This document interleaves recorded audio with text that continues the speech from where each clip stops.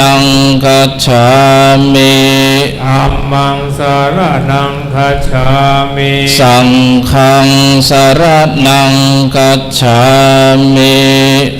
ยัมปิพุทธังสรณังคัจฉา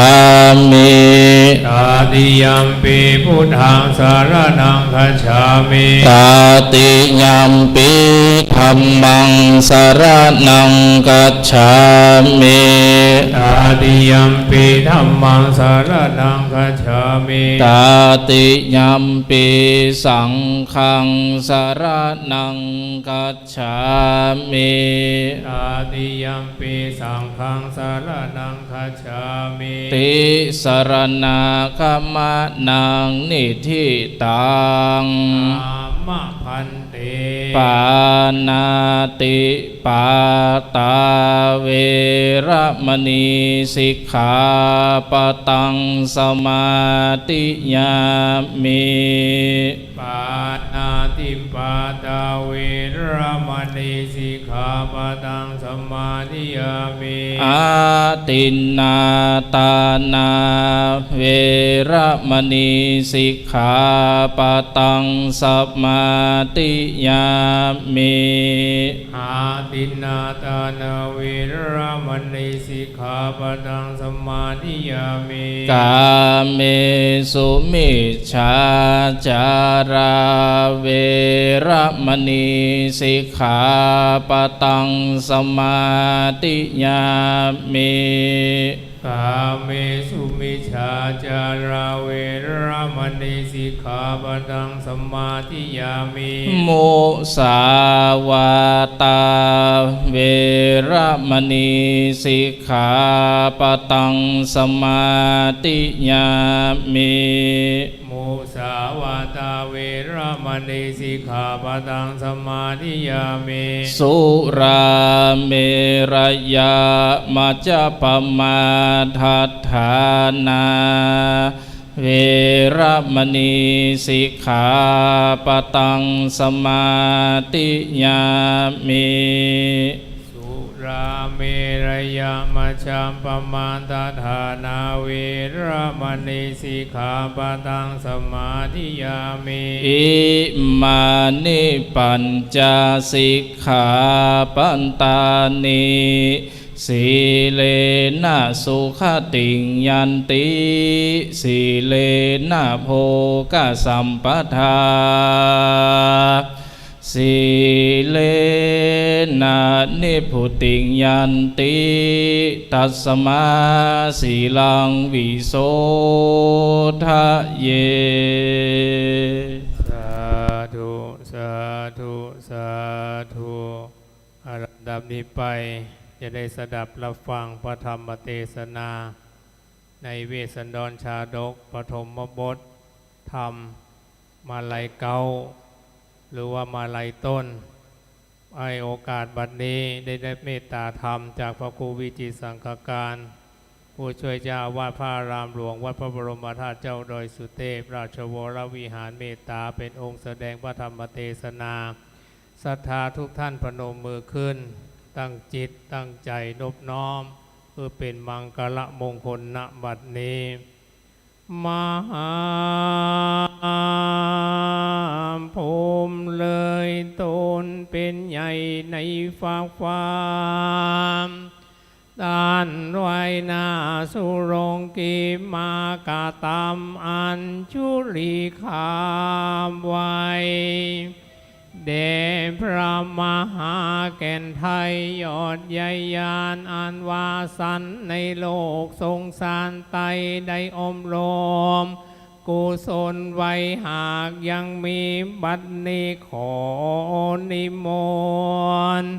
พระครูวิจิตรสังฆการผู้เอกอ้างเมตตาแสดงธรรมการปฐมสมโพธิมาลัยเก่าณโอกาสกาลลำบัดนี้ผลแก่ผู้ค้าตั้งหลายอันชุมนุมกันอยู่บนห้องอุโบสถมหาวิหารอารามวัดโลกโมลีใหญ่กว้างตัดดินิถาคอยฟัง ธัมมังอาลาธนังกาโลมาขอถวายความนอบน้อมแด่องค์สมเด็จพระผู้มีพระภาคเจ้าองค์สารูปเจ้าปิมปาพระพุทธสันติจิระบรมโรกนาถพระประธานวิหารหลวงวัดโลกโมลีแห่งนี้เป็นต้นขอถวายความเคารพท่านพระครูสิริเจติยานุกุลผู้ช่วยเจ้าอาวาสวัดพระธาตุดอยสุเทพราชวรวิหาร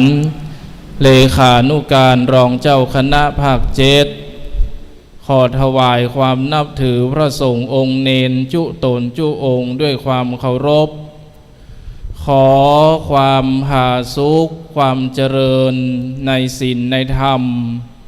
จงบังเกิดขึ้นมีแก่ศรัทธาสาธุชนพุทธบริษัทตั้นตั้งหลายที่ได้มาร่วมกันณสถานที่แห่งนี้ซึ่งด้วยดำริของท่านพระครูสิริเจติยานุกูลได้อนุรักษ์รักษาจารีตหิตหอยพร้อมกับด้วยคณะสงฆ์คณะศรัทธาวัดโลกโมลีเฮาได้อนุรักษ์การเทศธรรมมหาชาติเวสสันดรชาดกอันเป็นชาดกชาติสุดท้ายขององค์สมเด็จพระผู้มีพระภาคเจ้าในการเสวยชาติเป็นโพธิสัตว์ก่อนจะตัดพญาสัพปัญญูสัมโพธิญาณซึ่งเจ้าล้านนาบ้านเฮานั้นมีความเคารพนอบน้อมในพระรัตนตรัยมีความตั้งมั่นแน่วแน่ในการที่จะได้เกิดในร่วมศาสนาขององค์พระศรีอริยเมตไตรในศาสนาหน้า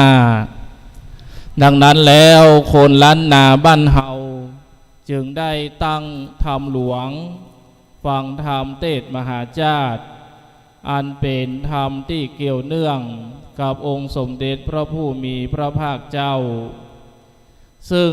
ธรรมมหาชาตินี้ปรากฏในเตภูมิกถามลัยสูตรคือธรรมเทศนา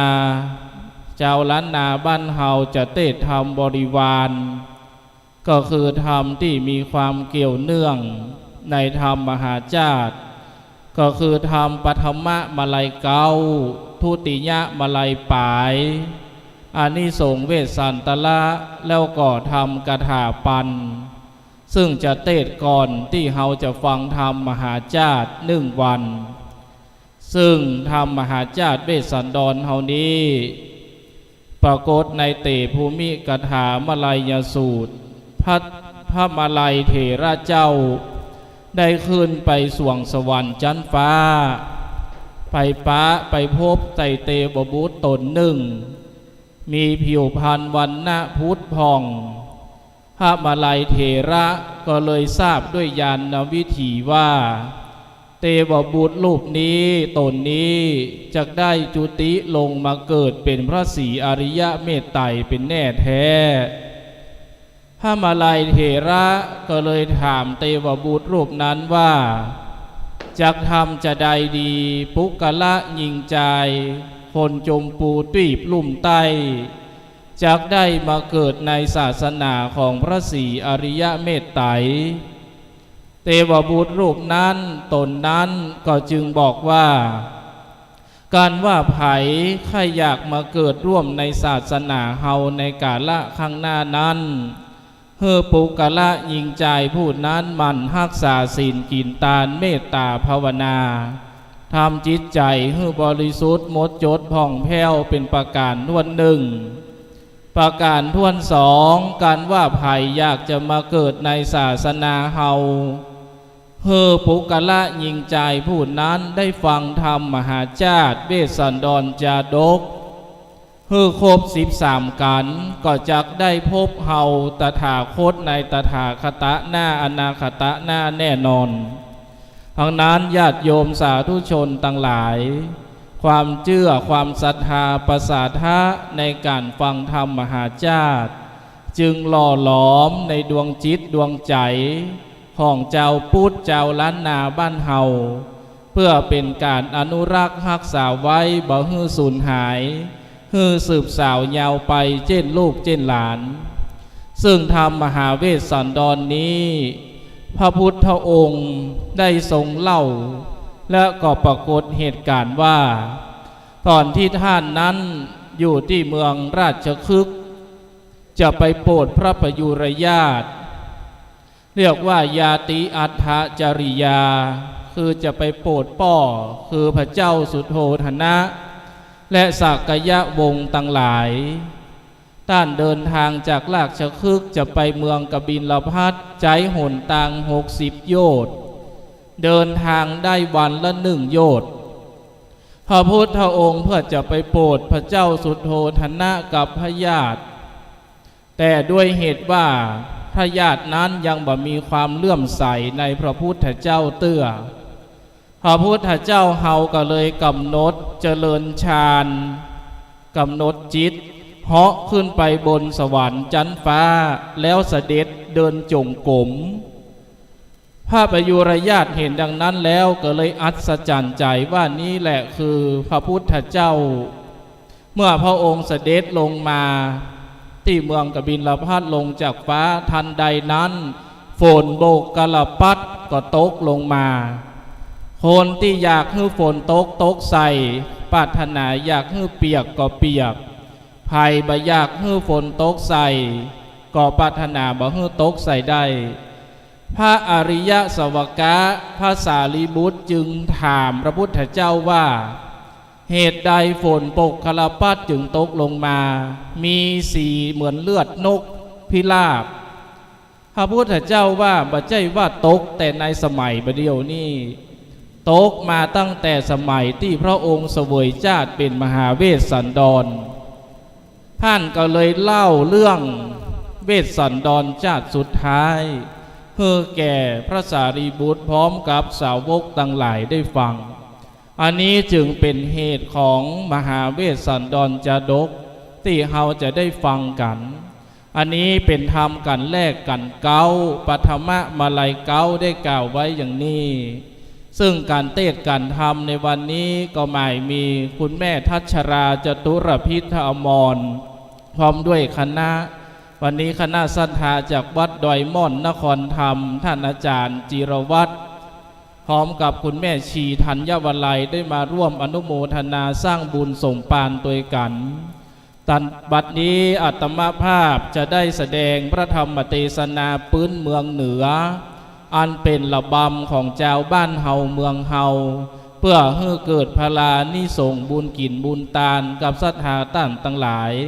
ขอให้เฮาต่างตั้งหลายตั้งจิตตั้งใจตั้งโสตะภาษาดาฟังเอาเป็นอานิสงส์กับตนกับตัวตั้งเตโจปณิธานเอานั้นขอให้ศรัทธาญาติโยมตั้งอกตั้งใจเน้อนะโมตัสสะภะคะวะโตอะระหะโตสัมมาสัมพุทธัสสะสุรันนามหิเนยังปุณธาสิทธังนะเมตตวา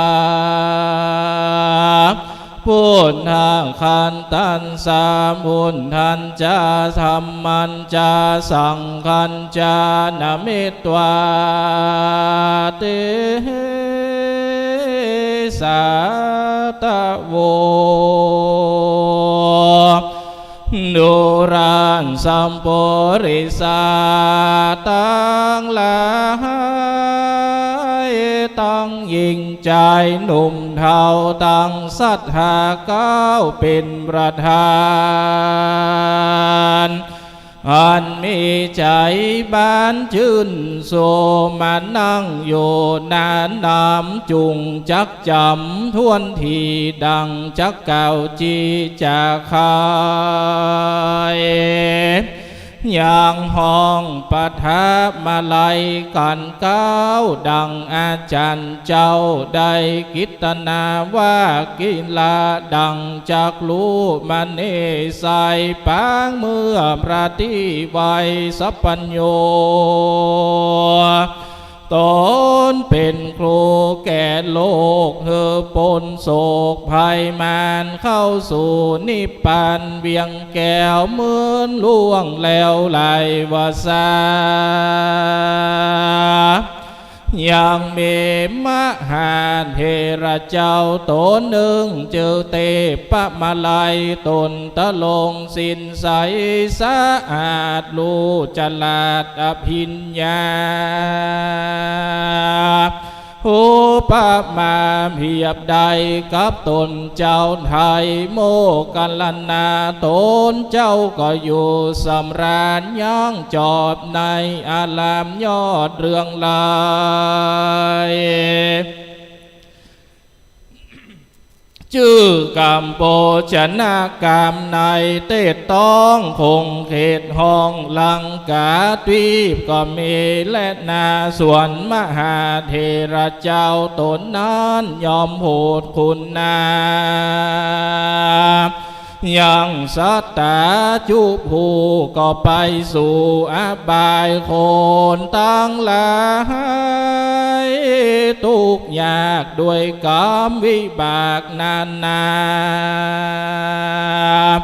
จริงนำมาบอกกล่าวให้รู้ข่าวถึงหูแห่งเจ้าโจมปูปีน้องได้แจ้งส่องหันสายมีใจกึดลอดอุติสาตอดเตตานแผ่บุญตานไปเตื่อมตุ่มเขาได้ปนลุ่มอบายปนใดผ่านพายกามภาคนี้ออกจากตังเขนในกาลยามนั้นนายังมีใจตนหนึ่งโสดตุกไรโหดอนาถามันรักษา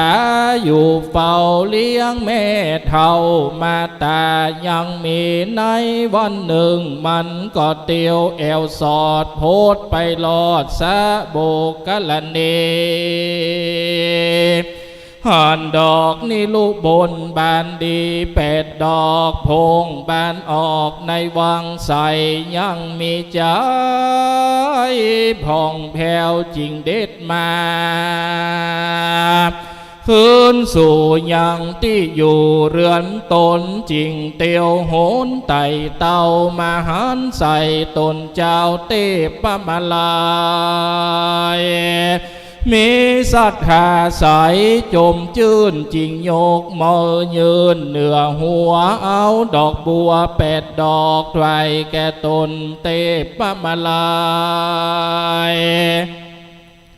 แล้วอธิษฐานในใจเตียงมันว่าด้วยเตจตานแห่งข้าขออย่าต่ำจะสูญหายขอเป็นบุญภายเตื่อมกามหือโปนลำอนาถากันว่าข้าเกิดมาภายนาขออย่าหือข้าได้ตุกขียากไรอย่าจะแลยามนั้นนาพระมหาเถระเจ้าเตปะมาลัยตนตะลงสินใสบุญกว้างจริงกล่าวอ้างอนุโมทนาว่าเอวังโหนตุดุราอุปาสกเอ๋ยหนุ่มเทาแม่นว่ากรรมขนิ่งในใจเจ้ามีสันดานจงสมใจฝ่ายอ้างอย่ารีดมั่งไกลการเด่นเติมมหาเถรเตปะมาลาย จริงข้าเองไหนบอกแล้วว่าจักเอาดอกบัวแก้วดวงดีกันตามีบอกผ่อนจักเอาไปไว้ต้นม่อนแดนกายจักเอาไปไว้พระพุทธเจ้าหรือจักเอาไปไว้พระเกศแก้วจุฬามณีสลีมหาธาตุเฮบุญเมมากเต้าแก่ตายหนุ่มเก่าศรัทธาก่อนพิจารณาเมียนจอดประตนยอดเทพมาลายก็มีหัวใจจุนสู่จริงเข้าสู่จตุทชาญมีอภิญญาบานเป็นบาทแล้วสองยองขึ้นอากาศเลี้ยววายจิ้นกันใจก็ไปลอดถึงควงแก้วยอดจุลมาดีแล้วยออันจุลีแผ่กว้างยอมือต่างเนื้อหัวตาตาในกาละยามนั้นเหล่าต้นผ่านเผาอินตาจิงมีกำจาถามข่าวว่าข้าแด่เจ้าสโลมเจ้ามาแต่แดนใดจากไปไหนเตียวสอดจริงมาลอดบนสวรรค์ยามนั้นนาโตนมหาเทนราเจ้าจริงตอบเล่ากำไปว่าเรามาไกลต่างนาจากโลกลาเมืองคนจะเดินโหนมาน้อมไว้ยังพระธาตุไทยจุฬามณีดูราเทวดาตังหลายได้คงควายบุญไว้แต่โลกไตจมปูบุญนั้นจูส่งโยเฮมาเกิดอยู่บนสวร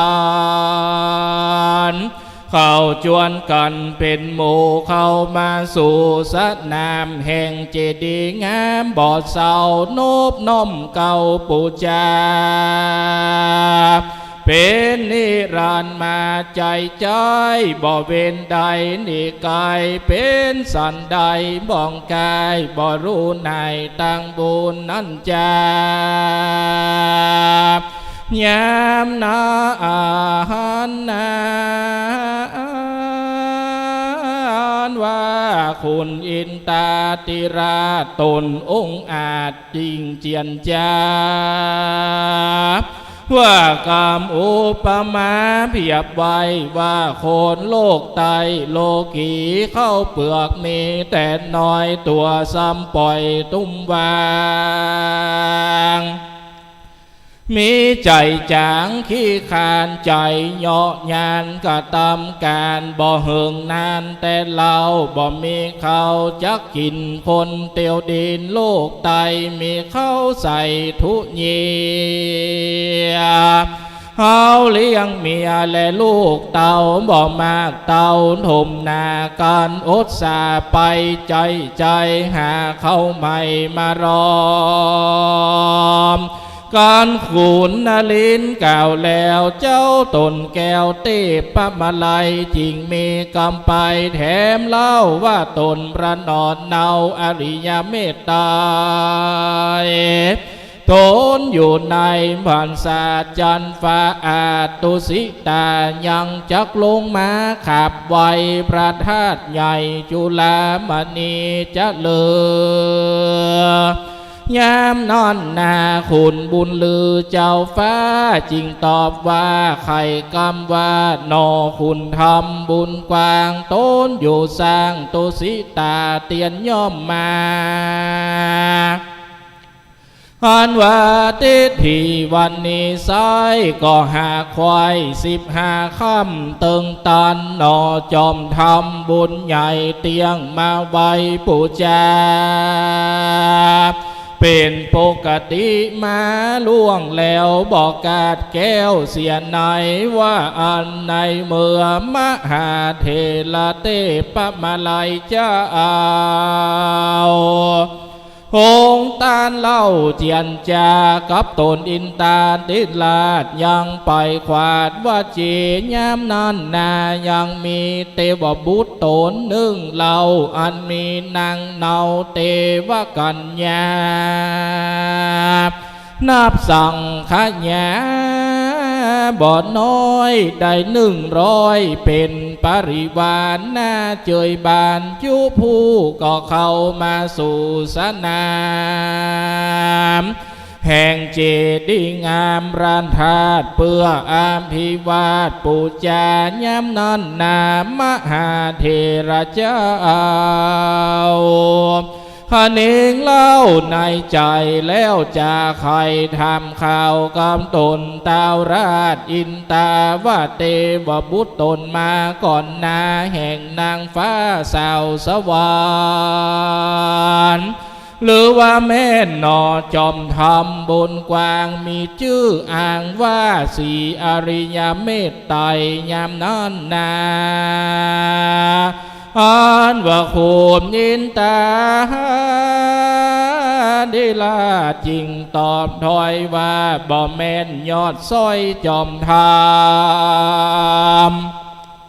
หากเป็นเทวบุตรสามัญแต่ซ้อยจักมาไว้ปูจาอย่างพระจุรามหาธาตุตามโอกาสตึงตานการขุนสวรรค์เก่าแล้วรันโตนแก้วเทพมาลัยจริงทำกรรมไปแถมเล่าว่าชาติเก่าปางหลังเพราะนาบุญสั่งนันซ้ายอันเทวบุตรใดก็ตำมาจุงไขจ๋าบอกกล่าวให้รู้ข่าวเร็วปานว่าแต่เดิมมาปางก่อนเมื่ออยู่บ่อนเมืองโคนเทวบุตรตนนี้สายทุกยากไรเครื่องขีคุณนาเมพายแผ่ได้ตอดก่อนเขาเพื่อแก่ตัวกาอันบินมาจิ้มไก่บุญนันไซตัวตาลมาเกิดเมืองสวรรค์จันฟ้าคงแหลงลาตาวติงสามีนางกัญญาบ่อน้อยได้100เป็นปาลิวานกรรมโบราณว่าไว้ว่าคนโลกไตยิ่งใจมีใจภายเพื่อแผ่เฮือตันแก่สัตตริชานพลาตานอนันต์สายนับอ่านได้100ดิเลยามนั้นนายังมีเทวบุตรแถมตนองค์อาจมีนางน้อยนาสาวสวรรค์นับเป็นปานแวดล้อมแห่นแห่อ้อมเป็นปริวารมาสู่สถานปราณธาตุเพื่อว่ามาอภิวาทปูจายามนั้นนาเทพมาลัยเถระเจ้าจิงถามเล่ากำไปว่าเทวบุตรใสใจจ้ามาก่อนนาเทวกัญญาลักขณาบ่เศร้าแม่นอเจ้าจะเรือยามนั้นนาคุณอินตาจิงตอบถอยว่าบ่แม่นยอดซอยคุมธรรมหากเป็นเทวบุตรสามัญบุญนั้นใส่ก็มาถึงตนสักสวาเทพมาลัยถามเทวบุตรมาก่อนนาแห่งนางฟ้าสาวสเลฮาดนั้นมาแถมเล่ายังมีเทวบุตรแถมตน1ใสมีนางฟ้าได้20,000เป็นปริวารเทวบุตรตนมาก่อนนาจากเม่นพระยอดซอยสีอริยเมตไตรก็จะแลมพระญาอินตาจริงมีวจนะภาษาตานต่อว่ายังบ่แม่นหนอพระจอมธรรมหากเป็นเทวบุตรสามัญแต่ซ้ายจักลงมาไว้พระจุรามณี สลีมหาธาตุยามเมื่อเทวบุตรตนนั้นมาลอดแล้วในข่วงแก้วอารามขอยกมืองามน้อมไว้ทวนโคบควายสามโหนแล้วเอาตนย้ายออกไปสู่นอกตามเปิงกวนก็มีหันแหละนาตาโตปะหลังถาดนานมาแถมเล่ายังมีเทวบุตรแห่มตนมีนางกัญญาได้60,000เป็นปริวารก็เข้ามาสู่สถานสลีมหาธาตุยกมือวาดปูจาส่วนว่ามหาเทนรันเจ้าก่อขนิ่งเล่าในใจจริงจะใครทำข่าววานดูราต้านเต้าอินตาเทวบุตรตนมาก่อนนาแห่งนางฟ้าสาวสลีลักษณะงามดีบ่เศร้าจากแม่นหนอเจ้าอันจะลือคุณอินตาจริงตอบถอยว่าบอดใจพระยอดซอยเจียงจีความสั่งกามีบอดแล้วพระตนแก้วเตปมาลัยจริงถามไปแถมเล่าว่าย้อนบุญเก่าสั่งจาจริงได้มาบังเกิดในห้องเลิศไปบนหนอคุณปนบุญกว้างจริงกล่าวอ้างจากใครว่าเมื่ออยู่ในโลกกว้างได้เป็นเจ้าจ้างพาปุรีชื่อว่าตุถาคามณียศใหญ่ภาพเสียงไข่เมืองลังกามีศรัทธาเลิศแล้วในรังแก้วตั้งสามมีเจตนางามบอกขาดแป่งอาวาสศาลาต่างมากาตั้งไต่ตันเสียงไข่จุอันกับดับขันก้อยกาชีวิตขาดดับตนบุญนั้นบันดลให้มาเกิดในจันฟ้าเลิศตาวติงสาเทวบุตรตนนั้นมาลอดแล้วก็ไว้พระเขตแก้วจุฬามเดชปาสบิงคเนในขณะยามนั้นยังมีเทวบุตรแห่มตนมีนางฟ้าเป็นปริวารได้70,000 ตนก็เอากันมาสู่รานธาตุแล้วอภิวาทปูจาตะโตปะลามพาดนั้นมาแถมเล่ายังมีเทวบุตรแถมตนมีนางฟ้าได้80,000เป็นปริวารคุณอินตาจิงกล่าวว่ายังบอดใจหนอพระมุนีอริยเมตไตรความสั่งกามีบอดแล้วตนตันแก้วมาลายจริงจะถามไปว่าบุญสั่งจะจัดแล้วบอกกาดแก้วตัวตันได้ผ่านมาเกิดในห้องฟ้าเลิศไปบนยามนั้นนาคุณอินตาตินราตนบุญกว้างจริงจากกล่าวอ้างกำไปว่าเมื่ออยู่ในโลกตายทุกข์ยากไร้อนาถามีศรัทธาองค์อาจบ่ได้ใส่บาตรเตตามเต้าใจหวานตันกล่าวร้องเอิญเป่าตักเตือนเจ้าเลือนจิ้มไก่โรแจงไข่สัญญาว่าพี่คูมาคุมเขาลอดเลือนเจ้าตั้งหลายจุงคงควายไว้วาดมาใส่บาตรเตตานเอาพิคาหันเข้าน้ำวัดโดบรำปัจจัย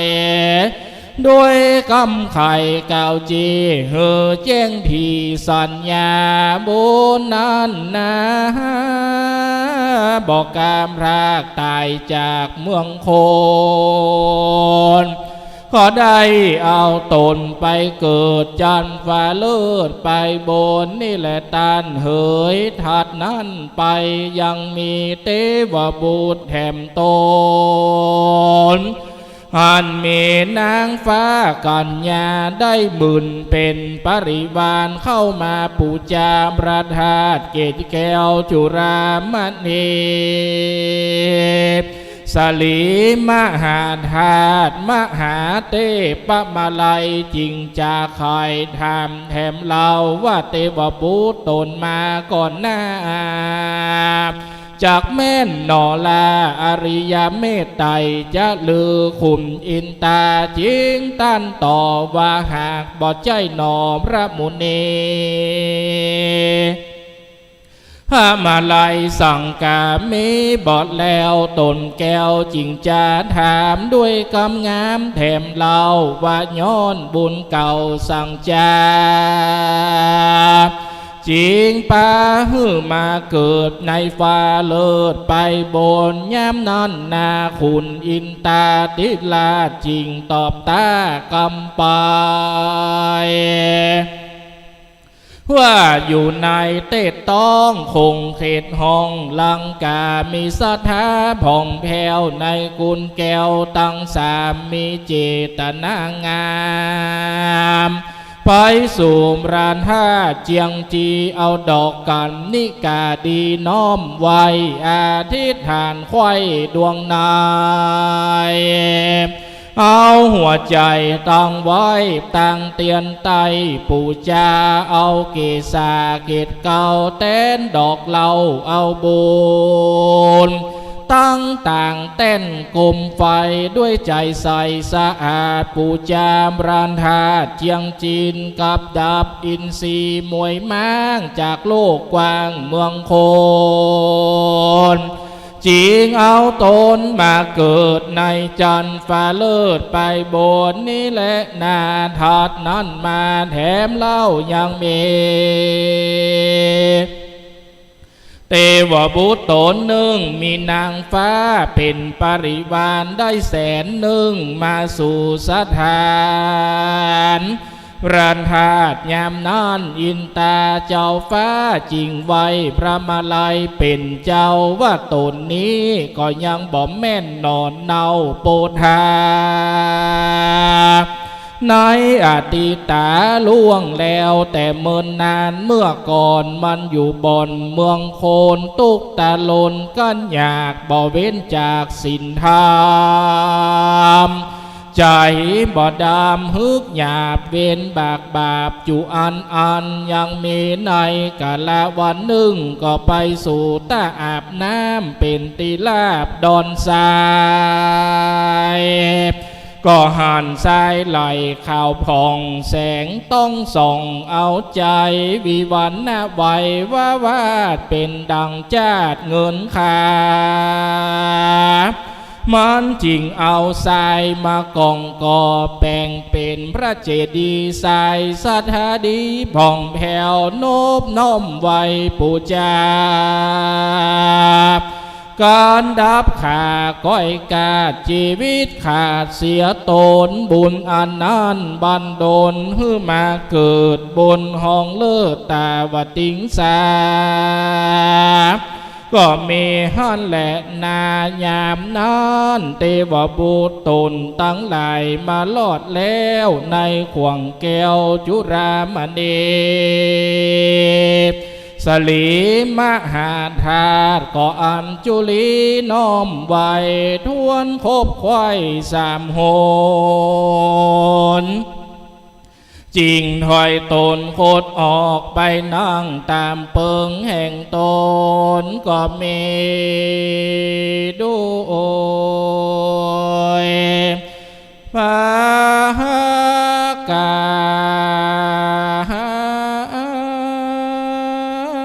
ดังกล่าวมานี้แลนิทิต ตังขิญาหันสังวานนาวิเศษจะห้องเหตุยังธรรมปัญหามาลัยเก้านิธิตังก็บังโกมสมเรสเด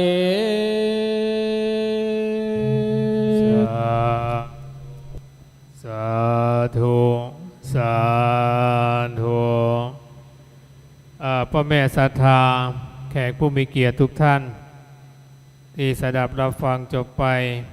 ปฐมมาลัยเก้าองค์แสดงพระธรรมเทศนาพระครูวิจิตรสังฆการผู้ช่วยเจ้าวาดพระอารามหลวงวัดพระบรมธาตุเจ้าดอยสุเทพราชวรวิหารปฐมบทเริ่มต้นก่อนที่เราจะได้ฟังธรรมเวสสันดรอันนี้ก็ถือว่าเป็นธรรมเนียมประเพณีสืบเก้ามาตั้งแต่ขั้นโบราณกาลณบัดนี้ไปจะได้เข้าถวายจตุปัจจัยทายธรรมทายทานปูจากันเทศ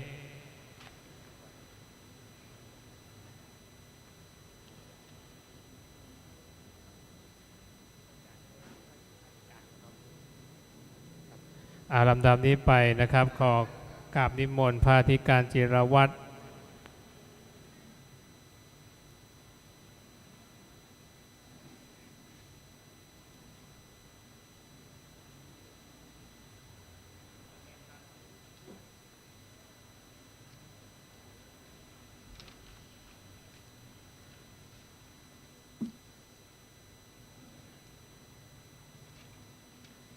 เดี๋ยวช่วยกันนะครับคนละชุดละชุดเลยนะครับขอเรียนเชิญคณะของคุณแม่ด้วยครับทุกท่านเลยเรียนเชิญนะครับคุณแม่อัชราจตุรพิษอมรนะครับพร้อมด้วยคณะทั้งคนละชุดเลยนะครับ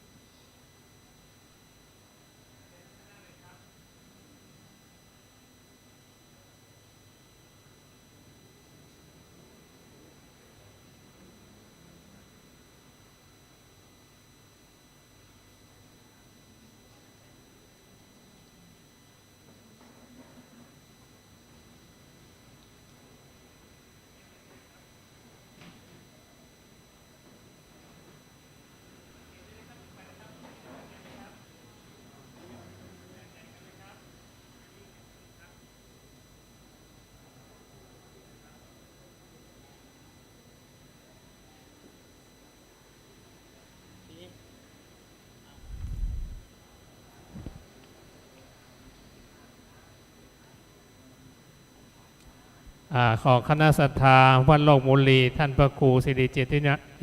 ครูหนึ่งชุดหนึ่งนะครับ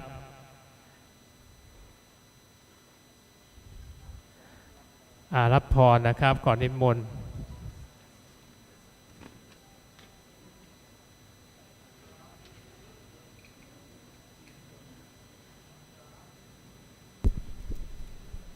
ญาติโยมสาธุชนทั้งหลาย กวดน้ำเอาปอนเนอร์ยะถาวะริวะหาปุลาปาลิปุเรนติสากลังเอวะเมวะอิโตตินังเปตานังอุปกปติอิชิตังปะทิตังตุมหังคิปะเมวะสมิจจันตุสัพเพปุเรนตุสังฆปาจันโทปนะระโสยะถามณิโจติละโสยะถาสลีสีสุภมังกลาอันพาเสดล้ำเลิศยิ่งกว่าวันและยามตั้งหลายบัดนี้หมายมีสมณะศรัทธาและมูลศรัทธาคณะคณาตั้งสองฝ่ายตั้งไปในและไปนอกตั้งไปในนั้น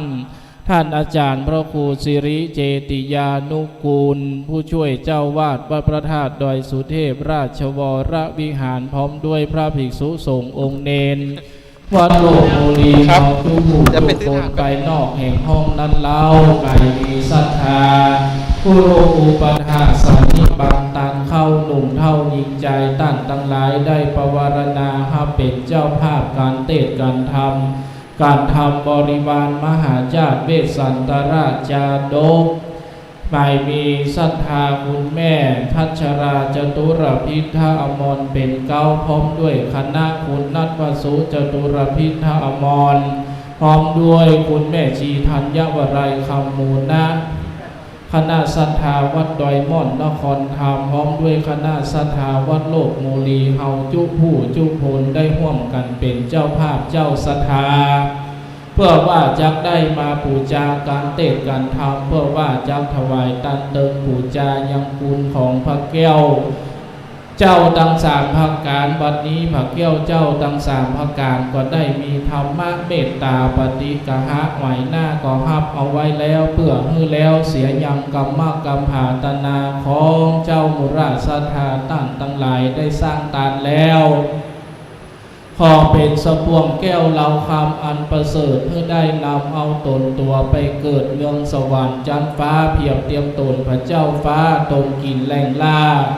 ชื่อว่าคุณอินตนติบมินแสนโกดมีลิตีโยดเซงซานกันว่าเจ้ามุราชศรัทธาตั้งทั้งหลายได้มาหูกายญาขอเอาบุญกุศลนี่นาติดเอาคุณพระพุทธเจ้าว่าอรหังสัมมามดใดบทหนึ่งจำชื่อมั่นเตี้ยงโสติเสียงว่าพุทโธภควาติฮือเอาหัวลงตั้งอยู่ไว้เป็นกู้จตากันว่าเจ้ามุราชศรัทธาตั้งทั้งหลายได้มาหูกายญาขอเอาบุญกุศลนี่นาจุงเป็นสารณากรรมนำไปเกิดที่พระเจ้าตัญญามเพื่อมีความยินดีบ่เศร้าเพื่อได้ไปฟังธรรมพระพุทธเจ้ายอดสัพพัญญูบุญกุศลจักเข้าสู่เถิดที่อยู่เจ้าตนคำเพื่อได้นำเอาตนตัวออกบวชรวดดับโศกเศร้าโศกาเพื่อเถิดอาราหันตาอาราหันตีโตนวิเศษดับกิเลสเรารวดเข้าหนีปานไปเหมือนเต่าแต่นั้นบุญกินบุญตานอย่างนี้จุงฮือขอฮือมูลราชศรัทธาต้านตั้งหลายปนเสียยังทุกโศกโรคภัยพยานอันตรายตั้งหลายอย่าได้มากั้มมาไก่มาถูกมาต้องเป็นต้นว่าเคาะปีเคาะเดือนเคาะวันทักยามเคาะมารับมาตื่นเคาะมายืนเตียวเลี้ยวพอเคาะตั้งหน้าและตามหลังเคาะมาคืนบ่หันเคาะมาวันบ่หูเคาะมาอู้มาจาเคาะนาต่างๆจุงฮือตกไปตามเส้นไหมจุงฮือไหลไปตามเส้นได้ฮือยกอย่างย่ายไปสู่เมืองผีจักด่าเคาะฮือหนีจักตีเคาะฮือแล่นด้วยตีประมลแก้วแก่นอาโคมแห่งสรีโกดมพระพุทธเจ้าได้ตัดได้เตศนาไว้ว่าสัพพะทุกขาสัพพะพญาสัพพะโรคาวินาศสันตุฮือประกอบไปด้วยอายุปีอายุเดือนอายุวันอายุยามจตาปีจตาเดือนจตาวันจตายามฮือมีปัญญาญาณเหมือนดังเจ้ามโหสถมีกรรมโอดเหมือนดังเจ้าเตมียะกุมารหูหักษาศีลสลาตานเหมือนดังพญาเวสสันตลราชเพื่อมีอำนาจเหมือนดังพญาอาขังกุลีเพื่อมีฤทธิเหมือนดังพระมหาโมกขลนะ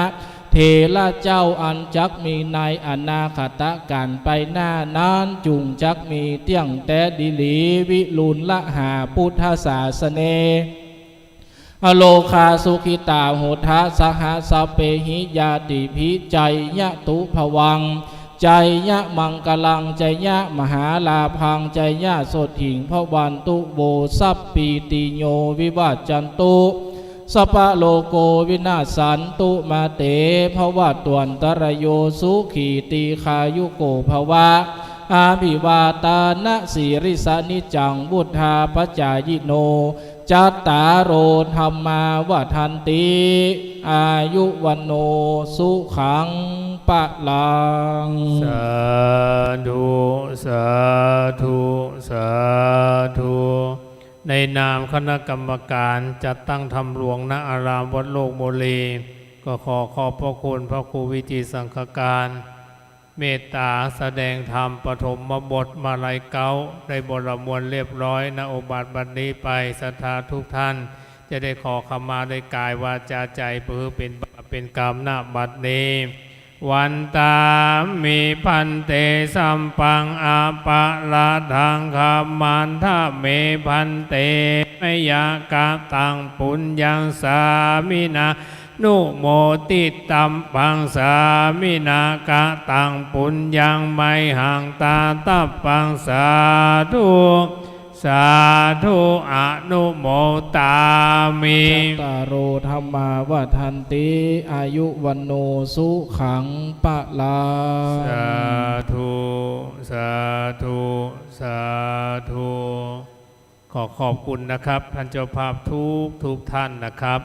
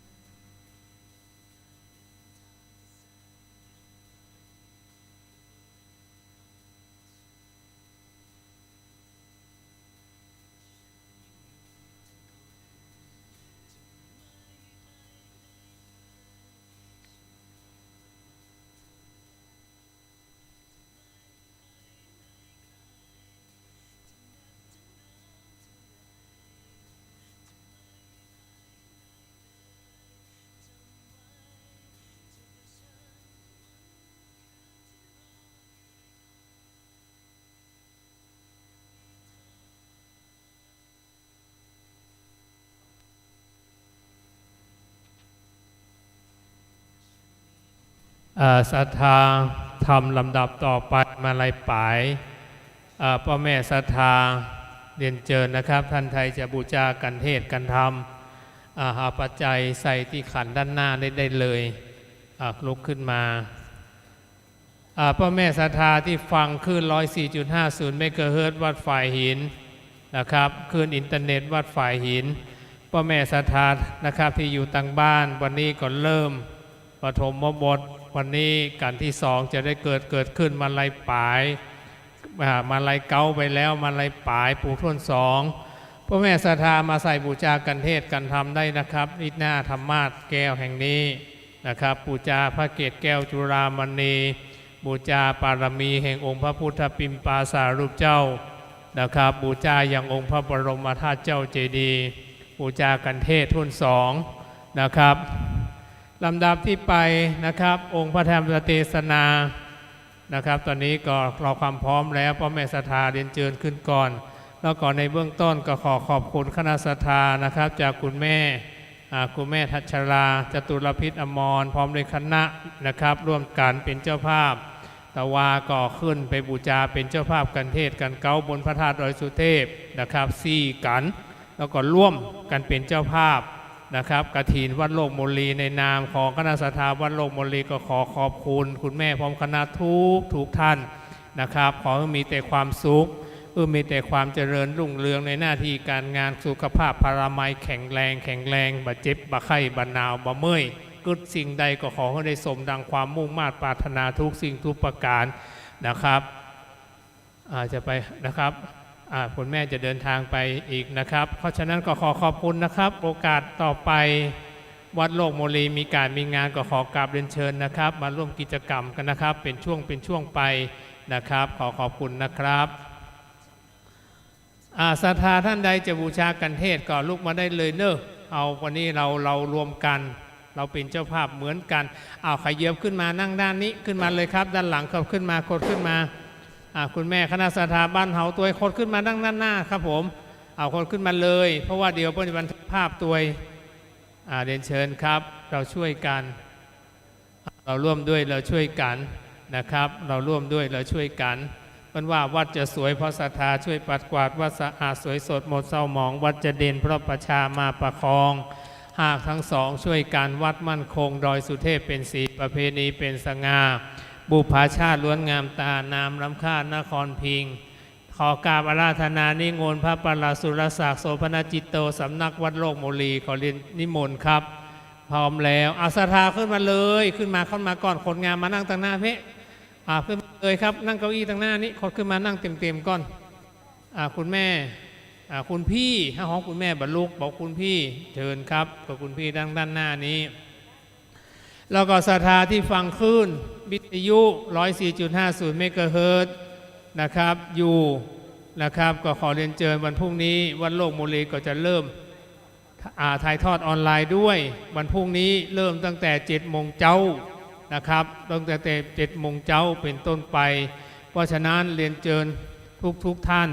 เราช่วยกันนะครับส่งเสริมพระพุทธศาสนานะครับวัดจะสวยเพราะศรัทธาช่วยปัดกวาดวัดสะอาดสวยสดหมดเศร้าหมองวัดจะเด่นพระประชามาประคองหากทั้งสองช่วยกันอัดศรัทธาช่วยนึกคนละน้อยปูจากันเทศกันธรรมนะครับเราส่งเสริมวัฒนธรรมเราส่งเสริมประเพณีลำดับใบนี้ไปกันท่วน2นะครับมาลัยปลายขอกราบรัตนานิมนต์ท่านพระครูสิริเจติยานุกูลผู้ช่วยเจ้าว่าพระรามหลวงวัดพระบรมธาตุเจ้าดอยสุเทพราชวรวิหารนะครับท่านพระครูกับเมตตาจัดงานกู้ปีนะครับตั้งแต่ปีต้น 2544 เป็นต้นมาจนถึงปัจจุบันนะครับบ่เคยเว้นบ่เคยขาดมีพ่องในช่วงโรคโควิดนะครับก็เว้นไปตามมาตรการรัฐบาลเพราะฉะนั้นโอกาสบัดนี้ไปสืบไปพ่อแม่ศรัทธาที่อยู่ต่างบ้านพ่อแม่ศรัทธาที่อยู่ในอารามวัดโลกโมลีตั้งใจเจ้าหน้าที่ลั่นกองจุ่มนุมเทวบุตรเทวดาพระอินทร์พระพรหมพยมพระการเสื้อวัดเสื้อวาลุขะเทวดาอากาสะเทวดาได้มาจุ่มนุมได้ฟังธรรมอะไรปายสืบไปณบัดนี้ครับมหามพมเลยตนอกแอนตามต้องเต้นกระดานตองบัดนี้ทำทวนหนึ่งจือว่าปฐมมาลัยตนก็บรมวลเรียบร้อยดีงามบัดนี้ผู้ค้าตั้งหลายก็มีความโจมชื่นยินดีใครฟังธรรมทวนสองจือว่ามาลัยปายขอกรมกราบนิมนต์พระประหลัดสุรสังโสพันนันจินโตสำนางอารามวัดโลกโมลีใหญ่กว้างเดชเมืองสันธานตัดตินนิโปรดแสดงธรรมชื่อว่ามาลัยปลายโพดแก่ผู้ค้าต่างหลายอันนั่งท่าคอยฟังธรรมังอาลาทัดนังกะโลมาขอความนอบน้อมของข้าพเจ้าจงบังเกิดปีแก่พระรัตนตรัยขอกราบถวายความเคารพครูบาอาจารย์พระเถรานุเถระพระสงฆ์สามเณรทุกรูปด้วยความเคารพขอเจริญพรญาติโยมสาธุชนพุทธบริษัทท่านทั้งหลายที่ได้ตั้งจิตมาแต่ไกลตั้งใจมาแต่บ้านเพื่อจักได้มาสดับรับฟังยังพระธรรมเทศนามหาชาติเวสสันดรชาดกซึ่งในวันนี้ตนตัวแห่งอัตมภาพพระประหลัดสุรศักดิ์โสภณจิตโตจักได้แสดงพระธรรมเทศนาในทุติยมาลัยหรือมาลัยปาย ซึ่งเป็นเนื้อเรื่องเนื้อสาระธรรมต่อจากปฐมมาลัยก็คือมาลัยเก้าซึ่งสาระเนื้อธรรมนั้นจะเป็นจะได้ขอญาติโยมสาธุชนท่านทั้งหลายตั้งใจสดับรับฟังเป็นลำดับสืบต่อไป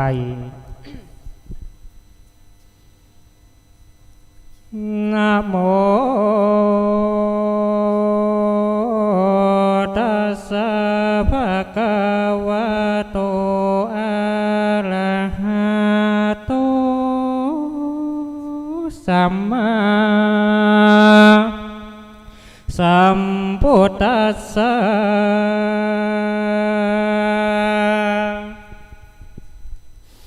ตถาอริยเมตไตโยโพธิสัตตติสัทธโวดุราสัพโพลิสั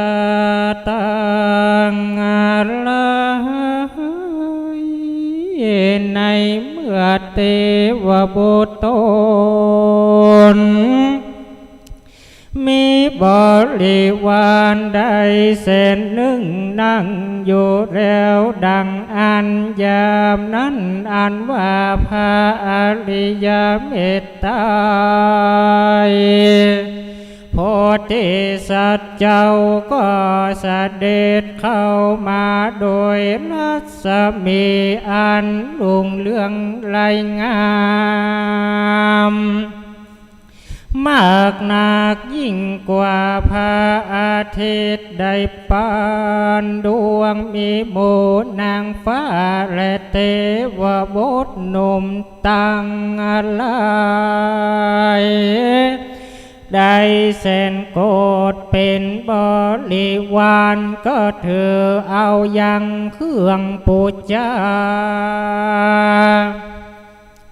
คือขันธมาลาดอกไม้เพื่อจักมาไว้พระธาตุเจ้าจุฬามณีกันว่ามาลอดแล้วก็สักการะบูชายังพระมหาธาตุเจ้าแล้วเข้าไปนั่งอยู่หนวันออกแห่งพระเกศแก้วจุฬามณีก็มีวันนั้นแลพระมหาเถรเจ้าเทพมาลัยหันแล้วก็ถามซึ่งเจ้าเต่าตนแก้วอินตาว่าเทวบุตรนี่นาแม่นเป็นอริยเมตไตรเจ้าละลือขุนอินตาตันต่อว่าแม่นเป็นนอสัมปัตโยเข้ามาโจเด็กไก่เพื่อจักไว้ปูจายังจุฬามณีมหาธาตุตามมาโอกาสเติงตันและนาพระมหาเถรเจ้าเทพมาลัยก็จะใครถามข่าวว่าท่านเต้าอินตาว่าเทวดากัญญาต่างหลากเทวมุตมากเลือลายยังอาญายเป็นตามาก่อนนาโพธิญาณมีอลังการสะอาดวันนาจัดเปิงปอนเตรียมยอมกล่าวโจโพผู้ไข่หูไปหลังวันนาบุญสั่งนั้นเล่าติดเตียงเต้าโตยมาคนอินทาตันกล่าวว่าเมื่อเจ้าดูปัตตภีรักษาศีลดีเสื้อผ้าเป็นตาลต่างอลังการเครื่องใจย่อมเลือกใช้ของเขาดูเปิงเปล่าสะอาดจริงปราสาทเตตานบุญบันดาลทรงอยู่พ้นจากกลุ่มเมืองคน ได้เกิดบนจันฟ้ามาก่อนหน้าโพ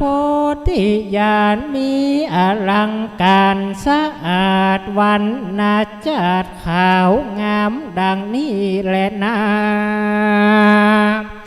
พระมหาเถรเจ้าขนิ่งเล่าสงสัยซ้ำจะไขถามข่าวซึ่งท่านเต้าอินตาว่าเทวดากัญญาหลายหลากเทวโบสถ์มากนำนามากำขาเด็กกายแห่งเจ้าบุญใหญ่นอโพธิญาณมีอลังการสะอาดวันนาจัดไรเลืองเตรียมย่อมเลืองโจผู้ไข่หัวปลายหลังว่านาบนสั่งนันใสสยองไว้ตัวตอนคนสวรรค์ตันกล่าวว่าเมื่ออยู่ด่านดาวปัทวีรักษาสินดี85เสื้อผ้าเป็นตาลตั้งบริวารเครื่องใจย่อมเลือกใส่ของเหลืองดูลุ่งเรืองพ่องแผ่วยกยืนแล้วตันไปกับดังใจ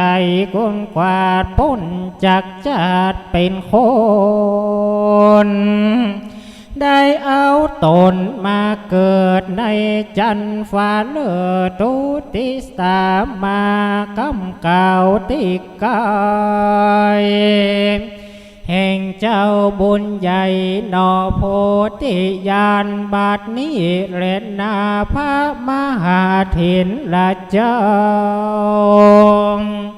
ซ้ำใครกล่าวว่าทีว่าเทวดามีหลายหลากเทวบุตรมากหลายหลากอัญญาจัดยังใหญ่มากำสายนอพุทธามีผู้ผ่าเสื้อผ้างามใจจะเปิงแปงเตียงยอมแดงจูผู้ไข่หูปลายหลังว่านาบนสั่งนั้นเล่าติดเตียงเต้าโตยมาขุนอินตาตันกล่าวว่าเมื่ออยู่ด่านดาวปัทภี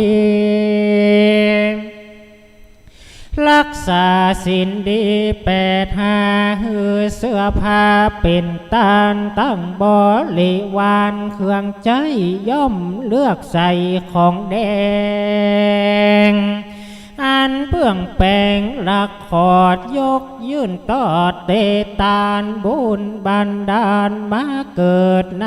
จันฟ้าเลิศตุติตามีผู้ผ่าเครื่องใจแดงเสื่องไข่ดูงามได้มาตามยายญาติมากำสายนอพุทธาบัดนี้แหละนาพระมหาเถรเจ้าสามใครเล่าว่าทีว่าเทวดามีหลายหลากเทวบุตรมากนำนาอันต้อยมาเป็นหมู่แห่งแห่มาอยู่ปลายหลังแห่งนอพุทธังติไวมีเครื่องใจนาเขียวงามตาโจผู้ไข่หูปลายหลังว่านอบุญสั่งนันใสสยองไตรเตียวตันคุณสวรรค์ตันกล่าวหูข่าวตามเมงว่าโยปัทภีโลกไตรักษาศีลไว้ดีงามศรัทธาตามบ่พอพาผ่อนเป็นตาลตั้งบริวารเครื่องใจย่อมเลือกใส่สองเขียวบ่กึดเหนียวตะหนีมีใจที่ตานไป การดับใจกวงกอดพ้นจากชาติเป็นคนก็เอาตนมาเกิดในจันฟ้าเลือสุติตามีวันตาเครื่องใจเขียวเสียงไข่ดูงามบาดนี้แหละนากับขุนอินตากล่าวแล้วเจ้าตนแก่เตปมาลายก็ถามไปแถมเราว่านอพระพุทธโพธิญาณเจ้ามีสมปานแต่ไทยสั่งก็ไว้สันดอยขอจะไขบอกกล่าวเฮือหูข่าวขียาขุนอินตาตอบเล่าว่าข้าแต่เจ้าเจียงจีอุปมามีเป่งปล่อยว่ากระต่ายน้อยสามบานมีใจหันไข่หวง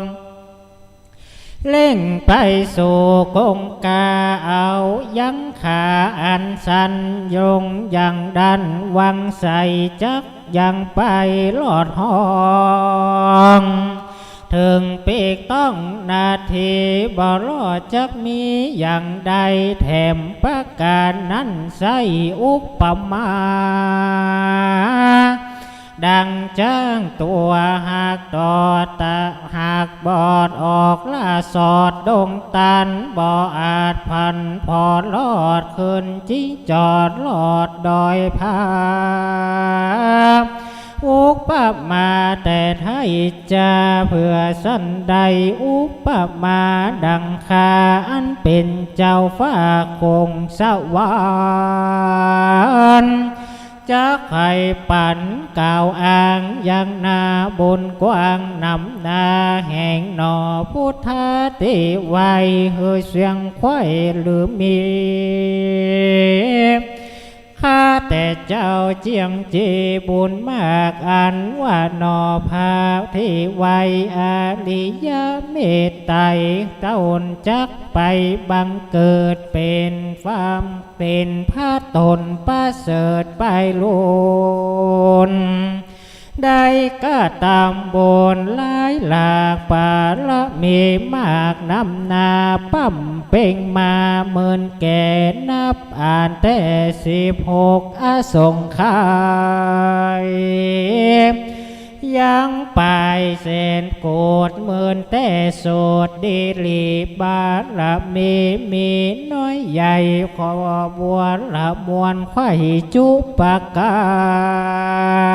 รมหาตานหาสิ่งผัวละมวลยิ่งจูอันได้ยกยื่นปั่นเสื้อผ้าตั้งจ้างมางัวควายเงินคำไหลว่าไว้จงยกไว้ตานไปลูกเตรียมใจลักขอดสาราต่อเตตานเมียจะขันจึงจ้อยสาระปล่อยตานไปศรัทธาใส่ไข่หือสาระเลือดเนื้อกายา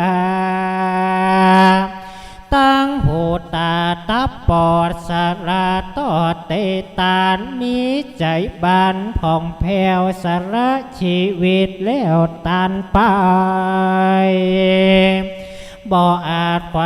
กล่าวอ้างปาละมีมากนำนาแห่งนอพุทธาบุญใหญ่เฮือเสียงไข่ตามมีข้าแต่เจ้าเจียงจีจุนจอยบาทนี้นอพายอดซอยมุนีมีปาละมีแก่แล้วท่านั่งเต้นแก้วตัดพยานแน่นากับคนอินตาธาติราชกล่าวเสียงขาจุกรรมอันว่านอขุนทำตนองค์อาจคือเจ้าจอมราชอริยเมตไตรก็ เสด็จไปบอดจานั่งสองหน้ากองตาแห่งพระมหาเถรเจ้านับไว้เราจะทำว่าข้าแต่เจ้าสินงามหลายแหล่เจ้ามาแต่เด่นใดจักไปไหนมานี่ขอเก้าจีตามมีแต่เตือนว่าอันที่นั้นพระมหาเถรเจ้าก็ตาเล่าใครจะว่าดูรามหาราชเจ้าตนองค์อาจยังการมีสมปานหลายหลากเหล่านี้นามาจูปูเพื่อมาดูน้อมไว้ยังพระทัตเจ้าจุฬามณีท่านยามดีมาลอดได้ประยอดคำองค์บาดนี้และนาอันว่าอาลิยะเมตไตรโพธิสัตว์เจ้าก็ตานเด้าพุทธาว่ามนุษย์สาลุ่มไตตั้งน้อยใหญ่เจียงใจทั้งยิ่งใจมีหลายหลากหลายหมู่มีสภาวะอยู่สันได้พระมหาเถรเจ้าก็กล่าวกล่าวว่าคนอยู่ด่านดาวปัตตภีพ่องมันมีหลายหลากพ่องตกยากบ่ลายพ้องตายตั้งทำคนสุขนำมีน้อยคนต่ำก้อยมีหลายจุงยิ่งใจโลกตายพ่องรูปขี้ไรกาเลพ่องรูปงามดีใจจ้าพ่องพ่อมีพ่อมนานานาดังนี้และนาการพระมหาเถรเจ้าเทพมาลายไก่กำไปบอกแล้วยังตนเจ้าแก้วหนอพุทธาก็ใครจะถามกล่าวเราว่าหนุ่มเทายิ่งใจเขาควันควายตั้งบาปใจกาหยาบทารุณหรือก็ตำบนแผ่กว้างขอกล่าวอ้างใครมาพระมหาเถรเจ้าก็ตานกล่าวเจ้าใครว่าพ่องมีใจพ่องแผ่วสร้างบุญแล้วหลายประการพ่องใจหานหกหยาบกระทำบาปทารุณคนใจบุญมีน้อยคนใจถอยมีหลายแหละนาหนอพุทธาเป็นเจ้าซ้ำถามเล่าตัวไปว่าบุญอันใดนั้นไซอันคนน้อยใหญ่ยิ่งใจใดควันควายสั่งต่อถือติดต่อตัวมาคนนานนาน้อยใหญ่พาท่านนาไว้สันใดจุจะใครบอกกล่าวฮือโหข่าวตามมีแต่เตือนว่าอันที่นั้นพระมหาเถรเจ้าเตพระมาไรก็ใครกำไปบอกบอดจ้าว่าคนลงฟ้ายิงใจก็ตำบนหลายมากกว้างก็ตามไปอ้างเจตนาพ่องสร้างมากาตั้งใจปลูกต้นไม้เป็นตาลสร้างวิหารอาวาสาลาบาทกุฏิวัตถุมียกยืนโดยใจจื่นเจยบานพ่องเหือตาลข้าวน้ำปัจใจพร้อมของกินพ่องฮักษาศีลจัดใจค คนลุ่มใต้ยิ่งใจก็ตำบลหลายต่างๆตามไฟอ่างศรัทธาตามพาทนาคำเจ้าว่าเมื่อมหาราชเจ้าลงไปโปรดเวนได้สัตว์โลกเจ้าป้นโศเครื่องขี่ขอบุญมีได้ไกลได้น้อมไว้ฟังธรรมคนนานำน้อยใหญ่พาทนาไว้สันได้ดังนี้แหละนาพระพามหาเถรเจ้ากล่าวแล้วเจ้านอกแก้วอาริยเมตตายินดีมีใจจืนชอบจริงกล่าวก่อนถอยคำกล่าวว่าแม่นคนนำหน้าน้อยใหญ่พาทนาไข่จอมการมาไข่หันยังคาในวันนาไปลุนจุงก็ทำบุญวิเศษตามกาลเขตมีมาคือฟังยังมหาเวสันตราชาโดการหือใดวันหนึ่งไข่สุดปายโดยเครื่องตั้งลายตามลี่คือปฏิปันดวงดอกบัวหลวงดอกปา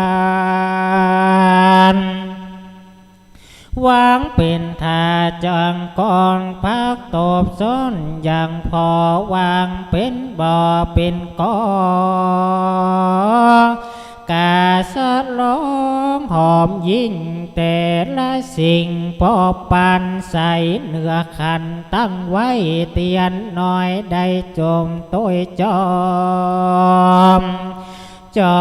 ตรงล้อมาหลายหลากปันนึ่งหากเป็นตาแล้วเล่งได้อย่าผ่อนเข้าปันก่อนดีงามร่ำดับตามกอบควายแล้วน้อมไว้ปูจาอาราธนาพาเต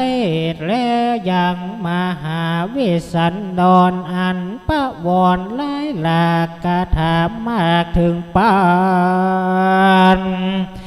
คือการวันเนื่องใสคือเมียงไข่สุดปลายกันคนต่างละหน่อยใหญ่ก็ตามได้ตามธรรมเป็นดังกำเฮากล่าวเฮือโหข่าวขียาเที่ยวทรงปาทนาไข่ห้องบอกกาดก้องแผ่พันจักใดหันตัวข้าในวันหน้าไปลุนบ่อยากจะแลนาคนตัวส่วนคนฝูงใดใจหยาบก็ทำบาปหลายนำก็การนั้นตำนาสิ่งอันนักยิ่งเหลือหลายบ่มีหมายใดภาคพ้นเสียจากอเวจีคนถือมิจฉาทิฏฐิมืดบอดบ่จอดบ่จ้อยบ่เจงจอดกองธรรมคนใจดำหาวหาดใดประมาทตั้งบนคนกาลนหยาบจ้ากระทำบาปกาหลวงลายคนยิ่งใจนั้นใส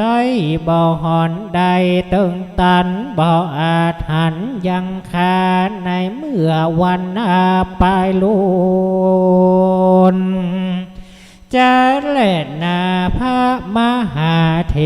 รเจ้าก็ตานเล่าพุทธเจ้าว่ามหาราชเจ้าตนประเสริฐจักลงไปเกิดเป็นสัพพัญโยสอนคนจุมปูนโลกตาย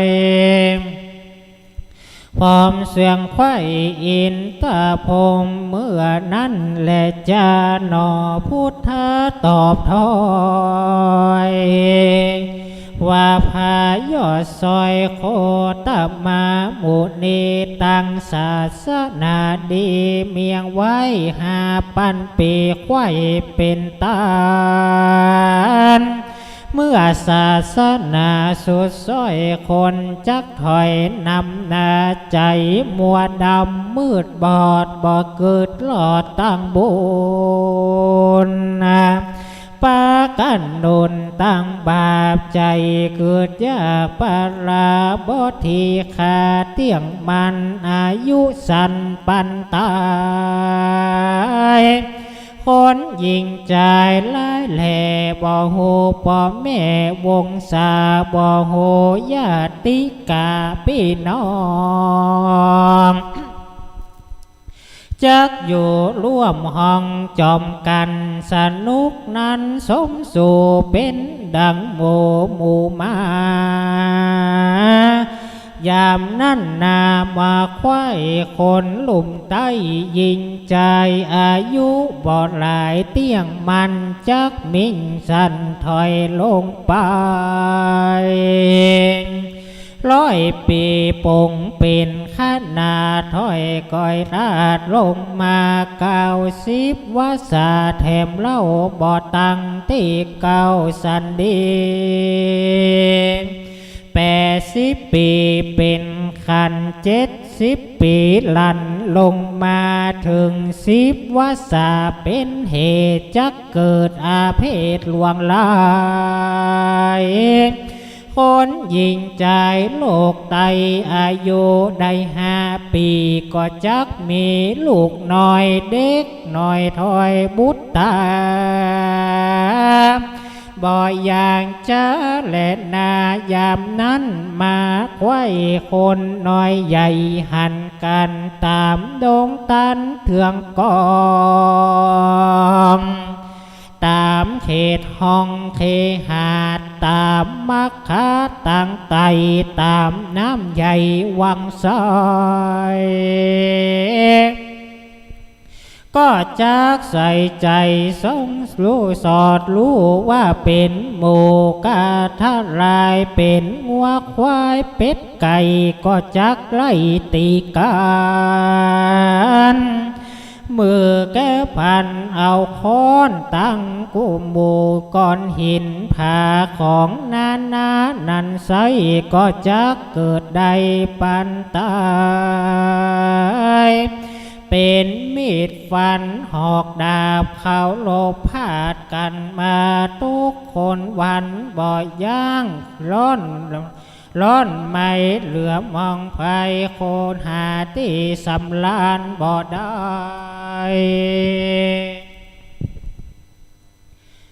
ร้อนไล่ควายปาทผีบ่อย่างจะและนาใน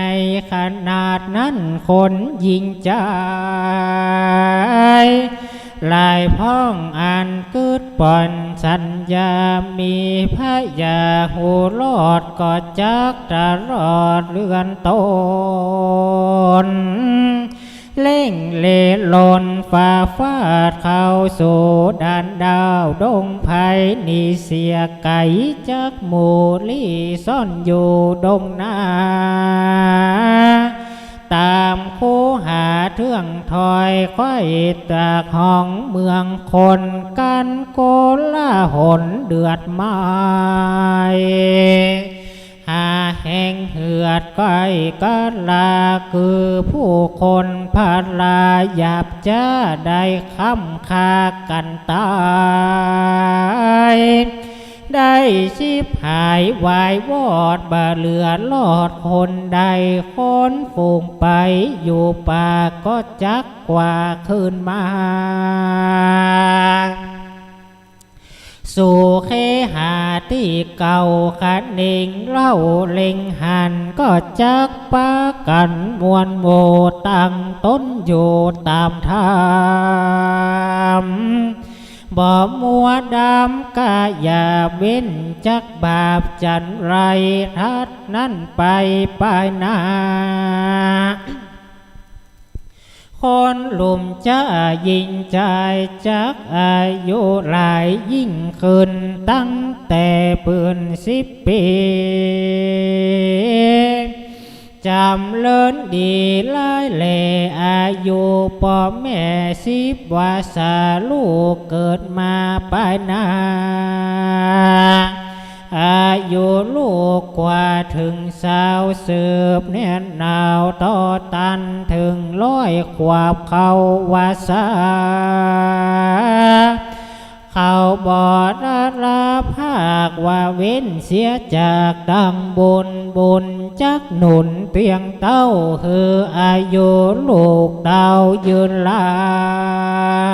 ย200 ปีหมายเป็นขนาดบ่ได้กาลก้อนไกลลำดับไปจะใจต่อเต้าได้ปันปี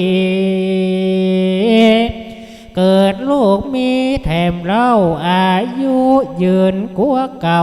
2 ปันลำดับกันจะแลม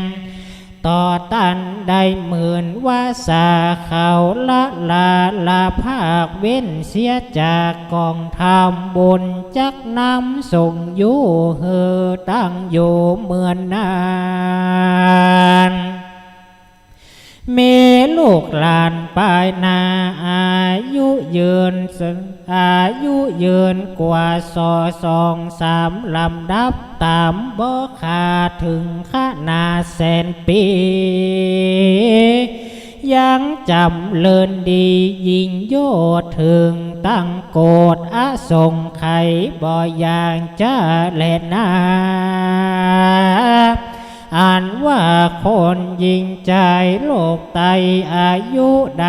อาสงไขและมีใดนางอันยามนั้นนา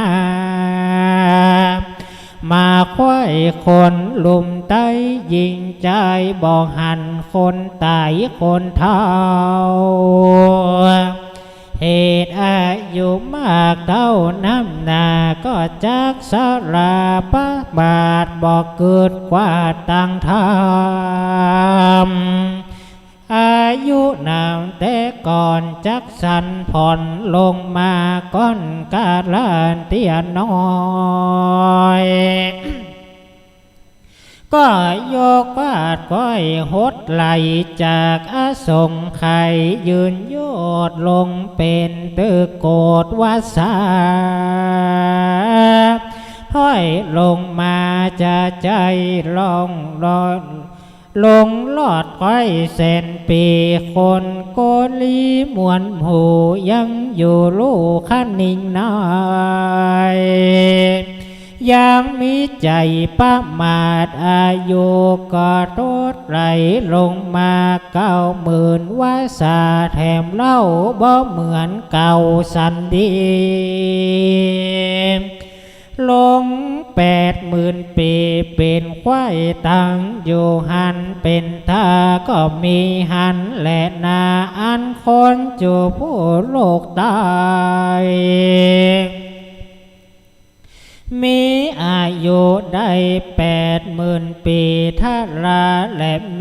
ในเมื่อนั้นนาตถาในกาลยามนา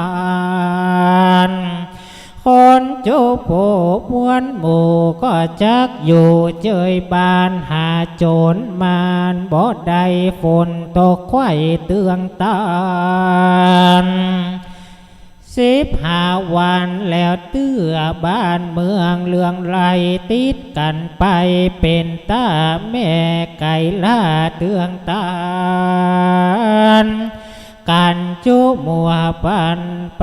จุปวงปันดอกไม้มีพ้อมไข่ไรสีกีบบ้านดีงามค่ำเจ้าหอมทั่วเต้าอาณาแผ่นผ้าสุธาเลิศลาเล่งดังอันกองใจสายน้ำไหลขึ้นลอดอยู่ล้อมหอดเดียวกันฝ่าย1,000ไหลลอดไปลอดดังแดนไก่ฝ่าย1ไหลปองคืนหันลอดปี ทวินดินทรายจุคนใจน้อยใหญ่บ่หอมได้ต่อตามพระเลลำสดใสงามเลือไหลสุขุมมานเกิดสถานต้นไม้มีชื่อไว้ว่ากำปะลูกคาตั้งของนาหลายหลากตามใจหากประสงค์อย่างย่อมตกลงที่กายสมใจไฟจุอันก็มีหันและนาคนต่างละเกิดมาปายนั้นใสสะเวยของทิพย์ไข่ยิ่งใจรูปงามเหลือลายองค์อาจพันนาภิราชุคนภาษากลโลกตายบ่มีคนใบมัววินคนมือตีนพุทธขาดพลเป็นพยาธิโหตานคนตาบ่หันมืดบอดคนหลังก่อหลังงอคนเต้นบ่งอพอไล่ยองยกยืนย้ายเสวังคนต่างคนทะต่างคนอาธรรมบาปคอยก็บ่หันจักมีพังปัตปีแผ่นลาคนตั้งหน้ายิ่งใจสุขบานภายนาลายเจียงสู่กันเข้ากูภายมันยิ่งใจผันลาภาคยังจู้จากผัวตนใจบ่หนอิ่มกายบ่หูนายเมียแปลงกำจะแรงแฝงอยู่กายบ่รอดไม่เครื่องกาคนน้ำหนาลายหลากบ่ได้ปากจะเทียงบ่มีเสียงรายวาดโดยเขตดินแดนนาเหตุมนุษย์สาน้อยใหญ่สะเวยของติบไว้ยิ่งใจคนสัตว์ตั้งหลายแต่เก้าเป็นข้าถึงเก่าเดินมาจักมีเมตตามวลหมู่พร้อมนาอยู่จอมกันราช4,000ป่ากวางกับหมู่จ้างป่าปายปังปอนไหลใต้เต่ากับงูเห่าดงดอนแมวและหนูนอนเป็นกู้นกเก้าอยู่กับกาโคดน้ำหนาบ่อภาคอยู่จอมนาคแปลงปานงูเล็งหันเขี้ยวหน่อยใจอวดหอยปิยาสัตนาหน่อยใหญ่บ่ไม่มีไม่ตีไข่เสมอกันทุกคืนวันจะใจบ่เดือดไม่เครื่องกายามนั้นนามาลอดกาละจอมเตียงตานข้าจักผ่านไปเกิดในเมืองอันประเสริฐจูผู้เป็นทรัพย์ปัญโยผ่านแผ่วนั่งเต้นแก้วเตสนานำสัตตามวลหมู่เข้าไปสู่เนรปานบ่อย่างจะและนาอาริยเมตไตรเจ้าจากวันนาเล่าอย่างป่าละมีผัวละมวลมีขวบไข่อันตนใดปั้มเป่งมาจริงจะตาเล่าซึ่งมหาเทนเจ้าเตปะมาไลว่าข้าแต่เจ้าสินใสผ่องแผ้ว อ่านว่าปาละมีแก้วเจียงคาน30ประการขอบควายคานี่ใดปั๊มเป่งมาเมื่อน้ำนาลายหลาก16อาสงไข่หักเป็นหมายยังมีปลายมากดาวแสนมหากับเล่าเป็นประมาณใดหากตานจุสินล้วนรวดยิ่งนำหน้าเหตุนั้นนะเมื่อขาหลวงลูกฟ้าเป็นสัพพัญโยคนจุโปหนุ่มเทาจริงมาเต้าหลวงลายยามจากถวายยกยื่นใดข้าใจชื่นยินดีเจ็ดขาสีสะอาดจริงประมาณเตตานย่อมสมปานนันไซเมื่อข้าใดเป็นสัพพัญโยคนจูผู้น้อยใหญ่บ่อยากค่อยคิมมองสมบัติน้องลายหลากตามใจหากพาทนาข้ามีศรัทธาจมชื่นยามจักยืนคลานคอนขอยอดตานยังโพธนาอาหารเสื้อผ้าพร้อมตวนนาโมใจข้าคัดสีควายอาบน้ำคัดเสียงซ้ำอินสีเป่งใจเป่งใจดีพ่องแผ้วดาแต่งแล้วยอดตาลย่อมสมปานนันโสดเมื่อข้าเป็นพระเจ้าโพธโลกาคนหนาน้อยใหญ่จริงงามไข่ยิ่งใจคนอย่าโจกไก่มาลอดขายอดทอดเตตานยังโพธนาอาหารกับข้าวน้ำว่าทุพัมตามเมบอกใครขีดจะว่าทุราบอกว่าร้ายสมหมายโดยสมภารนันไซเมื่อข้าใดตัดศรัทธาบ่มีคนพระรากเงาใบคนลวกไข่ยิงใจเพื่ออันและนาแถมประการหนึ่งสาย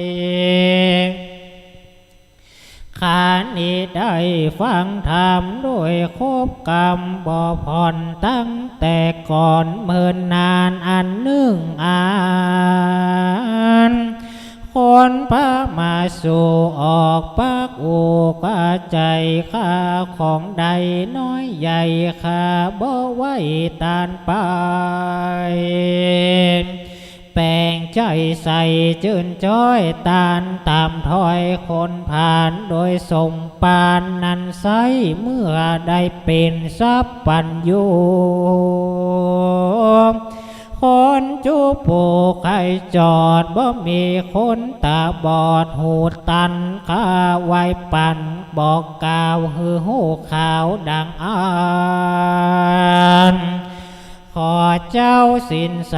บุญกว้างนำไปกล่าวอ้างใครจะฮือมนุษย์สาน้อยใหญ่หูแจ้งไข่ยิ่งใจแต่เตือนว่าอ่านแล้วเจ้าตนแก้วหนอบุญมากก็ยอหัตถาอาภิวาทยังพาธาตุเจ้าจุฬามณีปาทักศีลดามสามดังแล้วก็สั่งอำลายังพระมหาเถระเจ้าตนบ่เศร้าถ้าลงยานแล้วปาลิวานท่วนนาสเดสู่จันฟ้าสุติตาอันเป็นที่อยู่แห่ง ตนก็หันและนาเถโลส่วนพระมหาเถระเจ้าก็น้อมกล่าวอันทุลียังพระจุลามณีมหาราชเจ้าแล้วโอกาสอำลายังขุนอินตาเจ้าฟ้าเล่ปอกนาขึ้นหนมาเมืองคนลุ่มไตมาลอดใดเร็วไวแล้วก็ใครบอกกล่าวคือคนเท่ายิ่งใจเม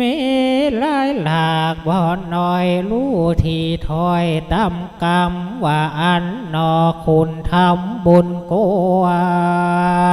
งหากกล่าวอ้างค่อยปั่นว่าข้าป้ากันจมชื่นปีติตื่นยินดีการเดือนดันการเดือนปีมาลอดบอดลาตอดปลายลางย่อมตั้งฟังบ่ขาดอย่างมหาจาดเรื่องไรคือเวสันตระใสบ่เศร้าตั้งหนุ่มเท่ายิ่งใจกันจุติตายลากภาคลาจากเมืองคนก็เอาตนไปเกิดในจันฟ้าเลิศเมืองบนจูผู้จูคนก็มีหันและนาโสทริโทส่วนใจทุกขตาหนุ่มเราเลี้ยงแม่เท่ามารดาเมสทาร้ายแหล่เตียวมาแต่โบคารานีน้ำดอกเรระบนดี8 ดอกพันกีบออกป่าปานเตี้ยงมาตามตั้งใจได้ปัตตาใสเจียงจีตนทะลงสีดีบ่สาวคือมหาเด่นเจ้าเต้ป้ามาลัยอันมีใจจมจื่นยอดอกยื่นยอตานโดยสมปานนันใสจูงใจก้อยตัวตันกำดับขันความนาก็ไปเกิดจันฟ้าตาวาติงสามีนางกัญญาหลายหลากแสนหนึ่งหากเป็นบริวารสุขสำลานบ่ขาดในปราสาทดอกนี้ละบนอันย้ายตนเตียวตองไปสู่ห้องแดนได้ดอกงามใสหอมหืนพอมาลาปื้นปาทากินกันเธอดอกไม้ตะรบไข่วาตาวาติงสาคนอินตายดยวาตนปะตานคงสวรรค์ได้เล็งหันอย่างยิ่งลาจริงออกปากจะถามว่าดอกนี้ละบนงามบ่เศร้าเมมากเต้านำนาพุทธออกมาบ่ขาดตัวรับปาดยำไปหอมเอาใจบ่ผ่อนแต่จาดก่อนปลายลางกาตามบุญสั่งมากวางจงกล่าวอ้างไข่ปันหือใดหันเจียงที่บ่มีที่สงสัยเตวะบทไข่บอกกล่าวเฮอโหข่าวจุอันคุณสวรรค์หูแล้วใจผ่องแผ้วยินดีปิติมีมากมอกจริงเอาดอกนี้ละบนแปลงตามหนโลกตาย คือหากใดดอกบัวเขียวเสด็จเลี้ยวไกวกวาดไปปุจจาธาจุฬามณีก็มีหันและนาโสเตวาบุตตาส่วนเตวาบุตรตนองค์อาจอยู่ปราสาทเจียงคานสุขสำลานคำเจ้าตาบต่อเท่ากาลาบาทนี้และนาตุมเหวันดาตาท่านตั้งหลายมวลโง่อันนั่งโยนำนาจูจักกรรมจือไว้เป็นไม่ไต่ต้องเตียวจงรีบเลี้ยวก่อสร้างนาบุญกว้างส่งปานคือตานชะใจรักษาศีลไว้กับตัวอย่ามัวเมาเมื่อเศร้าทุกคำเจ้าภาวนาบุญจักป่าหือได้สุขผ่องไข่สามประการมีนิพพานเป็นตีแล้วสำนักพระตนแก้วอาริยเมตตาตนเรื่องไหลล่ำเลิศอันจักมาเกิดไปลุนบ่จ้าแลนาเนติตังขียาสังวานลานาวิเศษจากห้องเหตุติยามาไล่ปายก็บังคมสมเลสเดนสาธุสาธุสาธุพ่อแม่ศรัทธาที่สดับรับฟังพระธรรมเทศนากันท่วนสองในค่ำคืนนี้นะครับมาไล่ปายนะครับล่วงลึกไปแล้วกันท่วนสองพ่อแม่ศรัทธาที่ค้างฟังคลื่นวิทยุ 104.50 เมกะเฮิรตซ์ฟังอินเทอร์เน็ตนะครับจากวัดฝ่ายหินก็ดีก็ขออนุโมทนาเลยครับแล้วก็ท่านใดจะกินจะตาลบรรพุกเริ่ม7 โมงนะครับกันที่1บูชาชะตาปีเกิดบูชาชะตาราศีสำหรับในค่ำนี้นะครับการแสดงพระธรรมเทศนาภูท่วนสองก็ละมวลแล้วนะครับพระปัลลาสุรศักดิ์โสภณจิตโตสำนักวัดโลกโมลีพ่อแม่ศรัทธาเรียนเจอเลยนะครับมาต้องเอามามีรายน้ำชื่อแล้วช่วยกันครับที่อยู่ทางหลังเนี่ยลุกเลยลุกมาท่ายหอมจตุปัจจัยแล้วก็ถวายนะครับเมเลี้ยงใหญ่เจอเลยครับฝั่งนู้นเลยครับไปเลยครับเจอเลยพ่อแม่ศรัทธาที่อยู่ทางบ้านเตรียมน้ำยาตัวนะครับเตรียมน้ำยาอุทิศบุญละกุศลบุญกินบุญตาลบุญญาปารมีเฮากินเฮาตาลเฮาสืบสารวัฒนธรรมสืบสารประเพณีนะครับยกขันดอกก่อนไปรอไปเลยคุณชะลออันนี้คณะศรัทธาวัดโลกโมลีเฮาเจิญครับยกขันดอกขึ้นก่อนยกขันดอกยกขึ้นแล้วก็ประเคนพระคุณเจ้าช่วยกันเลยสาธุสาธุสาธุเอากระเช้าดอกไม้ตัวกระเช้าดอกไม้ด้วยกระเช้าดอกไม้ช่วยกันประเคนขึ้นเอาไว้ในบวรพระศาสนาเอาช่วยกันสืบสร้างวัฒนธรรมปิกมานั่งที่เก่าก่อนแล้วก็จะได้ฮับปอนหยาดน้ำอุทิศบุญกุศลสืบไปนิมนต์ครับผมขออนุโมทนากับศรัทธาท่านทั้งหลายซึ่งอาตมาภาพนั้นได้แสดงพระธรรมเทศนาทุติยมาลัยปายได้สำเร็จปรมวลเรียบร้อยลำดับต่อไป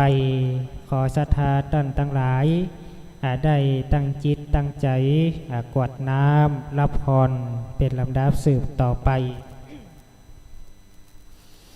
ยะถาวาริวะหาปุราปาริปุเรนติสาครังเอวะเมวะอิโตทินังเปตานังอุปกัมปติอิชิตังปะทิตังตุมหังคิปะเมวะสมิชันโตสเพปุเรนตุสังกปาจันโทปนารโสยะถามณิโชติรโสยะถาสัพพิติโยวิวัชชันตุสัพพะโรโควินัสสตุมาเตภวัตวันตรายโยสุขีทีขายุโกภวะอภิวาทนาสิริสนิจังพุทธาปัจจายโนจัตตารโอธรรมาวัฏันติอายุวันโนสุขังภะลังสาธุสาธุสาธุวันตามิปันเตสัมปังอาปะละทังขมันทะเมปันเตมยากาตังปุญญังสามินาอนุโมติตัมพังสามินากะตังปุญญังไมหังตาตัปปังสาธุ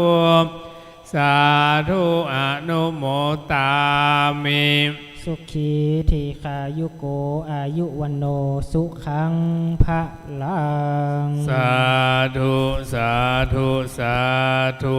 ก็ขอบพระคุณนะครับคณะศรัทธาให้หอมบูชากันเทศกุศล2มาลัยปลายบรมวลเรียบร้อยคราวนี้ก็ขออนุญาตประชาสัมพันธ์นะครับแขกผู้มีเกียรติทุกท่านนักท่องเที่ยวที่เข้ามาในอารามวัดโลกโมลีนะครับวันนี้ขณะนี้บนวิหารหลวงโรงอุโบสถก็มีการแสดงพระธรรมเทศนาสืบสานวัฒนธรรมสืบสานประเพณีการเทศมหาชาตินะครับในงานเทศกาลงานยี่เปงนะครับเพราะฉะนั้นเป็นการบูชาชะตาปีชะตาเดือนชะตาวันตัวพระแม่ศรัทธาที่เดินทางเข้ามาแล้วท่านใดจะบูชาดวงชะตาราศีปีเกิดนักษัตริย์ราศีก็ขอกราบเรียนเชิญนะครับขึ้นมาบนวิหารได้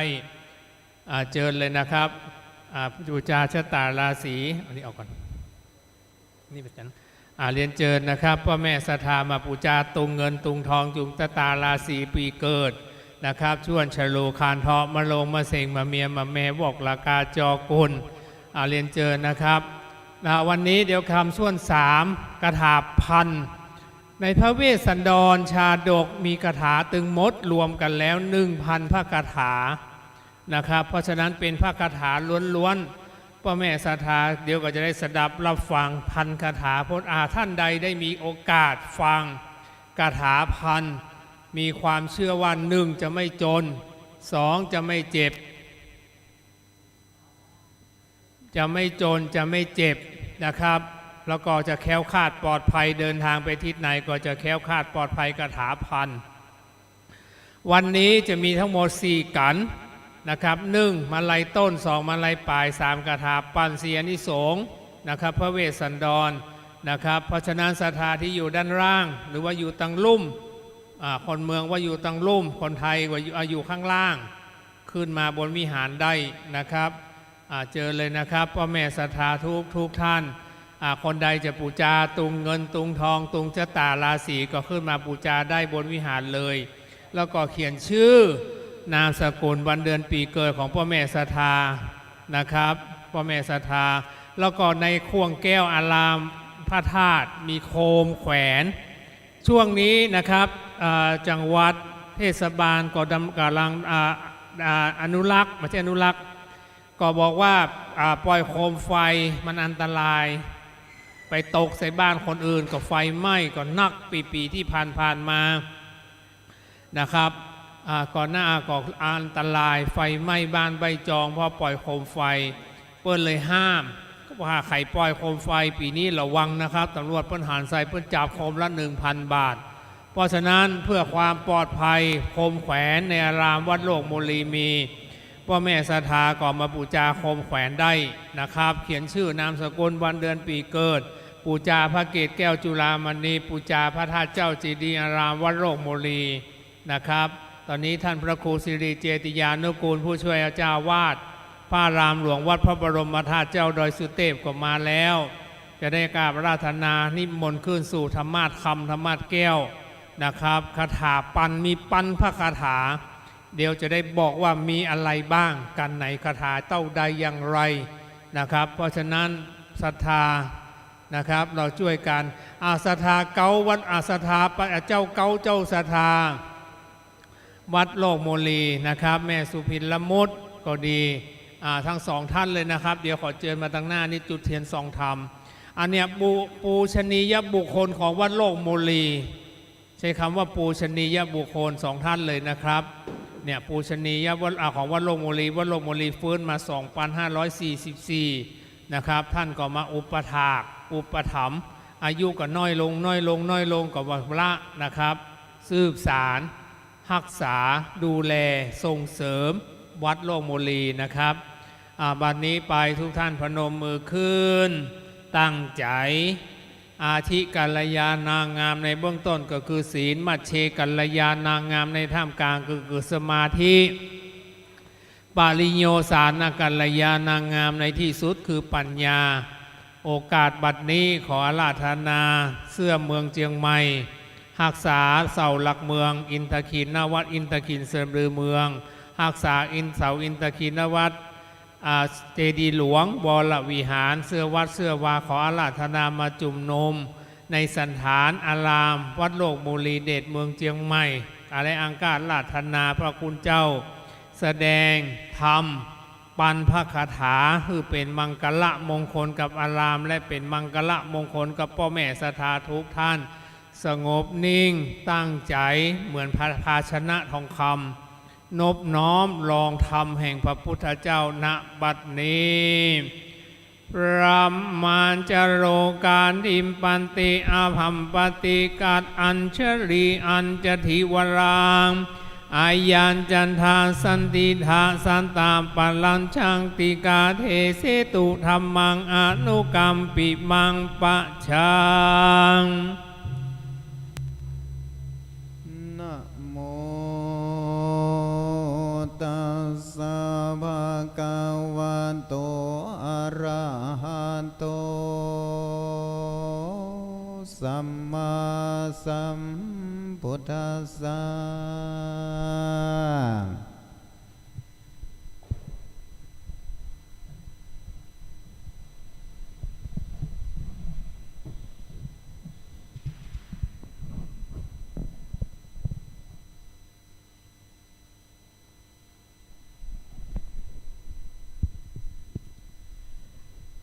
ขอ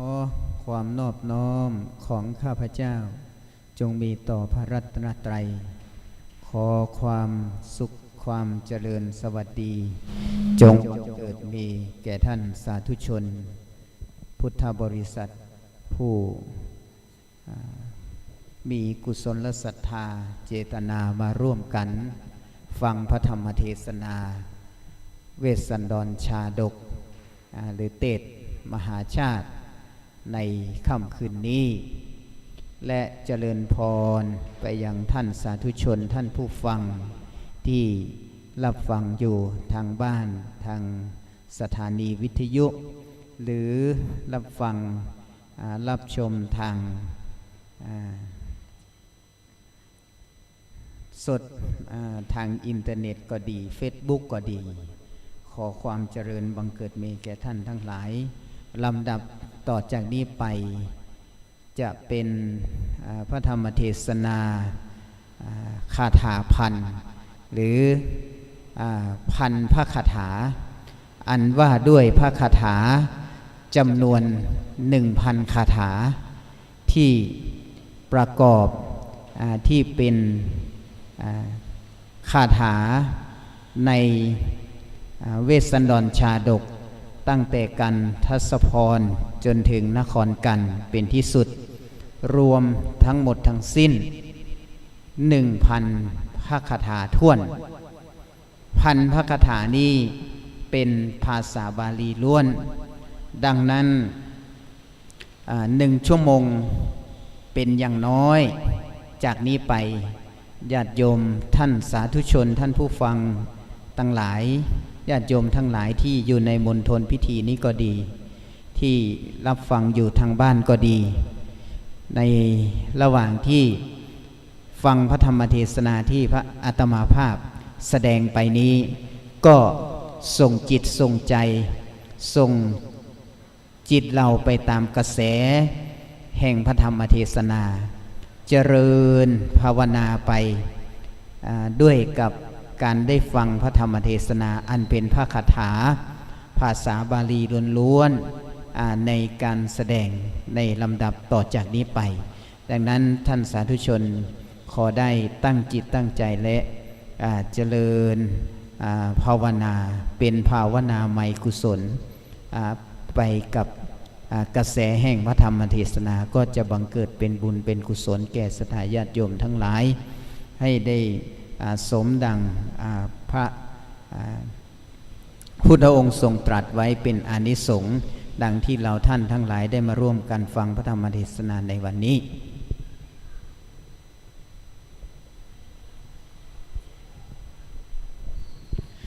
ภู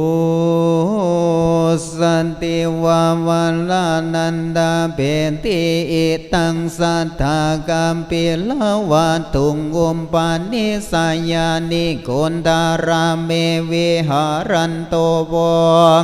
ข้าวาสังอารัมบากะเทสีสาจันดาจุนเนนาปุญจตุมเหสุเมกตานตุมาดิสัสสะบุญทัสสะมาตาเหสังอนาคาตาติวันเตสุวรรณมาลายานมายาตาวังปูชิโตอาสิเตนาไมหังอุนโรโหตุมาราบุญเยนานิมินตาเตนยันเจียสันตาดาวิเหียนตุมเหหิปูชามาหังกันติติตาตายานอิจันตุตุมหากังยาตาโวปันดานาตาตาติสัมมันนิสัมมันนังกุณตาบิงกุนิบิงกุสานทิกาดัมมาเจราสุดัมมาจาสังกาดาสิจาสันตามันติเกมาจาอุปาลาวันนาจาปัตตาจารามจำปีโกนตามีธรรมดินนามหามายาวิสาจามปีสันตามันเตบุญสันติวรวันนาเปวรสุสัสสะวันเรปาดาตาจารุบุมบังติยังตุยังมานาโสวันติยะเตเทวราชาสนามโนตายะโสวิงาปาปังปะกะตังมายารัมมาจาเวนัสิมังยาตานาวันโตหนานิรุนันตินะเจวะเกดะกังปาปังนาเจเมปะอัมวาตาวัมสิอัมปิยาปุญญัญจา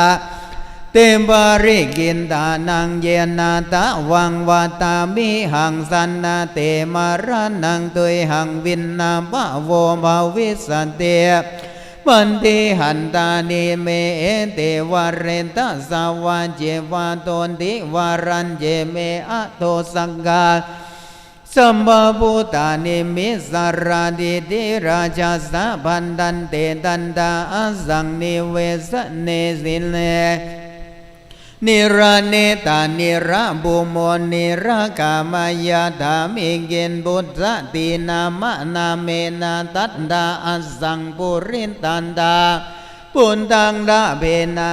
วาราตังยาจาโยกังอมันจาสิงปุจิตังปฏิรุนเดดากิติมันจังอายัสสินัง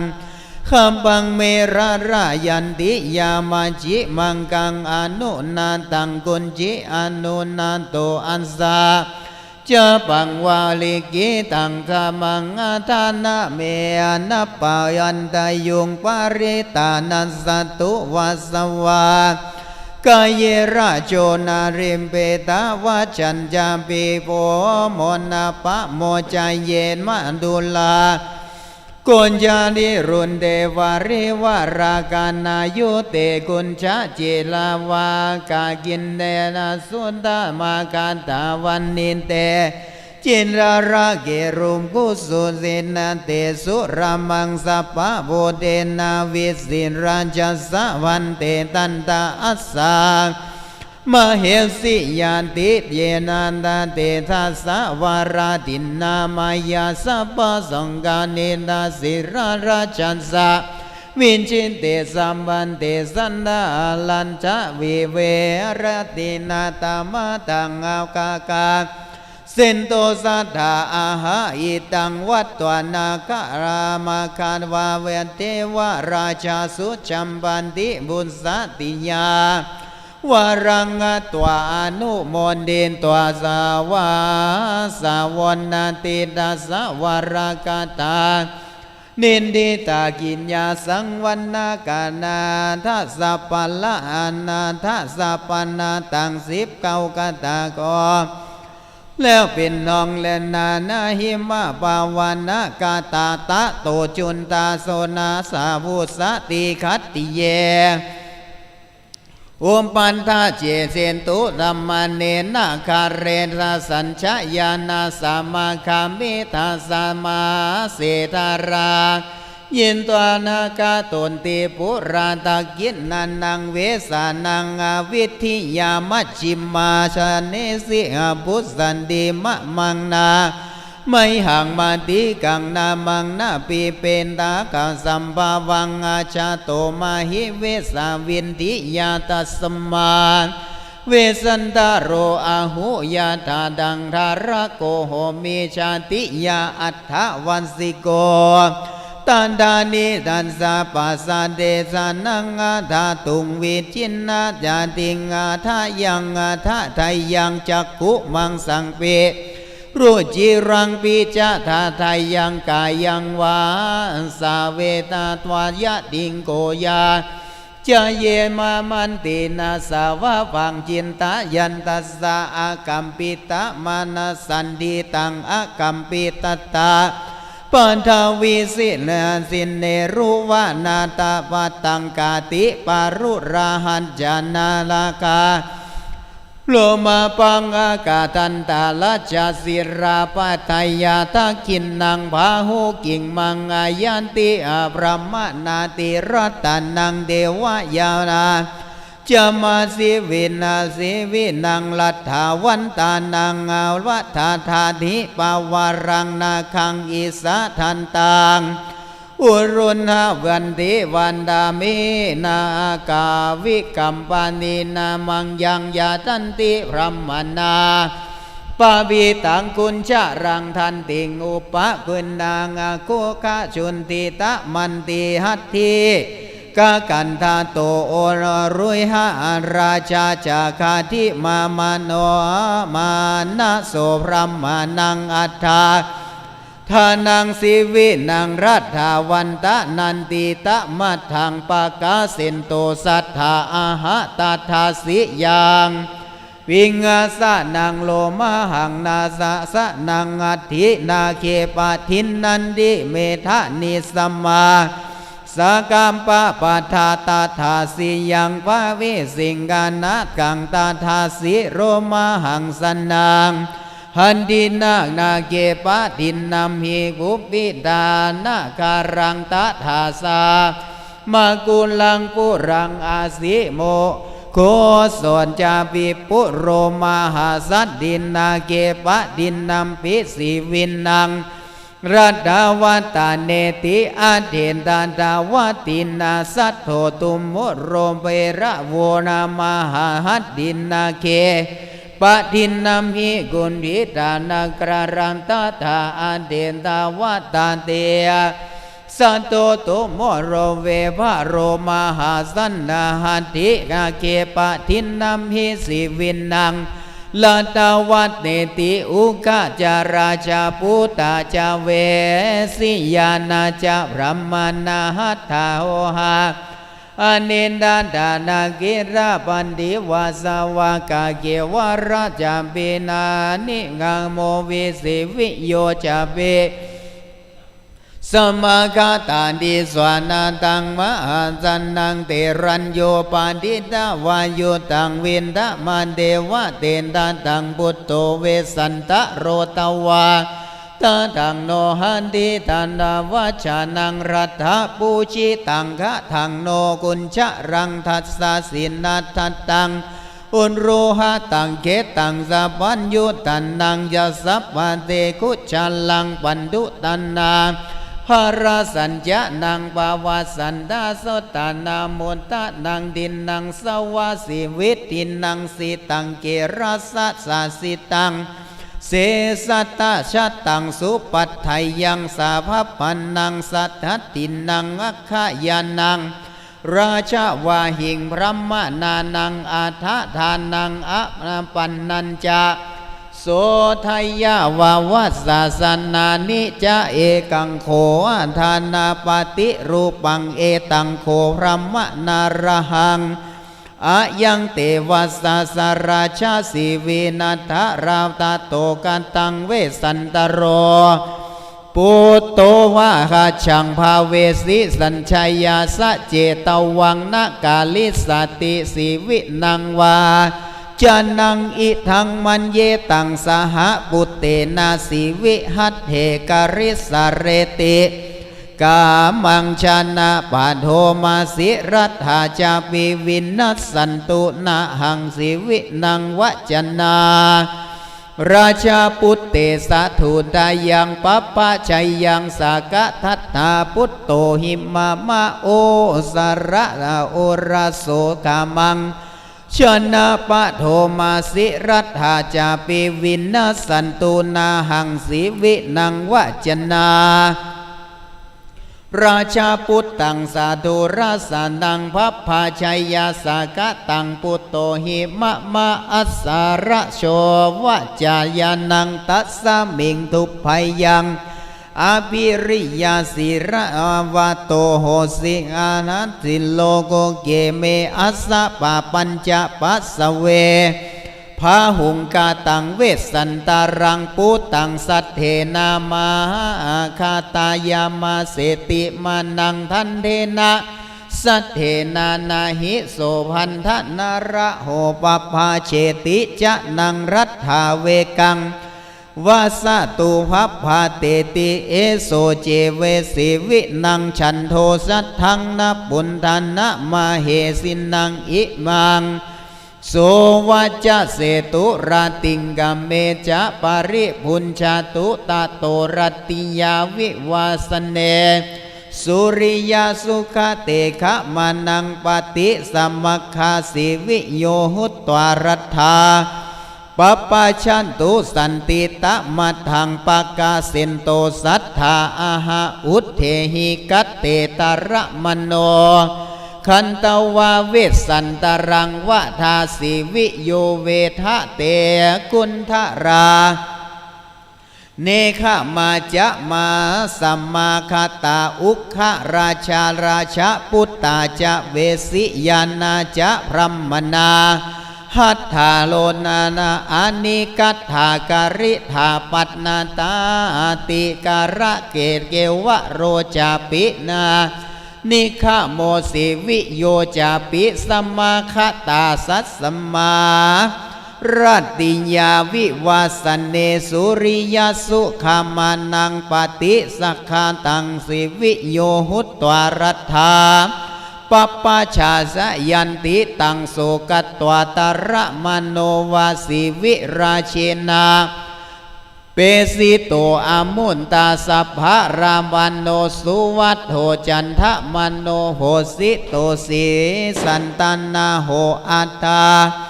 อุณาเกโสอามาตุนตามามะนิกุณตะโรปาตาคะมีปุรังรัมมังเวสันตระรานิเวสานังตัทธัสสะทัสสะกุมาลังโสรัมมะนังอาสะเกปุเรปาริกินตานังอามาเจหิสติตาระวานังวาสาวังโสตัทธะคัตตวารัมมะนังกัตตวาเวสันตารามามาราวีทุกขังเตเวทะยิสัมมาเมกุชาระราเทสภาวันที่ตวารโรธะมโนโสกัตตวาราชานันรัมปิยาวัตตาเมสิมหาราชาสัพพะการะมาลาสาราโหทุกขังเตเวทะยิสามาตัทธาอัสสาสยันตุมังสิวิโย เทวเตกุณฑาเนขมาจากมุตกุณติยายุตตานาจะปัลลาชาปาตุลลาจะเวสิยานังจะพรัมมนาหัตถาโรหานโลหาอานิกัตถาราธิกาปฏิการตาเกวะโรจาปินิงคโมสิวิโยจาปิสัมมาคตังวันนาโสหังอานาเตนาคามิสามิเยนะคันชิตาโทราการันติยาเดวามะจายายาวะทานังทะธามิหันติตัมมัทธังปะกะเสนโตสัทธาอาหะอามันตายิทธาราชานังมันดิงสัพพะโคมพลทะนังยังเตกินจีนะมายาตินนังอนันดาทานาทัญญะจาวินชาติหิรัญญังวะสุวรรณังวามุตตาเวทุริยาพาหุสัมพันตังนินทาหายานิจันดาเตปาเตกะทานันติมะรัมบาเวราชปุตเตมัทธิสัพพังโขลันตาราภนากุลนิงาเทวานินทาหายาสิตังเออัคคาหิปุชิโตติสิราวันเตสุทัชเชสิทานังมัทธิยาธาระหังนาหิธานาปราอัตถิปันดิธาสัพพะปานันติปุเตสุมันทิยาเสสิสัสเสสุยาสัสสารมานาจะโยจะตังพัตตามันชัยยาสักกันจันตุอุปัฏฐินตาโยเจตังวาพันตามันยยามายาวิปาวาสเนนาเตอัญญังพัตตารังปาลิเยสิมากิริธามายาวินาสินติอะหังหิวัจนังขมิสามีโมกรังอาภารามิกายายุตังยังโสชีวิตังไมหังเกรา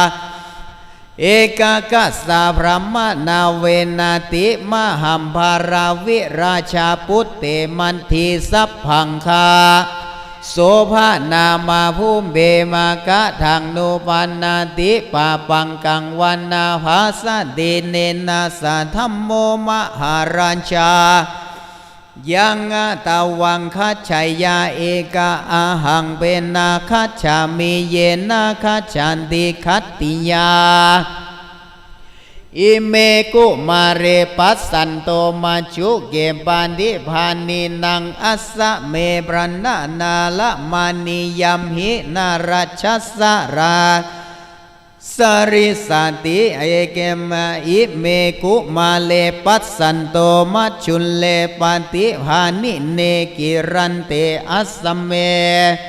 รัมเมนะราชาสาริสารามิอิเมกุมาเลปัสสันโตมาลาธาลีอะลังกเตอัสสเมรามานิยัมปินาราชาสาริสันติอิเมกุมาเลปัสสันโตมาลาธาลีอะกาลังกาเตกิรันเตอาสะเมลัมเมนะรัญชาสาริสาเสยะธาทักขาเสนันเจตากุมมาเลมาลาธาลิเนอาสะเมระมานิยัมหิจาลัญชาสาริสาเสยะธาทักขาเสนันจันเตกุมาเลมาลาธาลิเนกิรันเตอัสสะเมรัมเมนะราชาสาริสาเรยะธาทักขินสะมาลาคังกุญจะลังสติหายานังเอกังอะลันเยวิจารันนังนะลัชชัสสะสิราสิสันติยาธาการเรนุสังคัสสะดุรัสสะปุเรโตวะชังโกชัญญังกะหันติมาตังโคกุญชะโลสัตถิหายานโนสัตตะตังนาทายาโตสุตตวานาราชสะสาลิสเล อุปะโตนากิวะเสยะธาทากินานกานาตังวะเนภาลามิคากินเนนะราชสะสาลิสาเทมิขังทิสวานาสายันนังปัญจมิราคามะยังกิงปาลิเสสุนาจันเตนาราชสิราสิสาเตยะธาโสสาสินิโคสังสัทธามานายาสินนทุญญาขีตังปุงเกกิงปุลิสานัญจะนารัชสะสิลิสาสิยะธาโสสาสินิโคสังคิริภะภะราจาริยาโนวนะมานัสสะอุรุกัสสะจาน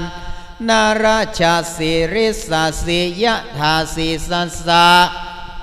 พยาคัสสะนักลักคัสสะวาวาสยตานะวันเนโสสะสิภารังนาราชสะสิริสายายะธาโมริหินังวาปาลิกันังวารานินังมัทธาสินานาโมรังทักขาสินันจะตังนาราชสิสิริสาสิยะธาโมริหินาจากินนาปาลิกินนังอัฏฐชังจิตตาอเปขะนังโมรังทักขินสินนาจันนังนาราชสิสิริสาสิยะธาโมรินังปาริกันตังกินนากิวังสิกินตาโมรังทักขิสานาจันตังนาราชสิสิราสาสิยะธาทักขิสิเหมันนาเหมันเตบุพินเตทะรานิรุเหสุกาลาภีสัมภาวะทายันเตนะรัชชาสิรัสสาสาริสาสิยะธาเหมันตาเกมาเสหาริตังคากินนาสิไมทะนังอิทะโคปากาสัญชันนังละนาสัญชัสสาสิสาริสายังยะธาทักขิสเมหิมันตุบุพินเตธารณีรุนเหกุญชารังพิมพาสัญจาลังบุพิตังโลธาธิปันตากังสุรพินาสัมปวายันเตนาราเจสุสาริสากังยาธาคิมหันตเมมาเสวันนังทักขินสาบุมีตังโอนาภานิตาปามุทานาราชสาสาราชสาริสาริสินติหิมะวันตาคธานินดิตาน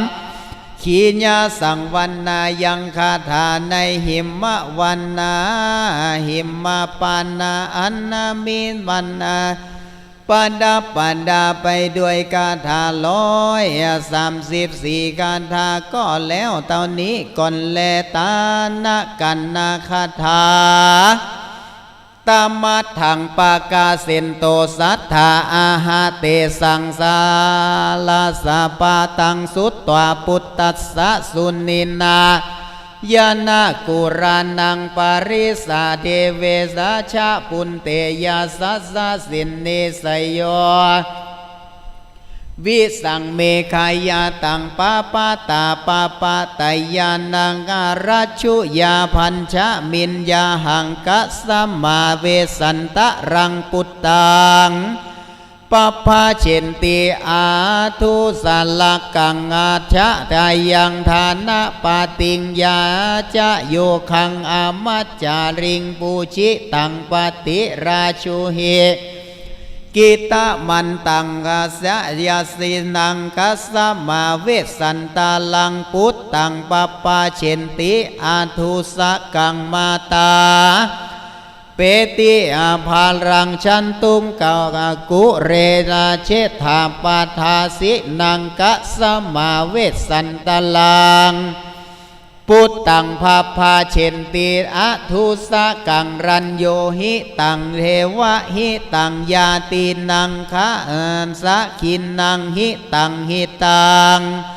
สัพพัทธรัตถสะกัสสมาเวสันตาลังปุตตังภาภาเชนติอะทุ สกันติอัมมะทุเนวาปาริตานิอัมภวาปติตาชัมมาเอวังเฮสติเตรัตถังปปาเชนติอัทุสกังหังโสนิคานาปัตโตวาปัญรารัสสังอนุทาเกปานาอปัสสิทโธนามัจเจหิเอโกราชาวิหานายาสิตังพรุมิหามหาราชาอัตโธเตมาปะกุตานาจาตุอุปัจจคามานังสีวินังวจันนาปปาเชสิอัทุสกันติธรรมสสะปาจิตังกุมมิงสีวินังวินายังทาชังปปาเชมิกะสะกังปุตตังวันนาปานาปิยาราโตหิเมยัสสาปุเพราชาคานิกานินาราวาปุพินาตายายันตะมานุยายันติสวาชาเสโกวะคามิสามิยัสสะบุเพทาชักขานิกานิการาวานาวินานิยายาตัมมานุยายันติสวาเชโกวาคามิสติยัสสะบุเพอานิกานิกานิการะวาบุพาทินตายายันตามโนยายันติสวาเชโกวาคามิสันติยัสสะบุเพอานิกานานิการิยาวานิวายาดันตามนุสายันติสวาวาเจโกวาคามิสติอินทะโคปกาวันนะนาภาคันธาธาปันนตุกัมภรายายันตะมานุสายันติสวาเจโกคามิสติโยบุพเพหัตถินายาติสีวิกายานาระเทนาจะสาวาสาเวสันตาระโรเวสันตาโลลาชากะทางคัจฉติปติโกกะทางจันตานารินดากังโคนัจจาคินตาปาโพนะโนการาชินนังภาราสุญญาจาลาคิกาจันนาหาริติกะสัมมานาภิหาริยันติกะสวาอาชินนานิจะปาวสันตังพระมานารันนังกัสสมาจิรังนาพรันนาระเรกะถังนุจิรังทาเรนติราชาปปาชิตาชะนากะถังกุสุมายังจิรังมัทธีปาริสาเทสติกาสิญญานานิปาทาเรตวาโคมะโกมุทะภารานิจะสุงาจิริลานิทาเรนติกะถังมัทธีกาลิสติวัยยา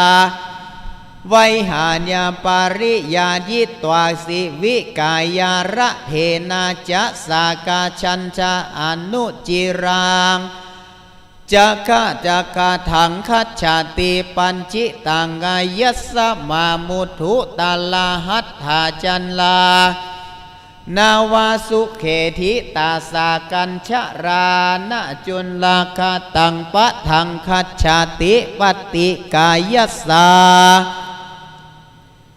มุทุตาราปาทาจะนาระกังสุเขทิตาทุปานาสุวรรณาหิปิระมานาวาคัจฉติสานุนาสนุนาจากะวากินนาปันราลัสสมิงอนุทราเกจิลังอาทุกเขนาชายิสังสุญญาคัมมะมินังปูรังสานุนาจากะวาริกาวากิวาปันลายลัสสะอนุทรุเกสิกานาปันธุภาวิสามีปิเยปุตเตอปัสสติสานุนะจากะวากิวาวัตตาปันลาลัสสมิงอนุ กาธาเกเตนะเตนะปะทาวิสังปิยาปุตเตอัปปัสสันติ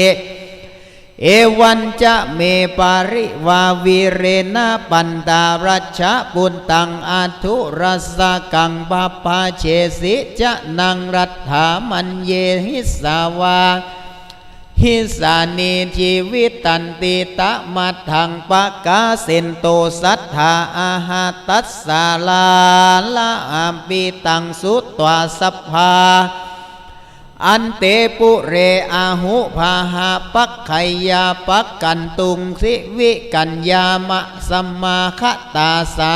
ลาวาสัมปมาตาทิยามะตุเนนาปมาทิยาเสนติปุตตาจะทาลาจาเวสันตาลานิเวสันเนโอโรธาจะกุมาลาจะวิสิญญาเมนาเวสิยานาจะพรานาพรหมนาภาหาปักขาหายาปักกันตุงเวสันตาลานิเวสเนหัตถาโรหาปานิกันธาปาริงาราธิกาปันติยาระกาภาหาปักไขหาปักขันตุงเวสันตาละนิเวสเนตโตรติญาวานิสาสุตริกุตานังปาติยาอาเสเวสันตาโลราชาทานังทาตุงอาปาทากินาวัตตินาวัฏกามังโสทานังเททวารุนิงโภชะนังโภชานัตถินังสัมมาเทวาปะเวชาธามากาเจกินจิเวนาวันนิภาเกเหตาเยทังอากาตังตัมปะเดตาอานาปานาคัจฉันติปฏิปูชิตาเตสุมาขาการันทิตาสัมปติวานิมาการนิคัมมันเตมหาราเชสิวินังรัฐวันตันเนเยวุตตาเยจะมหันทราหาเยจะมัชชิมาปุสินลาภาหาปักขาหายาปักกันตุงนิคัมมันเตมหาลาเชสิวินังวัฏวันเตอาทิกันันังเวสวาระอิทธาลาคาลาจะราชิโนพาหาคาหายาปักกันตุงนิขามันเตมหาลาเชสิวินังลัทธวันตันเนหิโยปิตัฏฐาปักกันตุงยาตัมหิราคะเรอะหุงนิคัมมันเตมหาราเชสิวินังลัทธวัตตันเน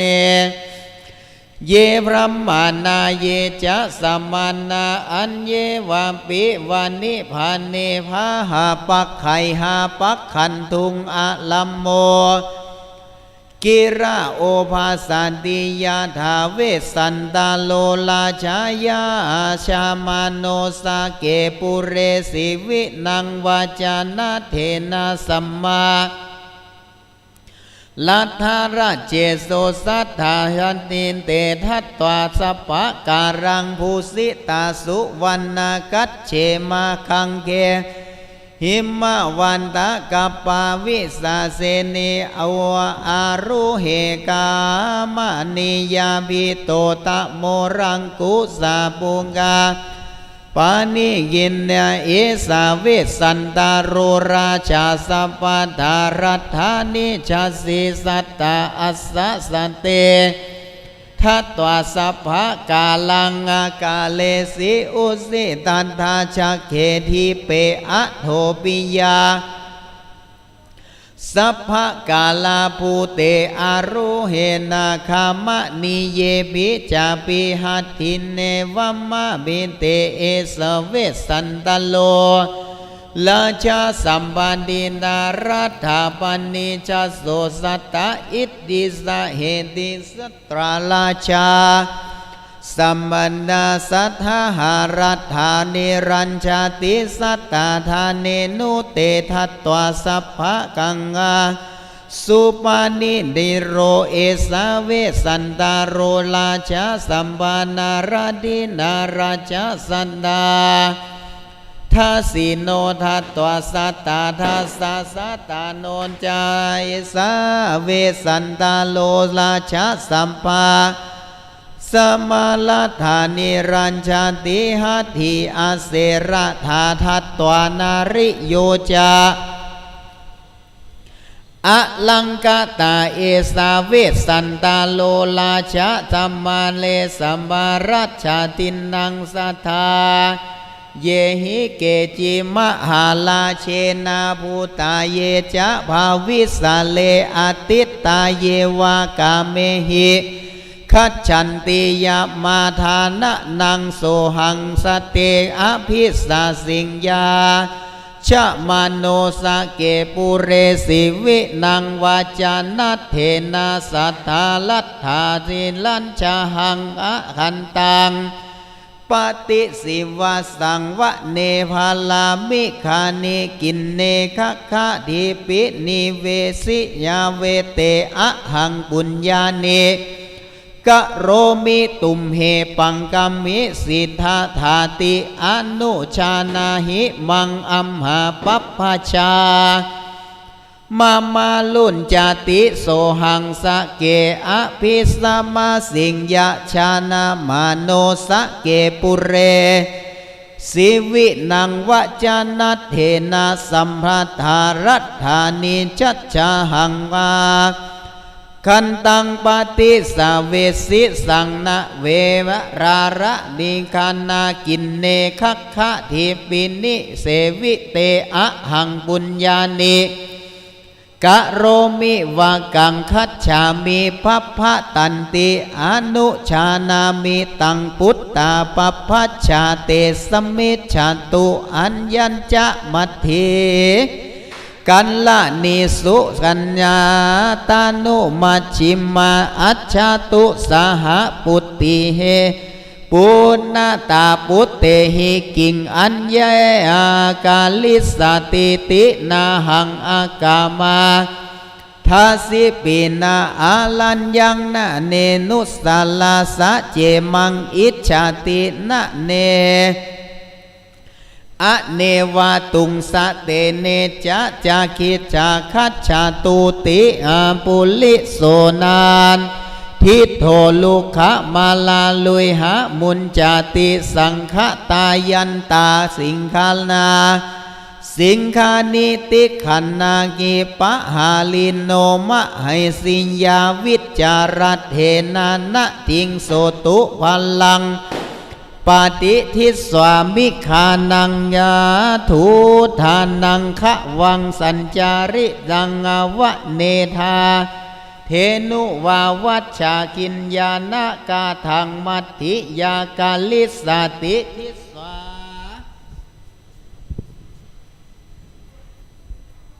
สัมปติโคเรทุกขาเคสุปันลังคามิสะอาเคตัญจาคาตาเตมัทธิภาวิตันติมหาภายังยาตวังอาสิวายาสุตวานามุทุงอัตตาราสุเตปุเรสาตะวังกาวักกังอนุปัตตากะทังมัทธิยากาลิสติ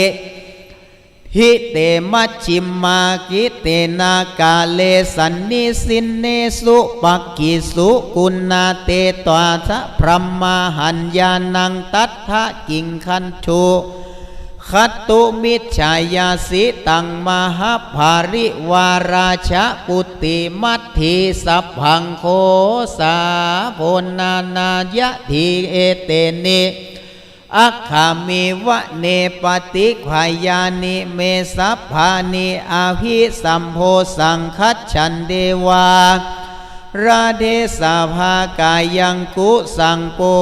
ตะกิรังอุสิรังมุนชะภาภาชังอุลาสาบานุทาเหตนาสานาเหตาดินุนดายังวาหุกิตววันตวนา อากามังอาปาลิกันตาติเวปันรุงกะตุรังโลเกคัจฉาเยวาระเทสะภานาเกสคาคะหามุคาเนปะบุญนาปารุสุมานาวาทัตตวาจะโนปักกัมมานิอภะหุงทุกขังอนัปปะกังเวตันละกาตุงกุตังอาโลเกคัจฉาติเวสราเทสัมภยาสุกตาวาชิวาเวทะเวรานังทวัตตาสุภคัมมานิโนอากามังปาลิกตังอุลลากุลลาเชวาวัสยาเวทันลากะตุกังโลเกคัจเชเยวาระเทนะสะภาอภิยาติกุเลภาเลนะกัสสังกัปปัตปัจโชเตนะฟัสสังเนวาวะกานังนะเพอภูตาหิสากิเตหิจา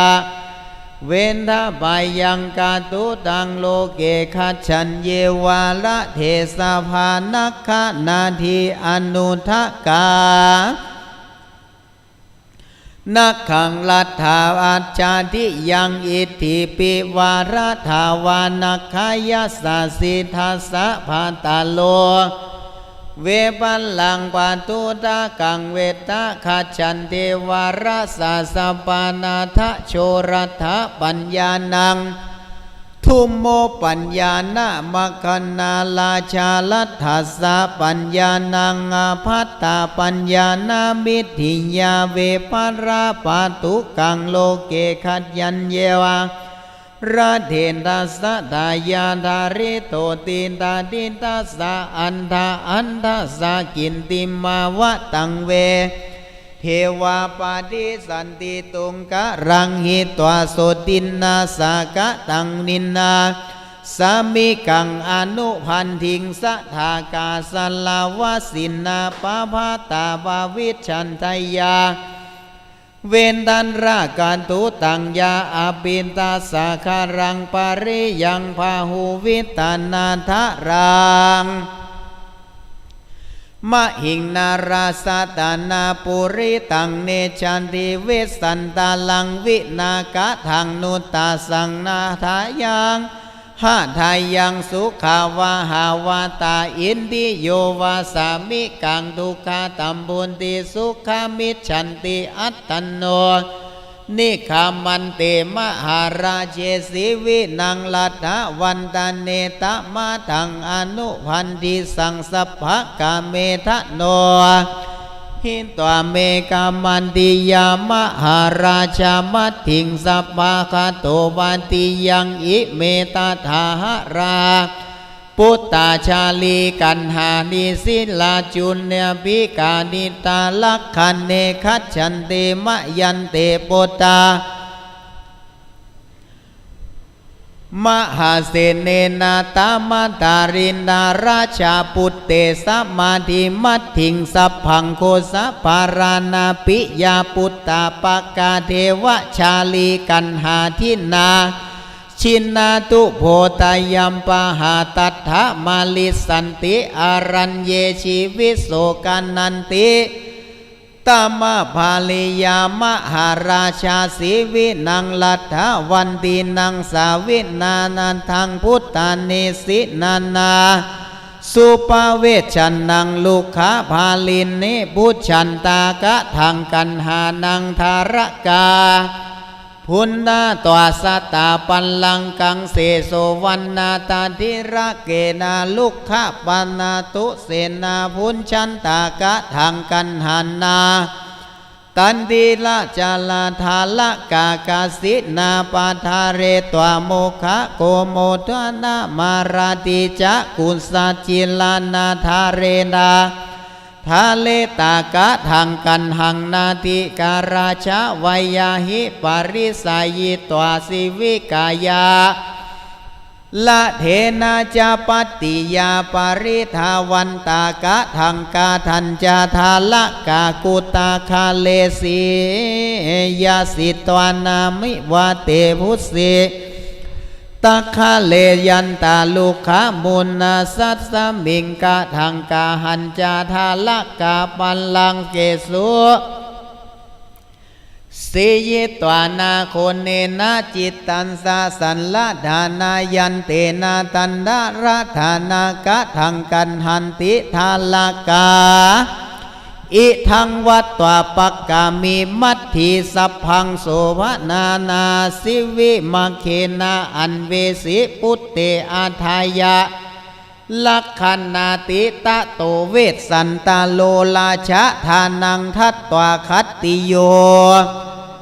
ปิตุมาตุจาวันทีตวากัตตวาจะนังปะทักขินนังจตุวาหิงละทังยุตตังสีตะวาลุยหะสินทะวังอาทายะปุตตารารันทารัญจะวังกังปายาสิปัปปะตันติตะโตเวสสันตาโลราชาเยนะพาหุโกชาโนอาวันตะโคตังอาคัจฉามาอาโรคาโหนตุยาตายโยตินิคามิตวานาครานิวัติตวาวิโลอากิเตอัตถาปิปะทาวีกัมปิสินเนรุวานาวตังสากาติอิงกะอามัตถิสินนาเมหิรัมมารูปังวาทิสติอาวาโสสิวิเทรัสสะเปติยังภาวะนังมะมันติตะมัทถังปากาเสนโตสัทธาอาหาตังพรหมนาอันวาคะมุงเตตังอาเสอายาจิลุสุนาจิสุงยาติโตปฏิยาเทสิจันตุนังจตุโรหะเยติอิงคะมัทธินาสินานิสาเมหิจิตตาลูปังวาทิสติมิคาโลหิตาวันเนนาทักขินานัสสาวันทันติมันติอะเทตาปัญจโนอาคายโยนังละธามายาจะธาตัสสะตังปาติสาเทสินาจันสุปะหาโตมะโนตะโตเวสสันตโรราชาโอระอาโอโลเปตวาสกังอาชะนังอัสสายาสิอัสสะรัตถังพระมานัสสะทะเนสิโนติตาวังมัทธิกันหาชินังขันหาหิลาหุกาเอสากานิตนาธานากาอะหังชาลิงขันหิสามิคาลูโกภาติโกหิโสติตามัทถังปากาเสนโตสัทธาอาหะราชากุมาลังอาทายะราชาปุตติจะทาลิกังสัมโมทะมานาปักกามุงอัญญมัญยังปิยังวะทาติทานากันตะตาคาธานิทิตาขีญากล่าวยังคาถาในกาธานะกันนาอันนาปาดัมปันดาไปด้วยคาถา209คาถาก็บังคมสมเด็จเสด็จนะวานาวาวาปาเวทนาคาถายะทิเกจินามานุสาชาเยติอนุคังเงมัคเคปติปาเทมัคคันเดปติปุชฌามากุหิงวังอากะปาภัพพโต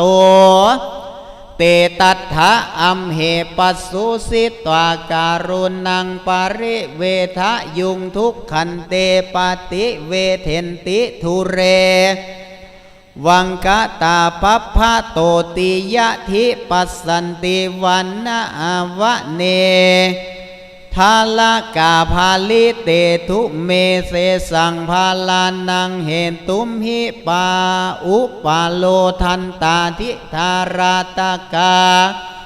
โรทันเตธาระเกติสวาอุภิคาปุปุราทุมมาสายเมโว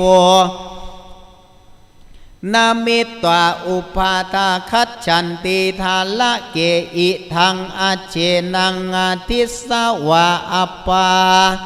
ผู้ตังโลมาหังนาสังสาธุกาลังปาวัตเตนสิมัตถิสัพพังคะโสภนาอัจเจลังวะตาโสกันโลกัสสมิงอัพภูตังสัมมาหังนาตินังเวสันตาลัสสะเตเชนะสยะเมโวนะตามุนทาติอาสักขิปิงสุปะพังยักขาอนุกัมปตาปายะทาลาเกณิขันตาทิสวาเสนาเวนาจะเตรัตถมุปาคามุนติอาตามัตถังปะกาเซนโตสัทธาอาหะเตขันตวาทีฆะมัทธานังเจตารัตถมุทาปาคามุงอิทังปติบินตังปานาชนาปะหังควาหุมาทังรุสุโรทะกันตังตามัทถังปากาเซนโตสัทธาอาหะเจสิอาเจติโยปาลิกาลาสิงสุทิสวาลักขณากะตังสุขุมาลิโยสุขุมาลีอะยังอายาปัตติกาปาลิทาวิสังวาอะหังหิกุญชะลังทัจจังอีสาทันตังอุรุหารังเขตตันยุงสัพพัญยุทานังสัพพา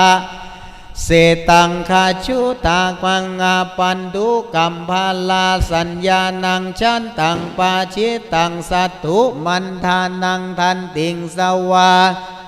ลาสิวินังเสตังเสกาเกตาลาสะสานเทสานิงสาสิตังอาเสเสตาสัตตานังสุปัฏไทยังสาทัพพานังสหัตถิปังอัคคา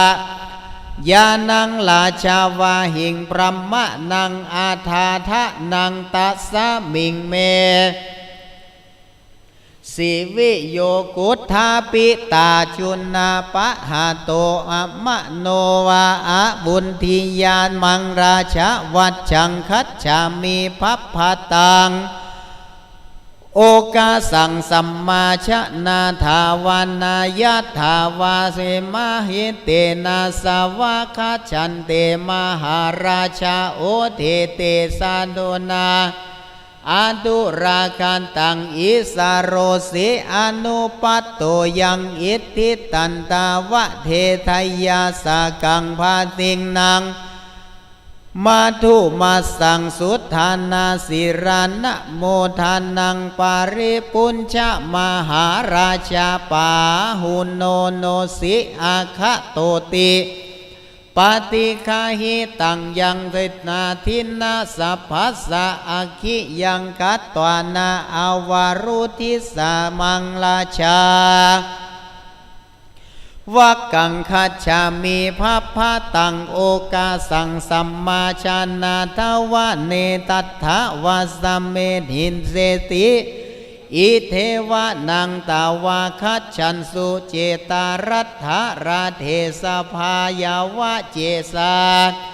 เจตาคามิสันติลัญโยสันติกาลายาจิตุงนิชาเปตุงมหาลัจฉังสิวินังลัทธวัตตานังตังตังเจตาสาปุราคิตวาปิติการัตถปัญจยาปาริวาเลตวาคัจฉันติเอวังชานาหิคัตติยาติยาอัทธรัสสะกันดังกังโครังอาสัมปาทายาโกรานาอนัปปะโกเอกัสสะการนาไมยาหิงไสยาปาหุโกชะโนปฏิคาหิตังยังทินนังสัพพะสะอัคขิยังกะตัง วารารุทธาสิมังลาชาวกังคัจฉามิภัพพะตังโอกาสังสัมมาชานาทวาจาเนยัตถวาเสหันเสนติตัทธาตักขะเลไตมหามัคคัมมายะถาปิกุสัลลาตะธาลาชิสายัตถาสัมมันติอาหุทักขิมาสะมาหิตาเอสาเอสาเสโลมหาลาชาภัพพะโตคันทะมาทานโนยัตถาตะวังสหปุตเตหิสัทธาภาลิยายาคัตอัตกาชาสิตังเจตาสาอนุสาสิงสุอสุเนตาทุนรามานิกาอิโตคัจฉามหาลาชาอุชุงเยนุตารามุโคอาทาทักขิสาพระทันเตวิปุรังนะมาปะปะตังนามามุทะคานานิกันตังสิตัชชะนังมาโนระมัง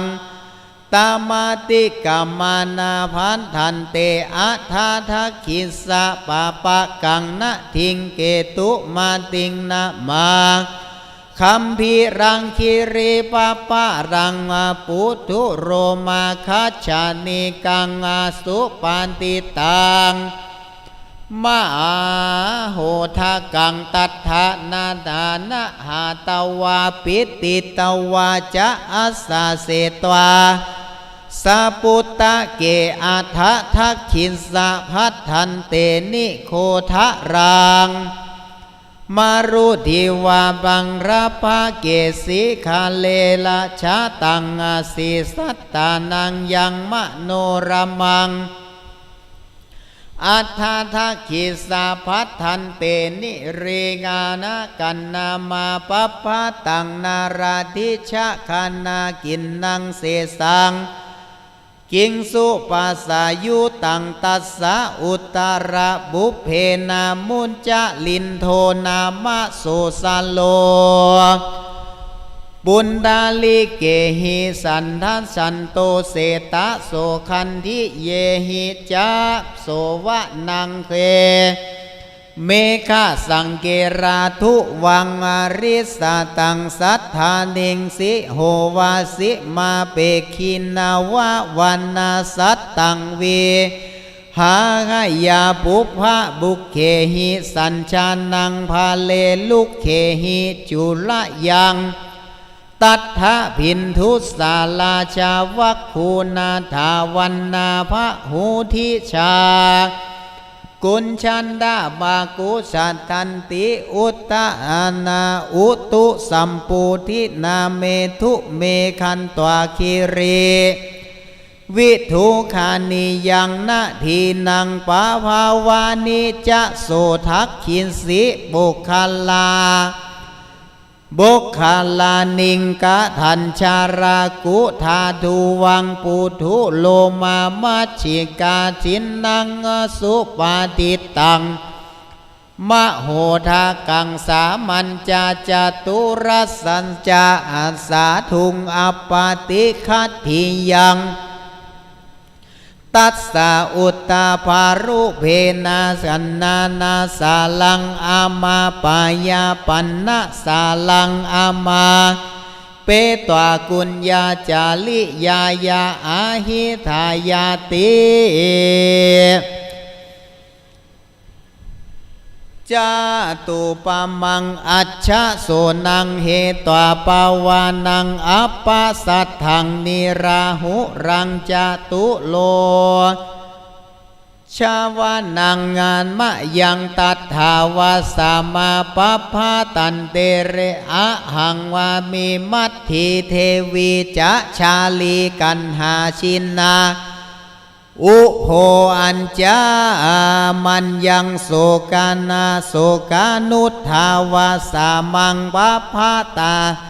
ภะปะอันตาเลทาละเกอนุลักขันตาอสุญโยโหติอัสสมโม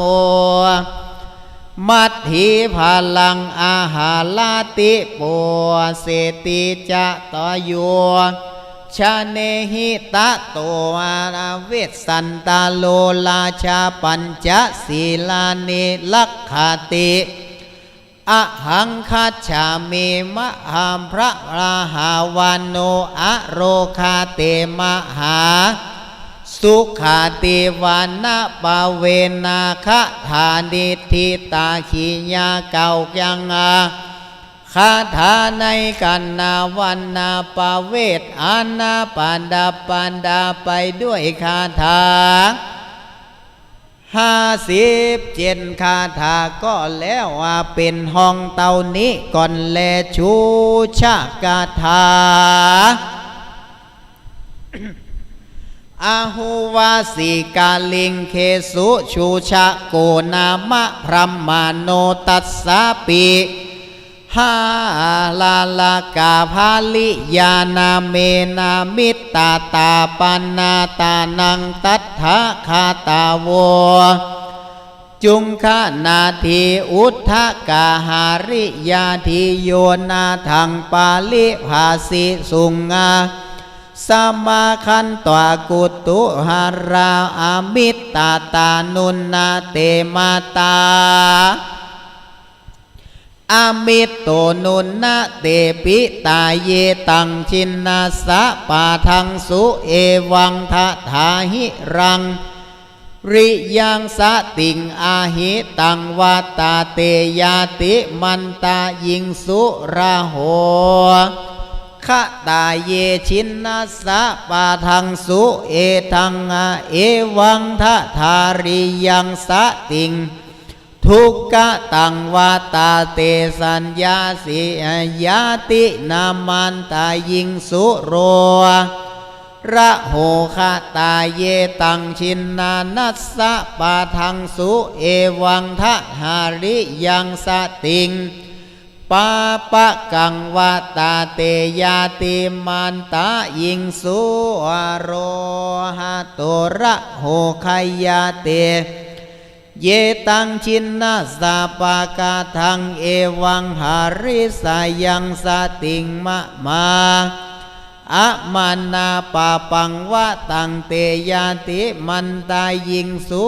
วาสมาเนนะรัมมาเนนะนุนนาพระมานายาปัจจายานิตาวังโลเกอาภิสาสิศิละวันเตภาหุสุเตยาตะวังวาสาสิชินนาสะเอวังทหาริยังสติงนาทุกขังอาหินาทัตถังนาทุกขังสัตติยาสหตังตัญจาทุกขันจาติปัญจยังปัสเสชินนากังปะติงนัตถิขินทานังนัตถิราติชินเนวะปะติเตสหานัตถิอัลลาปะสัลลาโปชักขิตุมปีนาโสภานติยะถาปิยาหาทะทะหาโลทะลาลาจามันเตยิงสุละโหขะตาสัพเพโสกาวินาสันเตเตเยเกจิหันทายะนิสิตาบันทหาราตะวังลูปาวาติปุริสานังวิปัตถิยาคัจฉาปานายาติกุเลคัจฉาติกิงชินโนมะลามายิสาติตินะเตพระมานาคัจฉามินาทิงอุตะกังหาริยาติโยมามังกะปาริสิงสุตายาชินเนนะพระมานาติมาเมนาตะวังอาการากัมมังเมเมอุทธกามาลิยังนาอะหังอุทธกามาหิสายังมาโพติปุปินตาอาหุนตินาอานันนะหันตัมมิกุเลชาตายังตะวังอุทธกังอาหาลิเอวังพระมานา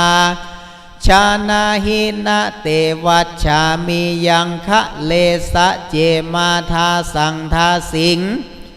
วานาจายิสาสีพระมานาเอวังพระมานาชานามินะเตวัชชามิสันติเกตินัตถิเมสิปะชานังวาทนาทันยัญจะพระมานีกุโตหังทาสังทาสิงวาอานายิสามีโพติยาอะหังโพติงอุปาทิสังมาโพติกุปิตาอาหุติเอหิเตอาหามาคิสังยถาเมวาวาจานังสุตังเอสาเวสสันตาโลลาชะวังเกวาสาติปปาเตตังตะวังคันตวานายายัจจายัสสุทาสังทาสิจาพระมาโนโสเตทัสสติยาจิโตทาสังทาสีจะคัตติโยติชินโนมหัสสานามัสสามิทุพพะโลทีโคจันทาทุกขุกามโมมาโพติปาลิเทเวสิมาโพติวิมาเนอาหุอาหังโพติงอุปัฏฐิสังมาโรโพนมาโพติกุปิตาอาหุติยะธาคันตวานาสังอาคามังอายุเทนาปาลิชิโตเอวังเมวาตะวังพระเมอาคันตวานาปาลิชาโตสะเจเมธาสังทาสิงวานาเนมิชาติพระมานาเอวังพระมานาชานาหินะเตวานวัชชามิยังคะเลอามาเนปันเตกาลิสามิตันเตทุกขังภาวิสสติกัคขเตอุตุบุพเพสุยถามังทักขิสติกัลลังกะตังอัญเยหิสัตถิงรัมมานังตันเตทุกขังภาวิสสติอาทิสะเนวาไมหังเตจินนะนัสสะปาลิเทวาโตพินโยกังวาปาลิตาจะพาหูเหตุสันติพระมนาติตามัทถังปากาเซนโตสัทธาอาหะตะโตพระมาโนพีโตพระมณียาวาสานุโคอาทิโตกามาลาเคหิลาเคนะพระมณิงเอตามะภาวีปาทายังเมกาโลหิตะวังสังกุโรสังคุรานีจะมาทุปินทิกาสุกาตายโยสัตตุพัตตัญจาพระมานียาอาณาสินยาตังเมธุนาเกอุโภทัสสะกุมาเลเกตังปาลิจาลิสันติลัตตินาทิวามะตันติยาตาเตตามัทถังปากาเซนโตสัทธาอาหาติทังวัตตวาพระมนาพันธุปาติมุนจิอุปาหาตังตะโตโสอามันตายิตวานาภาลิยังกัตตวาปะทักขินนางปักกาหามิโสรุณนามุขโขพระมโนราสิโสตัพพะโตสิวินังนาคลังพิตังทัสสะปาลิเยสานังจะรันติตามัทถังปากาเซนโตสัทธาอาหาโสตัทธาคัตตวาอวาจาเยยัตถาสุงคมาคาตากุหิงเวสสันตาโลลาชากัตถันจาปัสเสมุคัตติยังโสชะโนตังอาวาจาสิเยตัตถาสุสัมมานาตาระเตตุมเหหิพระมาเนปะกะโต อาดิธานานิคติโยปัปภาชิโตสการัตถาวังวาสติปัปปะเตตุมเหหิพระเมนะปากาโตอาทิยาเนหิคัตติโยอาทายะปุตตะทาลัญจะวังเกวาสติภัพพะเตติ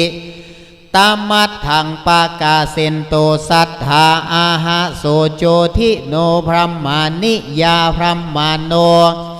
ขามาทิธามานิคะลันตังปฏิเสวิทะวันเนภารามิคากินเนคัคคาทิปินิเวนิเสวิเตอาทายะเวลุนตังคันหิตุนตังกามันทะลุงโสปิปาวิสิพรหมานาหันจายัตถาอโสสิกามาทังตังปาวิทังพระหารัญญังโกกานังปาลิวายาสิตุงกันดีตุงวิปันนาโททุเลปันธาปาอาปกามิตะโตโสพรหมาโนคันตวาโหคาลุตโทสัญญาตานโนวาคังโสลาหาเลนัตโทสุนาเคหิปาลิวาลิโตโลคัสสมินจานิสินโนวาอิมาคาถาอาภาสาภาติโกราชาปุตตังนิสาพยังกะตังริยามาสารานังกะถาโตมังมาเวสสันตาลังวิทูโยยาตัถาปทิสาติมานิโคทาลังวาปาเทชาชาตังสีตัญชายังมโนระดังมะมังสันตานังวิสาเมตังนานังกิรันตะนังปฏิทาหาตังตะถูปะมังมหาลาชังโกเมสันเนสันตาละลูทังวามาตะลังวิทูอัมพังวิยาปะเทชาตังสีสัตตานังมโนมนามโนระมังสันตานังวิสาเมตานังกิรันตานังปฏิหันตังตะถูปะมังมหาลาชังโกเมเวสันตาโลวิทูสาลังวิยาเปทาชะตังสีตัชชายังมโนระมังสันตานังวิสาเมตังกิลันตานังปฏิคาหังธาตุนาตะถูปะมังมหาลาชังโกเมสันตาละลาสันตะลังวิทูสาลังวิยาเป็นทาสะตังสิตัญจายังมโนระมังสันตานังวิสาเมธานังกิรันตานังปฏิหันตังตะถูปะมังมหาลาชังโกเมวสันตาลังวิทูโลสิโรตาวัชายิตวานาทะทายังเชตวาสะพันธานังปันธาสกุลนังยาสิสามีตุยหังมังเสนาพรหมเนนาตุยหังมังเสนาเมทะนามัทธาลุงเคนาพรหมนาอาหุตังปัคคาเหสามีเชตวานาทะทายังตะวานาตังมุตตะเมสุทิยังสุหุตังตุยหังมังเสนาพระมนานาจะตะวังราชาพุทธัสสะภาลียังพุทเตจาเนสติอวัชานาพระมโนทุโรเจตาพุตตาสุโนหิเมตัสสะทุตังนาอาหัตตานังเอสะธัมโมสนันตาโนนิชักขาสิวิโยภัพพาตาปิตานังอัตถุมิจฉาตังมาตาจาทุภาลาตัสสะอาจิราจักขุนิทิยะเลนะเสเตสาหังปาหิโตทุโรเจตะปุตตาสุโนหิเม ราชปุตตังนายิสามิยะทีชานาหิสังสเมติปิยัสสะเมปิโตทุโรปุณณาปัตตังทะธามิเตอิทันจะมาทุโนปุพังวิคะสัญญิตาพรัมมนาเตตัญจะเตสัสสามาขินสัญยังยัตถะสัมมาติกามาโทติชูชะกาธานิธิตาขีญญาเก่ายังคาถาชูโชกาคาถา79คาถาก็แล้วเป็นห้องหนึ่งเต่านี้ก่อนแลจุลปาปะนาคาถาเอสะเสโลมหาพระเมปัพพะโตคันทะมาทันโนยัตถาเวสสันตาโลลาชาสหปุตเตหิสัมภมาสัมมาปะติอาทาเลนโตพระมนาสะวันนังอาสาทันจะมาสัญญาตังอาจามวาจัมมาวาสิกามาเสติชาตังเวทังนามัสสติติเอเตนิราปาทิสันตินานานาภะลาธานาทุมาอุคาตาพัมภากุวาตาสินิราอัญญาชนาปภาตาทาวาสากันนาเฮริกนาสลาพันธานามาลุวาสัมปันเวทินเตนติเวตานาสะกิงปีตาวามานาวาอุปาลิทุมมาปาลิสาเยสุสังคีตาโยจาสุยะเนลาลเชสุโกเลตาลังสังกานาสัมปันตินาทุมังตุลังอาวาสันตาเดตวะคัจฉันตินาชามิชาตาเวทังนามัสสติอัมภากากาปิตาถาปานาสาสาลาชัมพูวิเพทากาหาลิตากีอามะลากาอัสสัทธาพันธาลานิจาจาตุทิมภาราลุคาเจตานิโคทาลาจาปิตาฐานามาทุกาเทวันติตานิเจปกาจุทุมบาลาภาเลตวาวาตาเววัยยาจาตุติกาจามาตุติกามาทุงอาเลกาตัทธาสมากานังตาพุญชะเลอัญญายัตถังบุภานิอัมภาอัญเยอติทันติโทวิราอัญเยอามาจะปากาจะพิงคะวันนาตะถูภูละยังอาถูระยังอาเทตาวาเฮธาปุลิโสอัมภะปักกานิคันหาติอามานิเจ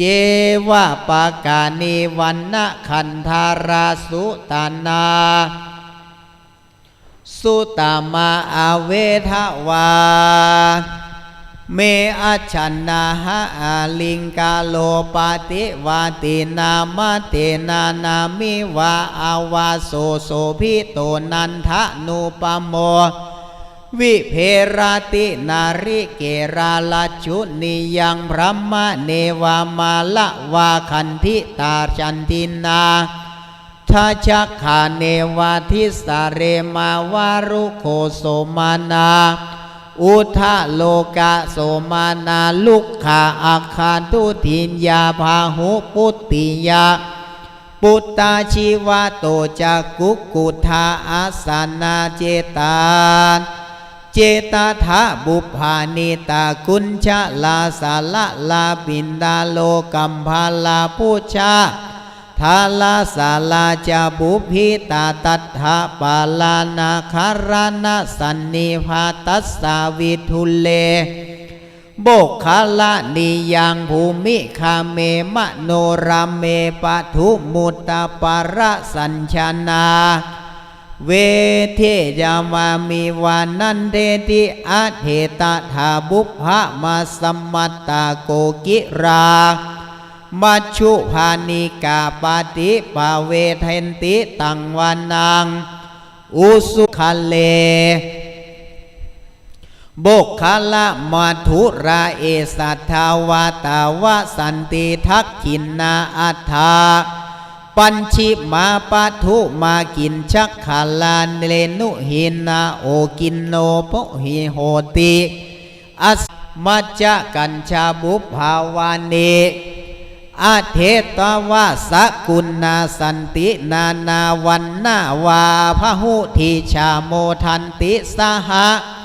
ภาลิยานิกาอัญญมัญญังโปปะกุญชนิโยนันทิกาชีวปุตตาจาปุตตาชีวาปิยาชินโนปิตาปุตตาปิยานันทาทิสาโบคาลานิยาคะลามาลาวาคันธิยาชัตถิทาชักเขนาทิสาวะเลวันนาเวนะหิบุพเพหิกุสะเลวะหิคันธิตายถา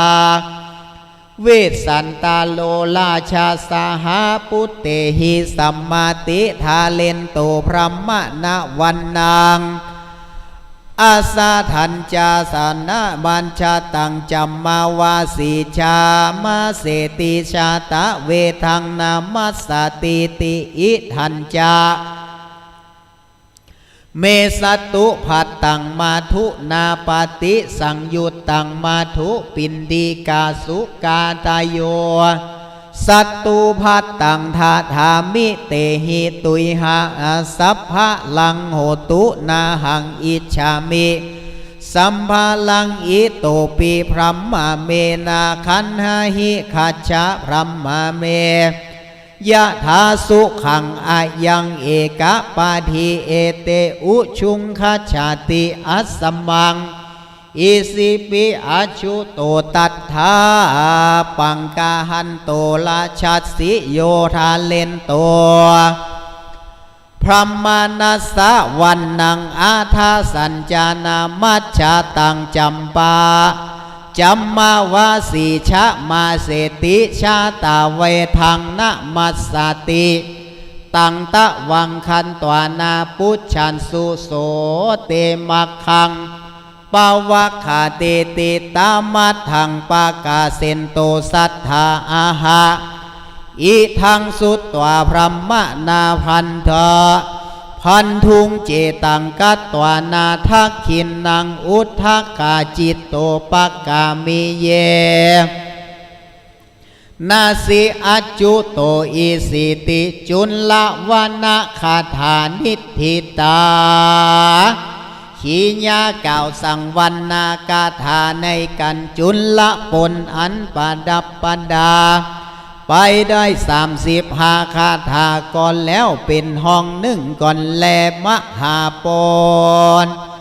มหาปันนาคาถาคัดฉันโตโสพัทธาราวาโชอัสสสะอัจฉุสิกดิงกาสิทธวัณทิสวานาตังภาราชวาโชสัมโมทิอิสินาสหกัจจินุโหโตสหกุสาลังกันจิโหโตนามายังกัจจิอุญญายะถาเปถากันจิมูเลภะเลภะหูกัจจิทังสาจามากาสาอัปปะเมสิลิงสะเปวะเนภาลามิคากินเนกัจจิหิงสานาวิชาติติกุสะลันเจวานโนพรัมเมอะโทพรัมเมนามามิยังอะโทอุนเชนายาเจปินาอะโทมูเลภะลาภะหูอะโททังสาจะมากะสะอัปปะเมวะสิริงสะปาวันเนจะภาลามิคากินเนหิงสามัยยาหังนาหิชาติพระโหนิวัสสาสะปุนาคานิอัสสามีนาสัมโมตะมะมัง นาพิชานามิอุปปันนังอัปปะตังอามาโนระนังสวาคะตันเตพระมะเนอะโทเตอาทุราคะตังอันโตวาปาวิสาทาพะยังปาเดนะปัคคารายสุเตนาพายังเอติปุญญาตังอาศิวิยาราชาสะทัสสนังมันเยภะวังปัฏฐายาติรัญโยภะลิยังปฏิภาตังมันเยกันหาชินังทาสิงชาลิงทาสัญจาอิชาติอาทาวาตะโตมาตาปุตเตอลัญเยเนตุมาคาโตนาตัสสะโหคาวิชันติทานัญจะทัญญัญจะพรัมมานาติอากุทธะปรูปังปาทัง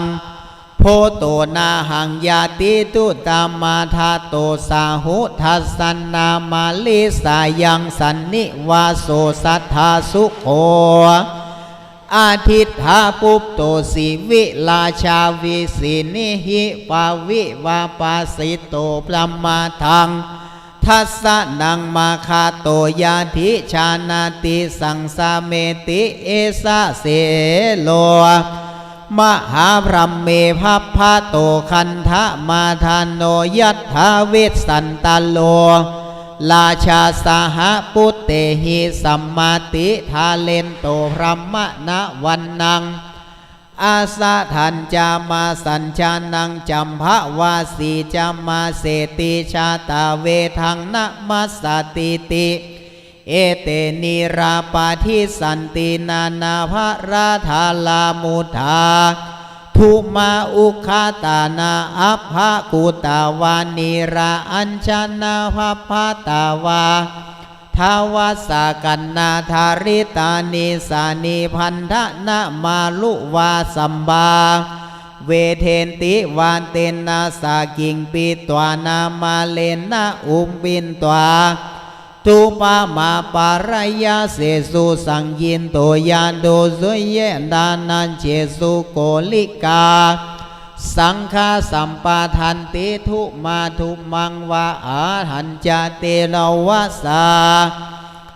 อัมภะชัมภูปาติฐานาจานิจามปกาจุนทุมมาภาราปาติโภเคหิลุกเคหิวา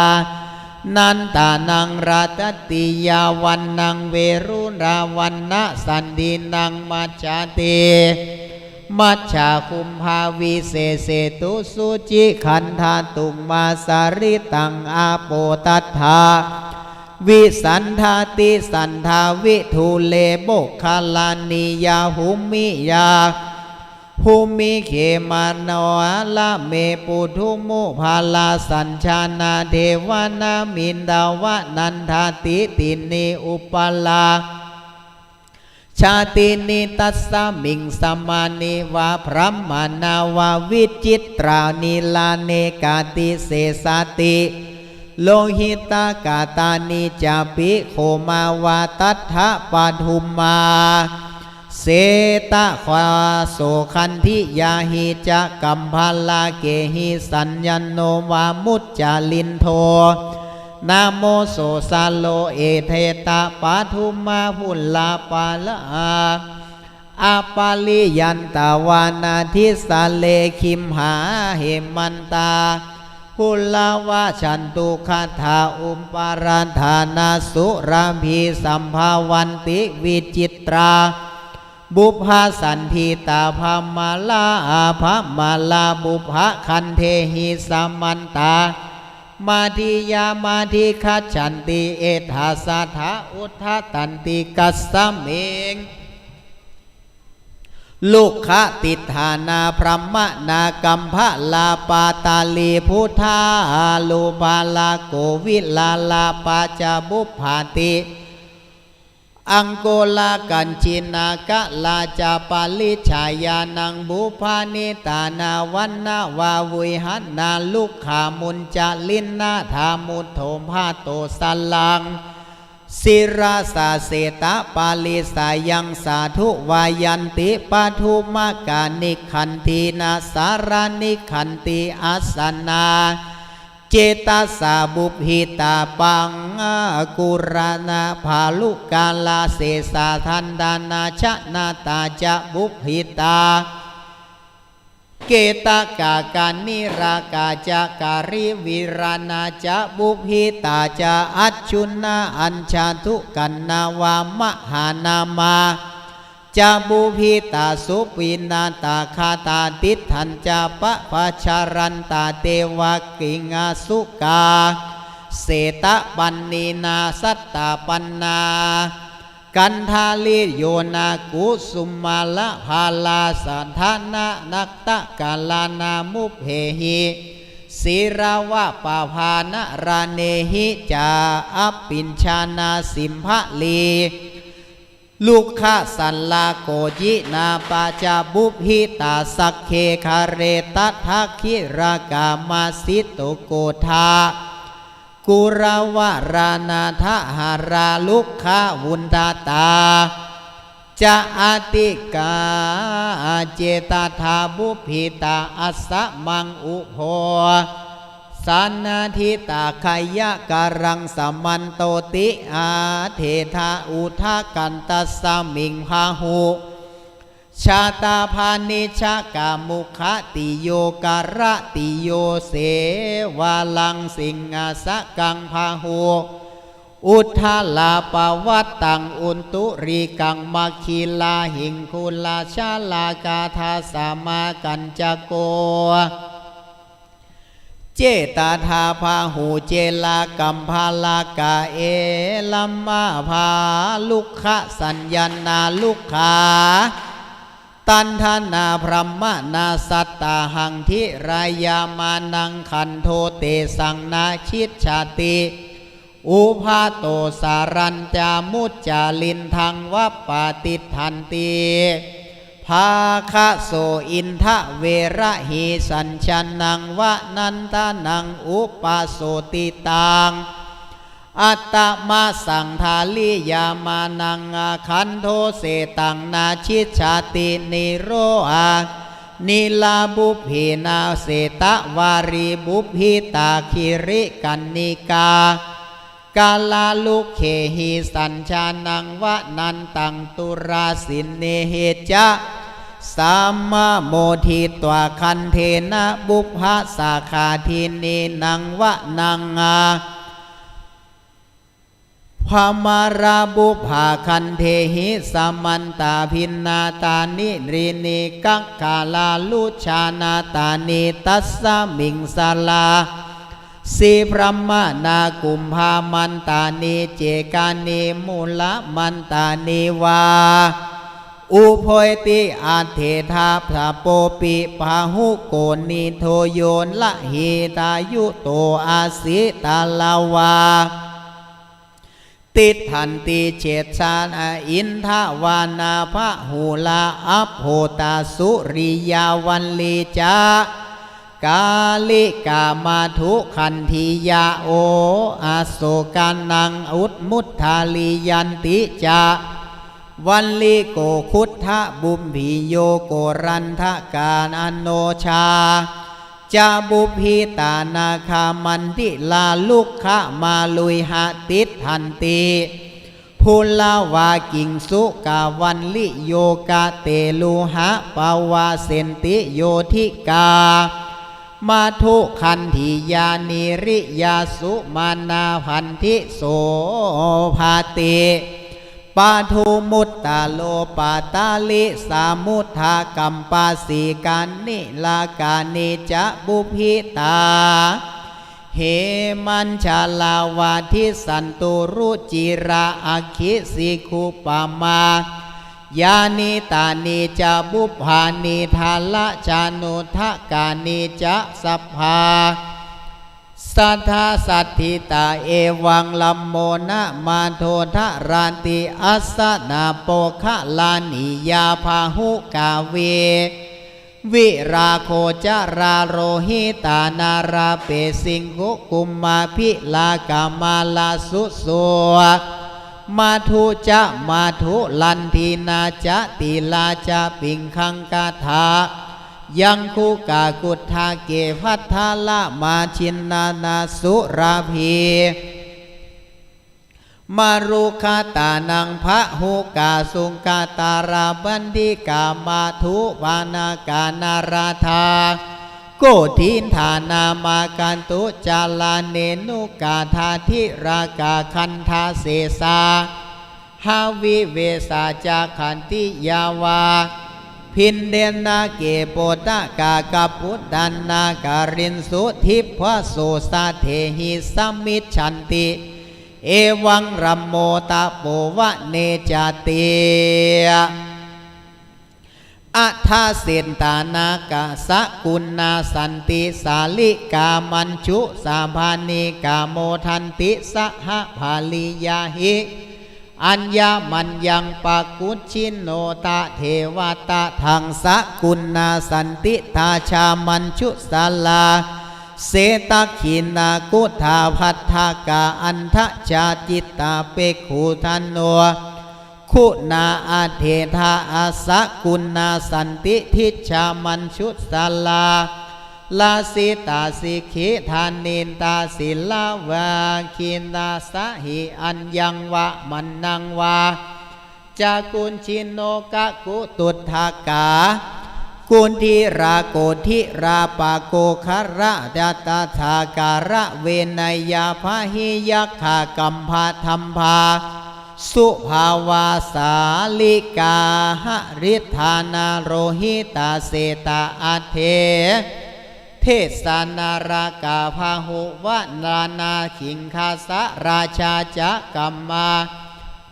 กะธรรมภาสุวะโกริกานากุกุราสุสานากุรุสาอาหังสาอุตตลาจะกังหาสาอาทิภาสานานันเจสุชีวากาชีวกาเปตทาวาวาราตินาการนานาทีจะราชาวันเนวาลานาธิกาทินรามาทุมาอุโภกาลุอาปากุญชิโนตะเทตัทาสกุณนาสันตินานาวันนาพระหูทิสาโมทันติสหาภาลิยาหิอัญญามัญญังกาปะกุชิโนตะเทนทาสกุณนาสันตินานาวันนาภาหูทิสาสัพเพมัญชุนิกุญชติมุจจาลินทามุภาบาโตสะรังกัจจินุโคโพเตกุสลังกันจิโพโตนาอานามะยังกันจิอุโพจานาเยเป็นทุนากันจิมุทธาลาภาลาภะหูกันจิทังสาจามากะสาอัปปะเมวะสีลิงสะปาวะเนพาลามิคากินเนกันจิหิงสานาวิชายาติติกุสาลันเจวานโนพรัมเมอะโทพรัมเมอานามะยังอะโทอุนเชนายาเปนาอะโทมูลาภาลาภะโหตินนาทุกานีนาปายนาปายาลินากาทุเกตากาสัมมาลิยาภาลินนาตาอุทธกัมปานีพุชะพรหมาเนวะรังวะรังอิธัมปีปันนังสีตังอาภาตังคิริภัพพารานาตะโตปิยาพรหมานาเมสะเจตวังพิกาตังกินดาอาทะตะวังเกนะวันเนนะเกนาวะปันนาเหตุอนุปัตโตสีพรหมรัญญังมาเมลักขานาหิโตปุชิโตเตยมันตายาตัสสะสุปุตเตมาเตมาตาระมัทธาสุงทัทธายาฐานังทะทะโตเอวังปุญญังปวัตตาติอารัมมายะสัสโสเตปุตเตมาเลมาตะเรมัทธาสุงมาลิสัสสะทานังทัตตวาลาชาสักขังคามิสติติสะเจตวัง นิชาเสทัตถุงมาภะลิยังปฏิทิภามังอัสสะกัสสะปิมาเทหิอาชาลีกันหานา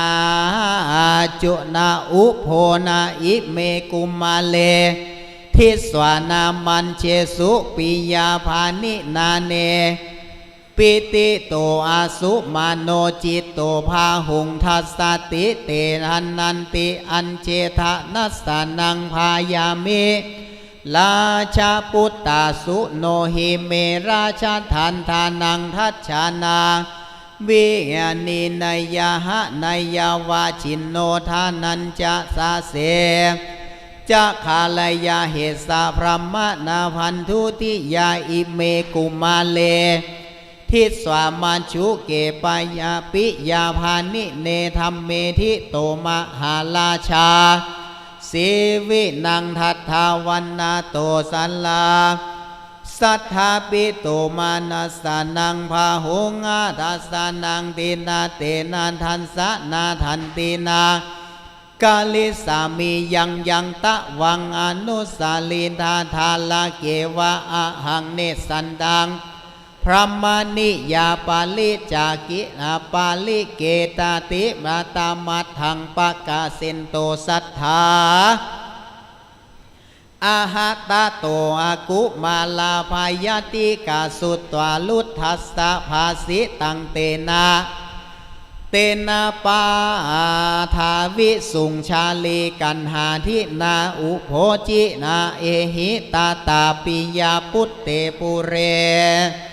ธามามะปาลิงอาหาทายังเมพิสิญญาจาเสมาการโรทาวะจันนังมามายานาวาวาปาเทมาโหทาอาจาราภาวะธนาคทานภาวราคาถาชินาปาลังติสาริสามิสตารังสาเวทะกันตังเอหิอัมมาปิยาทิตาปิยาเมธาทานะปาละมีทาหะทายังเมปิญญาสีเจวากะโลทาวาจานังมามายานานาวาวะเมโหทาอาจาลาวาปะภาสาลิงชาติปาลังตาลิสามีอุทธาลิสามาสะเทวกันตังตามัทถังปากาเซนโทสัทธาอาหาตาโตกุมาเลอาทายะชาลีกันหานิจุโพพรหมนัสสะอาทะทานังสีวินังลัทธวันนาโตอาหาตะโตโสพรหมโนลุทโธละตังทันเตหิจินทะยาลาตานาหัตเถพันธิตวาละตายาอนุมัชฌาทาตาโตโสมัชชุมาทายาทันธานะพรหมโนอาโกตะยันโตเตเนติอาสิวิลาชัสสะเปคาโตติตามัทธังปากาสินโตสัทธาอาหะอาตาโตกุมาลาปกามุงพรหมนัสสะปามุนจิยาอสุปุณเนหิเนเตหิปาตะลังปิตะลังโสอุทธิคาลาสิเวทาวะสัทธาปัตตังวาปิตัวปาเทติตวาวันทิตวาปิตุปาทานิวันทิตวาอิทังวัจนะมาราวีอัมมาอาจาตาตานิขันตาตาวันจะวันโนตะโตทัสสะสิยาวะอิมังปิปัสเสสุอัฏฐโนตาทาสัสสะอัมมตาตาตานิขันตาตาวันจะโนตาตาทัสสะสิมาโนตาวังตาตาอัฏฐทายาวะอัมมาปิตานาอัมมาปิเตอินโนทะทายังพรหมโนกามังวินิกานาตุนาหาตุวุตตาวังพระลังกาปาโทอันธานาโค โคอาธาอัปภาตาปินดาโกทีก็โตตารารัตโหจะปาโลกะระโลหักคานาลาสะโกสาทุนนังปากานาอัมมาจิรังลัตติยาลุจจะตินากันหาชินังอปัสสันติกุมาลิยาจาลุทัสสานังโสนุนากาปโนตะโตจิรังรัตติยารุจานินังกันหาชินังอปัสสันโตกุมาลินจาลุทัสสานิงสานุนังกาปานาอัมมาจิลังลุจติอัสสเมกันหาชินังอปัสสันติติกุมาลินยาจาลุทัสสติโสนุนาปะกาเสนโตตะโตจิรังรุชาติอากันหาชินังอปัสสันโตกากุมาลิยัญจาทัสสานังโสอิมาโสอิเมเตชัมพุกาลุคะมูลาเสธิวาสินทุวานาวิวินธานิลุคะชาตานิชาติอัจฉะสมามหาเสอาสนาสัทธาปัสสันเนเจเมนามิคานิโคทาลาจาปากิตานาวินาสายังจะวินาธานีภาลาชิตานาตานิอัจฉะชะหามหาเสอิจิตันทิตันตาอารามเมนายังสุธาสีตุทากานาทียัสสสุบุพเพกิรามาตานีอัจฉะอาชะมาชาลายัมหาเสสิวิธานีบุพาชาตานีอัสสมิงอุปาเลภัพพะเตยัสสะทินนาบุพเพทาเลมาตานีอัจฉะสหามาหิเสกาทันนานุปาทังคัจฉันติปุตตกาอนุปาหายาสันตากุณเนหิปาเทหิโกเนหัตเถคะเหสติกากันธานุโสอานารัชเชยาสัมมุทาสัมมุขาปาหังมามาอาทุสกานังพุตตานังอาลัชชีวาตาพรหมโนโยปิเยทาสีทาสาทาสีทาสัสสะอัญโยวาปานะเปสิโยตัสสาปิสุวิหินัสสะโกลัชชิยาปะหิลิสาลิสาติวาวิลาเชวิลันเสวาเม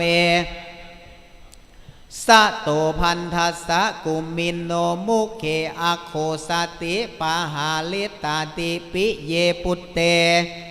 อปัสสะโตติอาทุราจาปังคาเหตวานะลักขังพันทิตวาวามาโตเอนยามีอาสะเกปุตเตปุตตังหิวัฏโหทุกโขอัฏฐานาเมติทุกขาเมนาปังกุมาลาวิหารยาเลสัทธาจะธรรมันจะยาตาโกโกทัตตวานาอนุตัมปติติสักกัจจังกิเรวะมาหังสุนังนราเอกันจิยาอิทะยัสสานัตถิสากามาตายาธานัตถิตาเทวาโสเอหิกันเหมาลิสามานัตถัตโถชีวิเตนาโนทินนานัมปะหิชานินทาเนนาพรหมานาสาธาเนสิโนอัญจายิกากัสสะลุทัสสะสายโยอโนคาโวจะสุมภาวติอิเมชัมภูกาลาสุธานาเวทิสินนาทุวาดิตาวิวิธานิลุกขชาตานิตานิกันเหมหาชะหาลามหาเสอิเมโคปาทุกาอาทุกขาทิโคจันทาสุทูนามะคาโมนีจังโวรามาภะเกสุริเย พรหมโนวาตาเรติโนกันตามามะเหภูตานิภัพพาตานิวันนานิจาสาลาสาศิลาวันธรรมสุปาทิเตจะอาปาเกตินนาลาตานิโอสาโทยาปภาตานิวันนาจาอามาตังอโรคายาวัชชานายังโนเนติพรหมโนวัชสุวัตโตมันจันตังอัสสะสัจเจอนุปาตาโกกิปังอนุปันญยโนอายังกะเกณตินาจิตุงวาคัจฉติอัสสมังตเมวะอนุปันญยอิปันนาอโทวะเตชานิเตวานะมุราภาเลหิยาตาสุญญาทิตวะอสังตันนา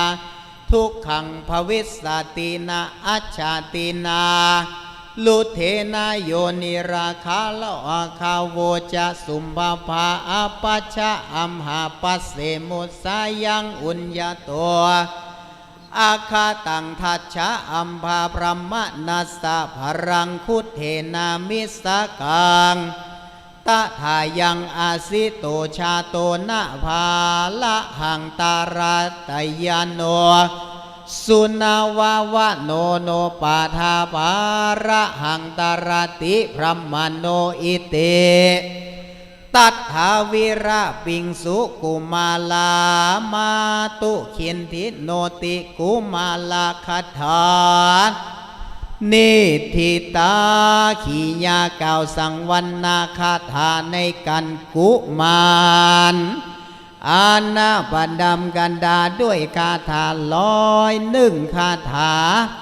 ก็แล้วปุณนังเป็นห้องหนึ่งก่อนแล้วโอ้ปูจานบ่อนน้ำเพื่อกันสักหน่อยเนาะ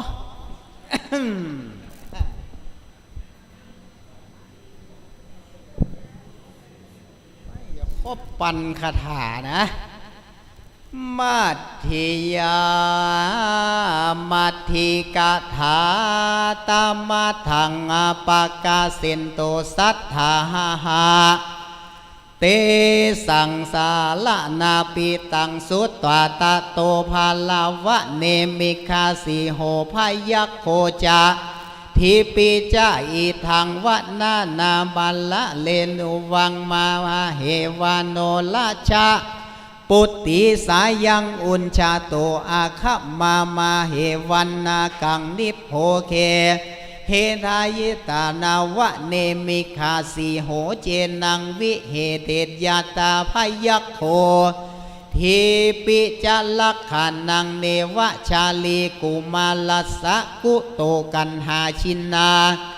สิยาอุภะเยนาวาชิยะเยธาปุอาปาติปุตเตจะลักขานาตินาคานิตากังเมปาติตังทักขินานักขีจะพันธาติอาภาลาภาลิโนลุกขาสัพพามุยหันติเมหิสาตัสสะสายันนากาลัมหิอัสสะมาคัมมานังปิตาปฏิอัตถังคามิสัมมาสุลิเยภาลาปันเทอุปัฏฐาหงเนจินเนเจละโลวัมพันนาสุลิเยทุเลจวะตาอัสสโมยัญจะเนสังอิโตหิสาตันเตนะอุปชยุงโภชะนังโสนุนนะขัตติโยเอโกปันนะสาลายาอัจฉาติโสโตเซนโตทาละเกเชตามะบังทิสาอันเนสะตังเตนุนนะปุตตากาไมหังปากานาปะนาวาลิกานาสายังสังเวนะกาเลวาลิงปิตาวะอัจฉเลเตนุนาปุตตากาไมหังปากานาปนายานาวาริกาตาปัจจุขตมังภ พาหุนจิลังพาละมาลังมูละพาลังภโคจาอนาปโกตะโตอุปปัตตังทัสวานิมัคคังเมทายาจิตาราชปุตติจะโนมาตาราชปุตโตจะโนปิตาธรรมเมนะภาตาโลโหทามัคคังเมทายาจิตาเนตามัทถังปากาเซนโตสัทธาอาหูตัสสาลาภตามานายาภาหุกาลุญญาสัญญาดิตังสุตวาเนระปาติงวาจังพาลาปัฏฐาอาปักกามุนติอิมัมหินังปาเทสัมเมพุตตะกาปังสุกุณนิธิตาปัจฉาคุตตามังมังทิทันติวัชชาภาลาวามาตาลังอิมัมหินังปาเทสัมหิพุตตะกาปังสุกุณเนนิทิตานังปัจฉุคตามังทิทันติวัชชาภาลาวามาลาสังอิมัมหินังปาเทสัมหินาพุตตะกาบังสุกุณนิทินตาบัสสุทันนามังอิทันตะหังอามาหิจันนาอิทังเนสังปะกามันตังนานาคามิชัยยาพุตตะเตจินนาตาปิระวันนายโยอัสสมาอัสสมา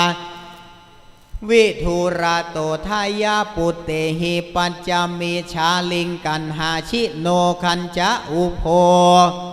วารุการายานาโกนินจาพุตตะกาปสุกุณาสุมันตามาพิราตาวัตตังเตนะปัสสามิทะเล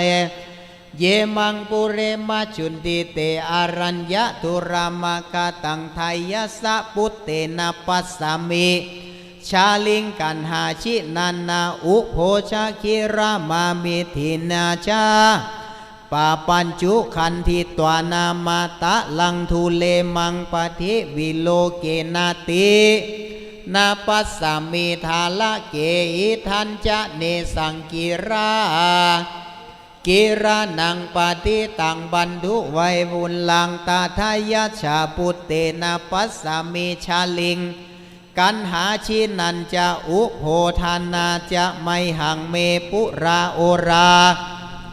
อุโรจาสัมปาทาพิยายัสสาปุตเตนะปัสสามิชาลิงกันหาชินันจะอุโภอุจากังเมกุตาเลนะนากิมิทังอุปัสสาอัปปัสสัทโทวาอัสสัมโมวาปฏิภาติมังอาสะกุณาปินาวัสันตินามาตาเมนุนานาทาลากากิมิทังตุนาหิภูโตนาอปิลเตวาเมมะโนกาโกราปินาวะนาสันติมาเมนุนาทาลากาอิมิกังตุนาหิภูโตสินาอปิรติอาลเตวามามเนสะกุณาปินังนวสันติมามาตาเมนุนาหังทาลกากันจินุเมอายะปุตตามิขาขาทิงสุขาละเกอาลันเยอิเนลาอิลินเนวิมาเนเกนานิตาเมทาลกาอาทุเตปาหิตานาธุระอาทุสุตตาวาปิยังอวะธามิอาทุราภาหิโนนิขันตาคิดหาสุปาสุตานังนุเตอิทังทุอาติยังสันลังกัมเปติทาหายังมะมะยันนาจะปุตเตนะปัสสามิตะวันจะมังนาภิสาภาติตังอัจฉะเจเมอิมังลัตติยังลาชาปุตเตนะสังสาสิมันเยนะโอกตันติยังปะโตทักขาสิโนมาตังนาตินานุมัตถิวาราโหวาราชาปุตติยาสาสินีปะโตคาหาติอุญชายากิมิลังสายังมาคาตานานุตาวัง สัทธามโสสิเยสรังปาตุมาคาตาสีสัสสะวินัยทัตตันสาพยัคคัสสะจานิกุญชิตังอิทังมูลาลิวัตกังอาสาลุกังอาสินนาสาลกังพุญชะขุทธนาตายนายังสุตังอาสหปุตเตคัตติเยปะทุมังชาลิโนเทหิอากุมุทังปานากุมาลิยามาเลหิปัสสนานาจาสิวิสาปุณทายาตาโตกันหาชาลีนายาตินิสาเมหิละเทสะภามันชุสาลายาวัคขุยาอัสสมังอุปคัจฉันติยาสุมานาสุขาทุกขาสมันทายาอิเมเตชัมพุกาลาลุขาเทวิสายาพุทุกุณตายาวินัสสนาลุขามาชาติตินนาเมกุมาลานาเทลิสติอัสสะธาปัสสะสนาเจมินานิโคทาลาจักกปติยานาวิทินาภาราชานาติเตกุมลานาทิสาเลอิเมติทันติอารามเมอายังสีตุทากังนาทิยัสสัตถุบุพเพกิริงสุเตกุมาเลนะโคทาเวนะทาเวปัสสามิเยนะเตนาวิหาตามาตาโกกาโกลาปิตานาวัสติมาตาเมนุนะทาลกานาโคเตนาเทวตาปัสสามิเยนะหินาตามะตา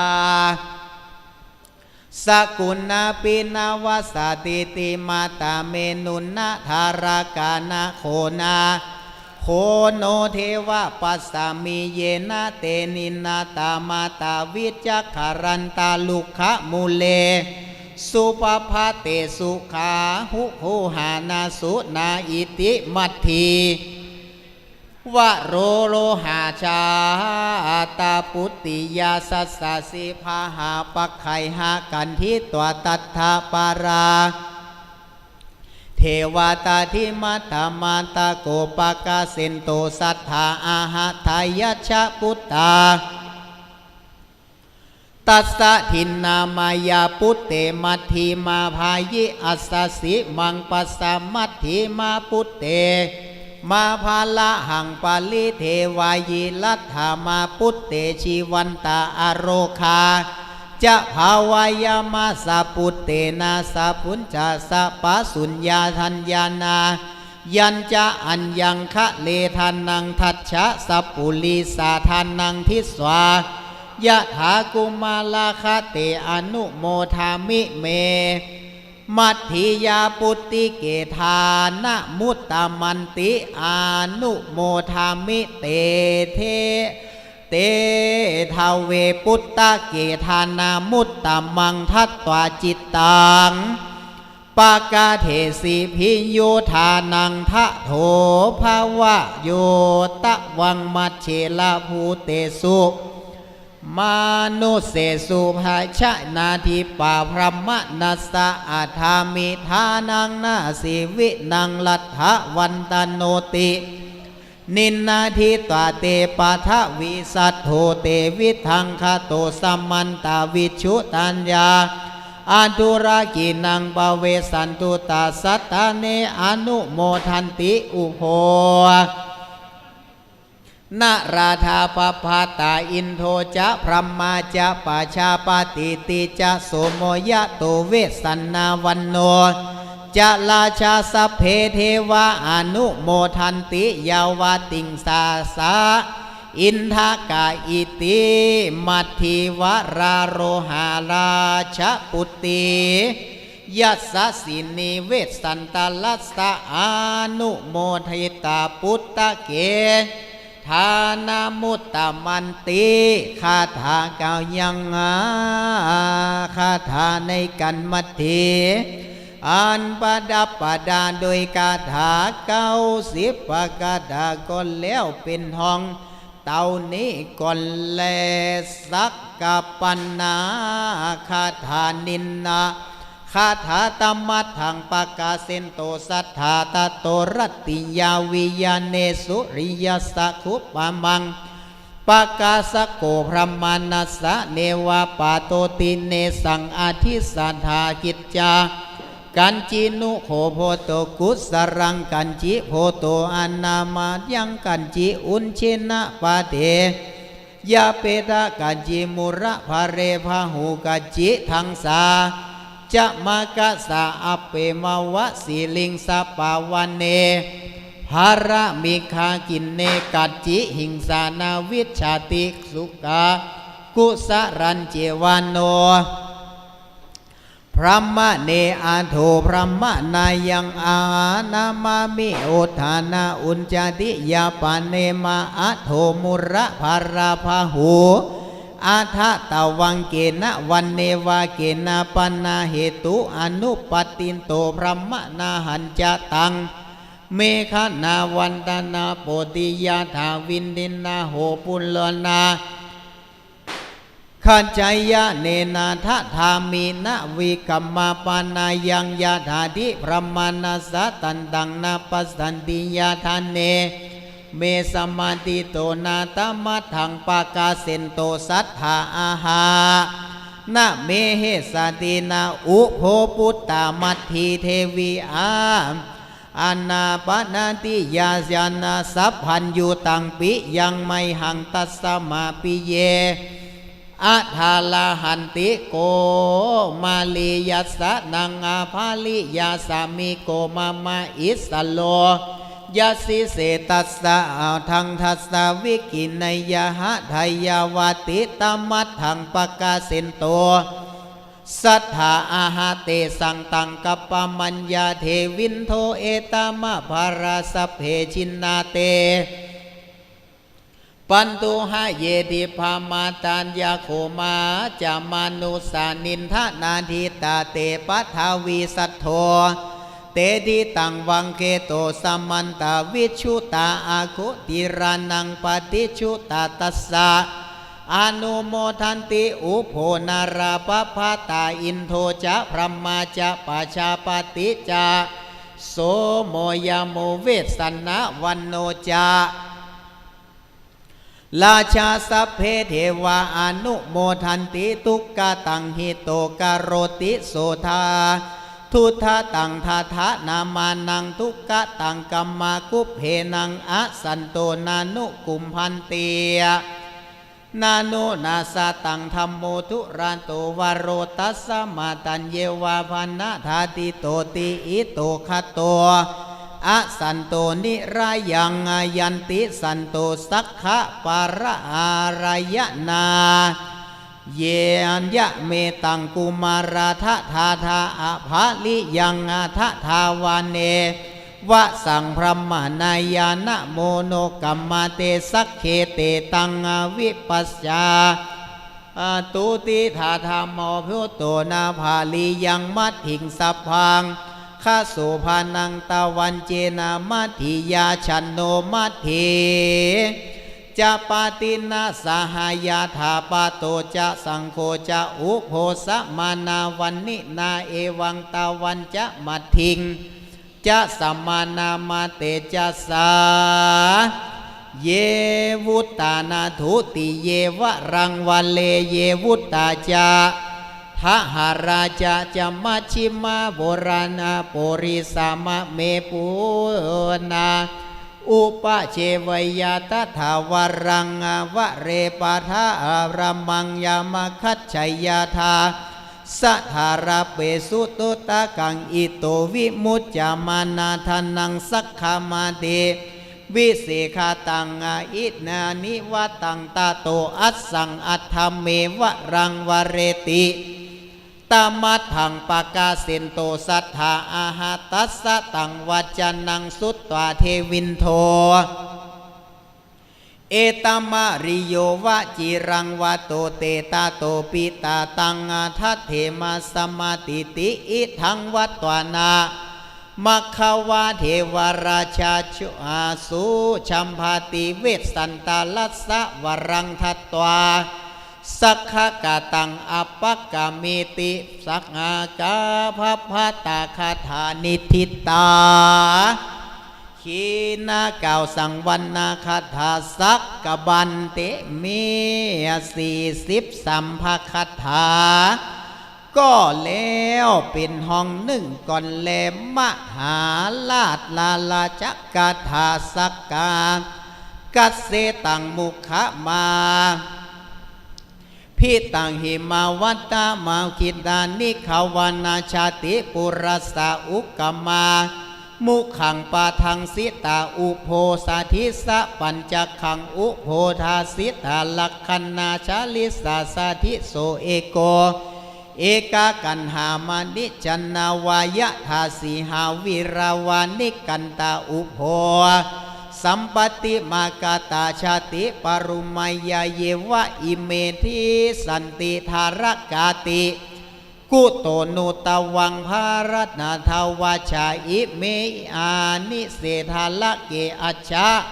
ลัทธามนุปัตโตกุโตอัจฉายาพระมานิยาไมหันเตธาละกาเทวันตินนาจิตตานิทายะชัชชะปันดิตานารติยายโตเมลัทธาธาละกาติเกณวาจายาปยานาสัมมายยยะนังทัสสะเหตุเกตุนตังทานามาตานาพุตตะเกทานามุตตะมันติโยจายตังปาทิธาสิภูตังนาธารเนติวาโสเมวะเอสันตโรราชาปุตเตธาสีนาวะเนวะสังโยจายังตาทังอาศิวะสวันตินังสาวคโตโสเมเวสันตาโลราชาปุตนาเต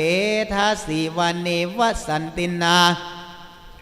สันติยาตุตะกังธานะมัสสะสัพพะสังสมานะนาวามินธามาโปตากากะทันดุนา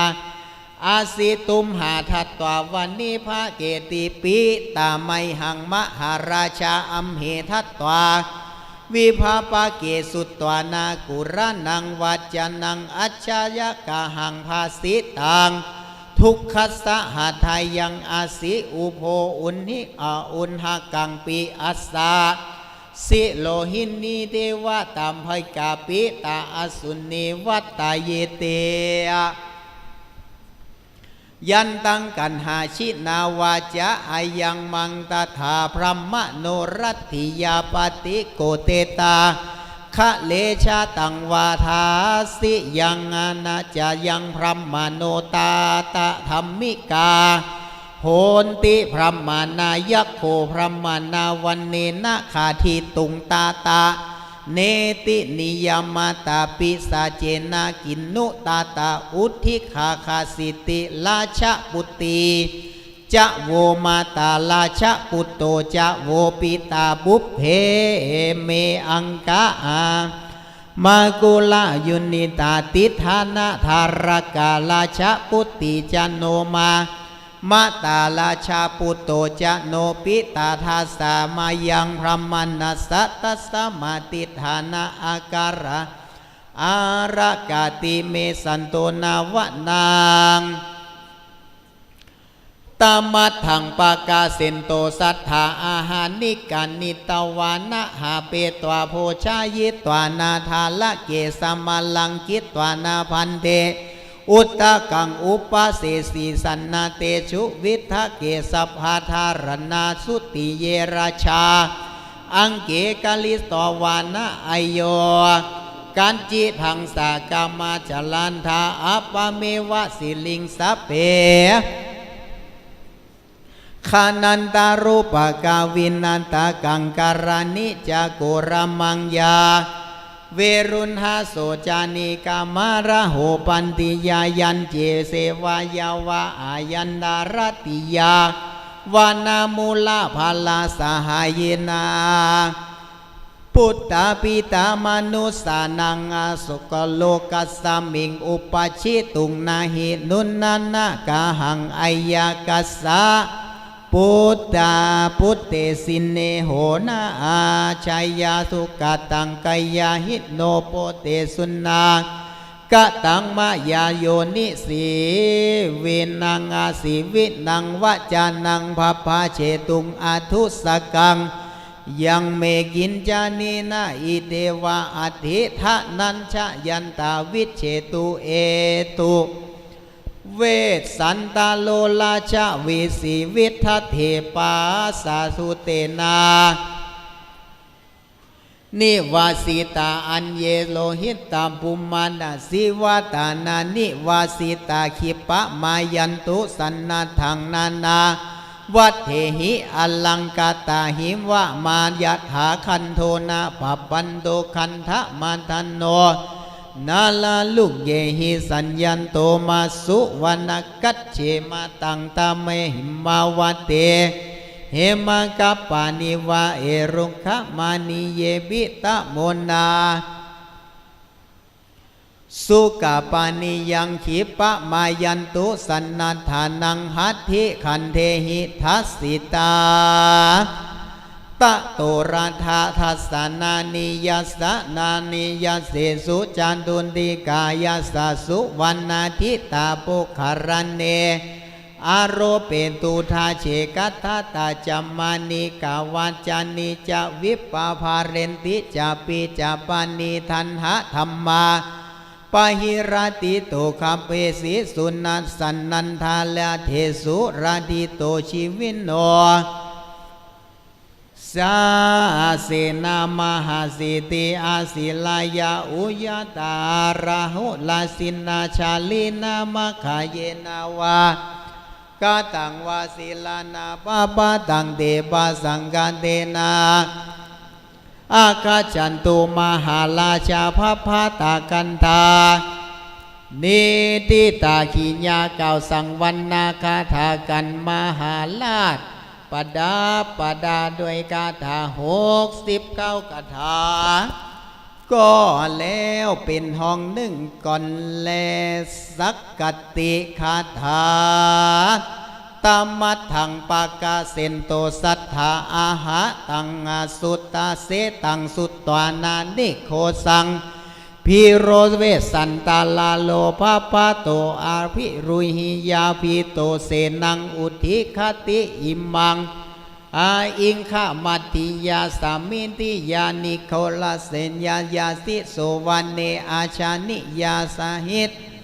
หิสาสันติตาชาสักขังทินาอิเมนุนาอาลันยัมหิมิคาสังกิรานาอุทกานาวาคุริยาสุกินตินเดินตาคิตวานาโสเพติปาเตทาวาตาเทนะวิกาโตมาติปะหิตังยา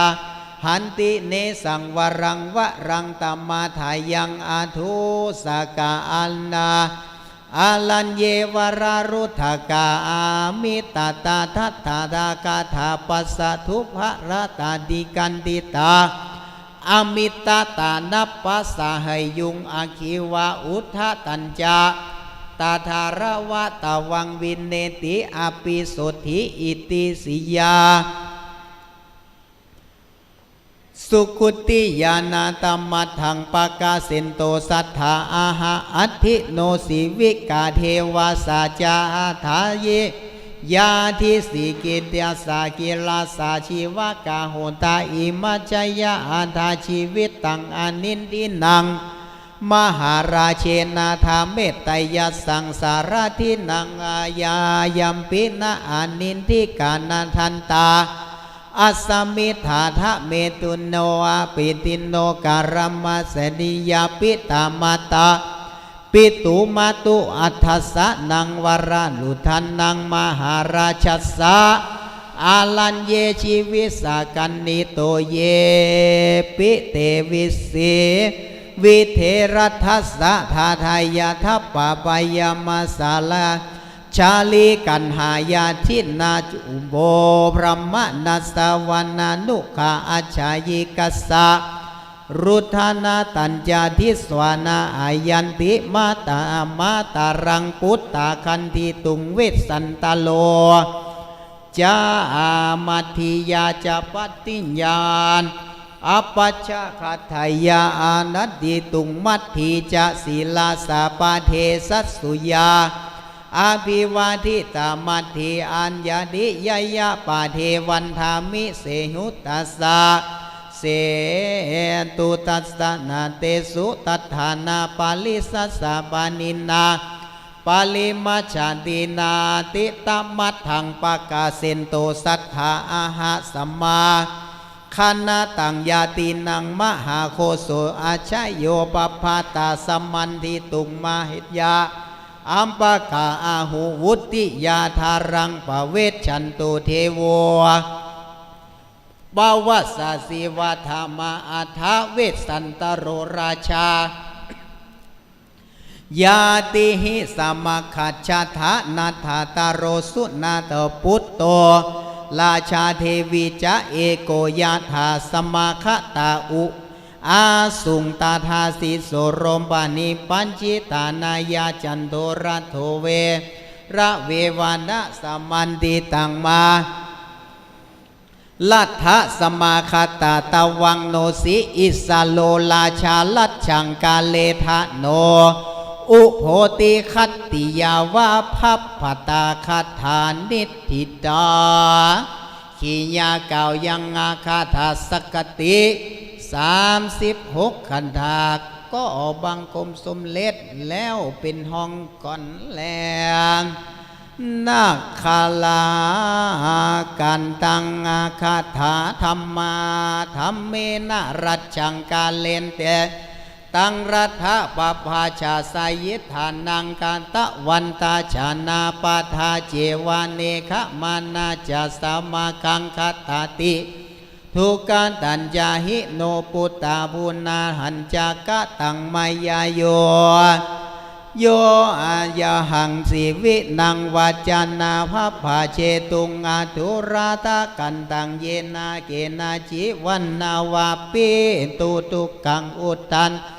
มาตุยาภาติยานาจะปาเนหิอัตตโนวัตัสสมาโทสังอากัตตวานาวจานังตวังกัตตานาอิสิรังนิยิตวาราชาเวสังอาคันดินตุงตะโตเวสันตโลลาชะลาโชชัลลนังปวาหายสัพพังวัตตังจาสิตวานาราชา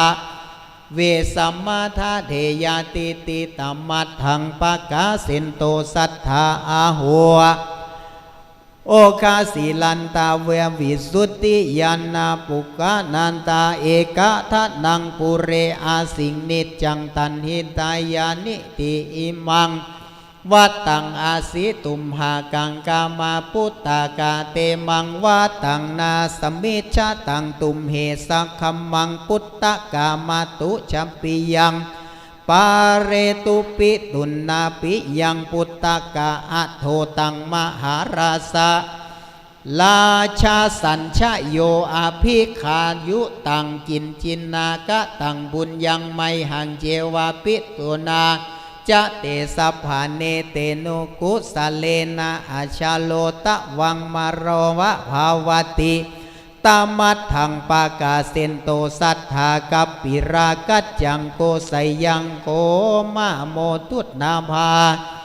สาธุลุงกุนติยาปาเหสีเยหิมัตติยาอาสุภายาตโตโคมันจากาลุนยังอาคันตามานิสายังสัสสุสุนาปาเหสีเยหิมัตติอาสุพันนาตโตโมขันจานากุรายังเยวายังรัตนามาสิสันนาตันติจุวันนางสุวรรณกุณิมุนิรวจิตาวาจิตาภปตาปตินานิโคธาราปกามพิมมาโพธิราชปุตติอาโสภานาติตัมมัตถังปกาเซนโตอาหาสัพพันดินาตังอาลัญยังหิวาวเตนามิขานาอาหูเวสันตาลาชะเทวสานังนาจธรรมตังวิเหทะยุงอาภา สัพพะมาเตหิอาลัญญมาวายตันเตติชาอาหูเวสันตาละลานชัดสังเตเชนานานามัญญาสังวิเหทะยุงสัพพะเมสัพพะมิตามาอาลัญญายาวานันเตนามิคาอาหูเอกชังสันติปัสสิตุงเวสันตะเลปายาหิเอสิวินังลัทธวัตตเนสาพังอาหิตังอาลัญญาหิเวสันเตธาทิสาอาหูเอกชังสันนิปาติงสุเวสันตะเลปะยาตัมหิสิวินังลัทธวันตเนสัพพะเมตังอาลัญญังหิยาวัตเตธามามิขาอาหุนาสามัญชุนิกุญจเลเวสันตาละปายาตัมปิสีวินังลัทธาปาลินังสัพพังตินังอาลัญญังยาวเตธาทิสาอาหุเนสันนานาสติมัจจุกินนุชิงนาวัสันตะเลปายัมปิสีวินังลัทธาตาวัตตาเนเวสันตะเลปายาตัมปินังเสวินังลัทธาวันตาเนโอโรนทาจักุมาลาจาวิสันนังโกนติยากาตุริจัมบาราธิวาลานังเวสันตาลานานันตาปาเทติลานาสิวินังลัทธปาลินังลัทธปาลินังวัตตเนตมัตถังปากาเซนโตสัทธาอาหาเตปาวิงสุสุปุราลัมมาภาหุกาเรกตังตาโตเวสันตาโลลาชาทานังทัตตวาคติโยกายาตัสสะเพ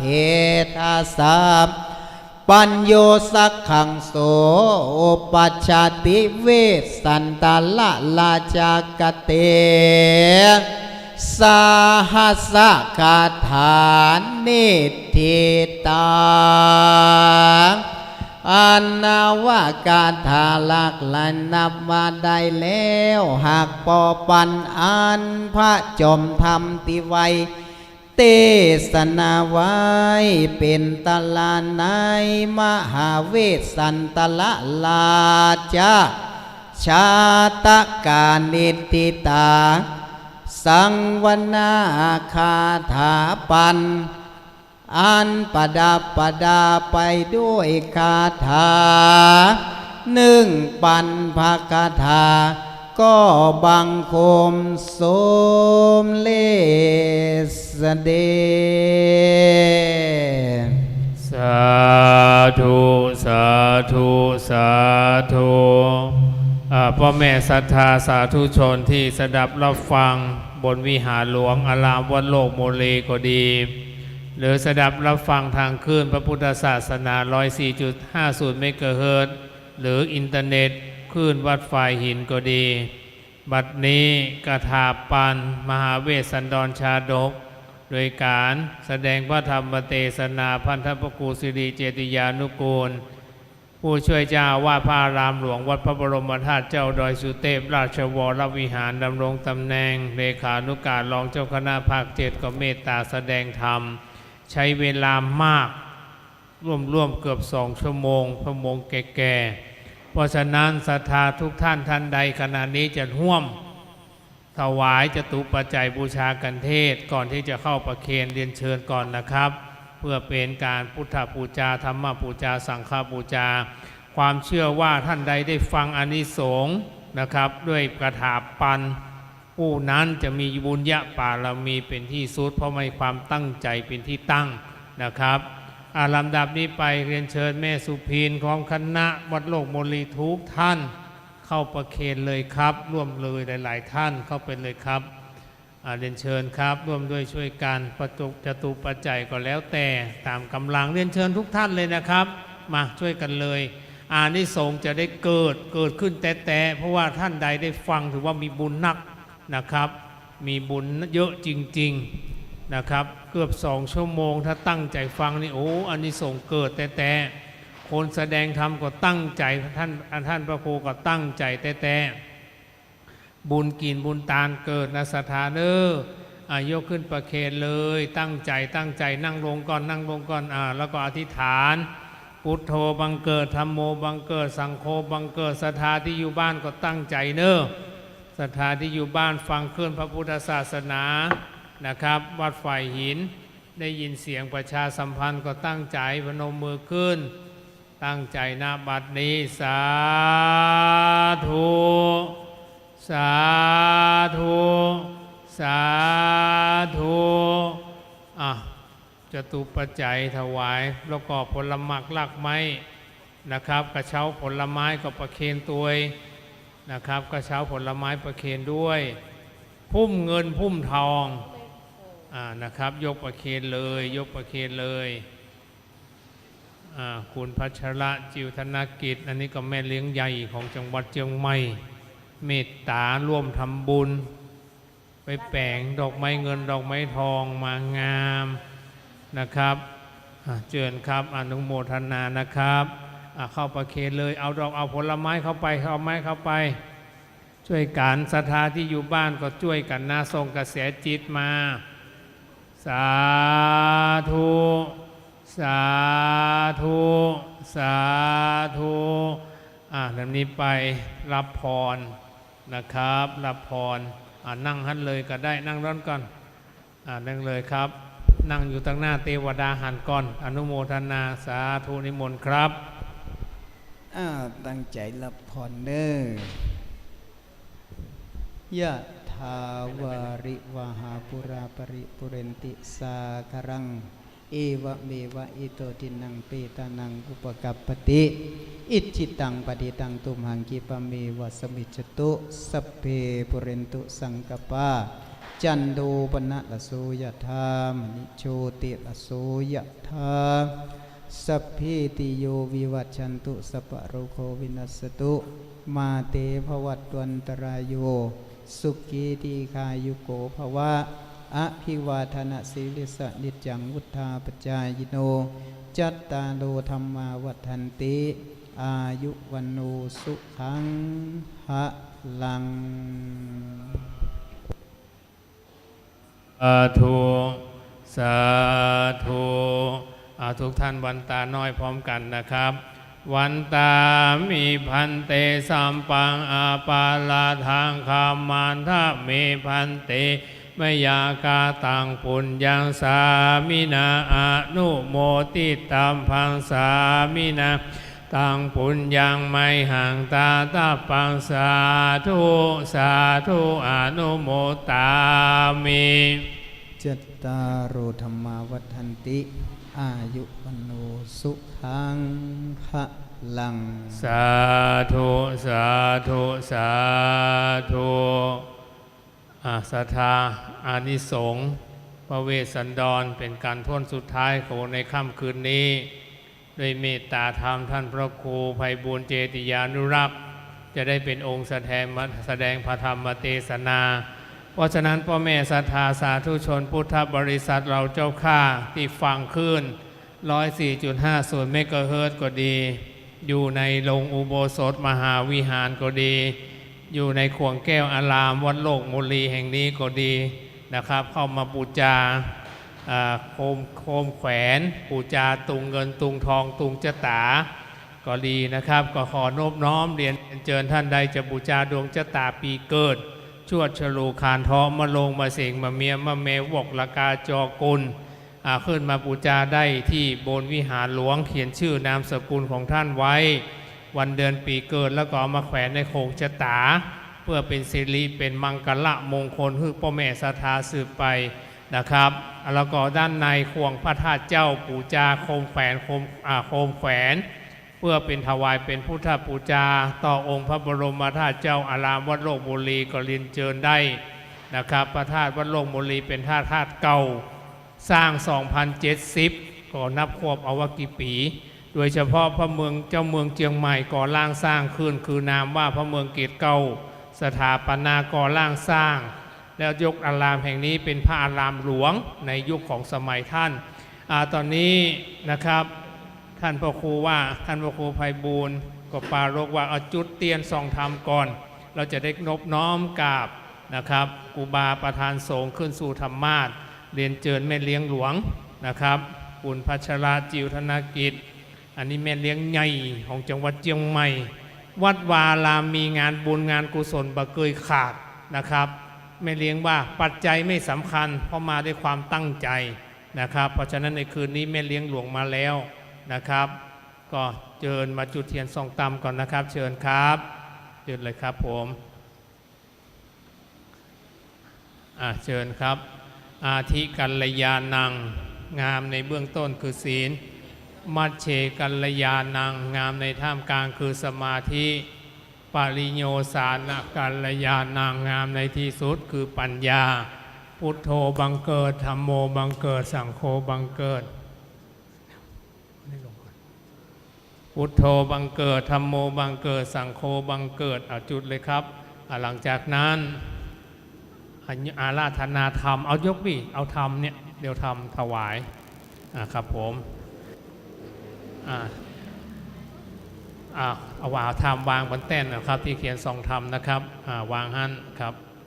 อานิสงส์เวสสันดรชาดกแล้วขอนบน้อมกราบอาราธนานิมนต์ท่านพระครูไพบูลย์เจติยานุรักษ์ผู้ช่วยเจ้าวาดพระอารามหลวงวัดพระบรมธาตุเจ้าดอยสุเทพราชวรวิหารดำรงตำแหน่งประธานสงฆ์อารามวัดโลกโมลีก็เมตตา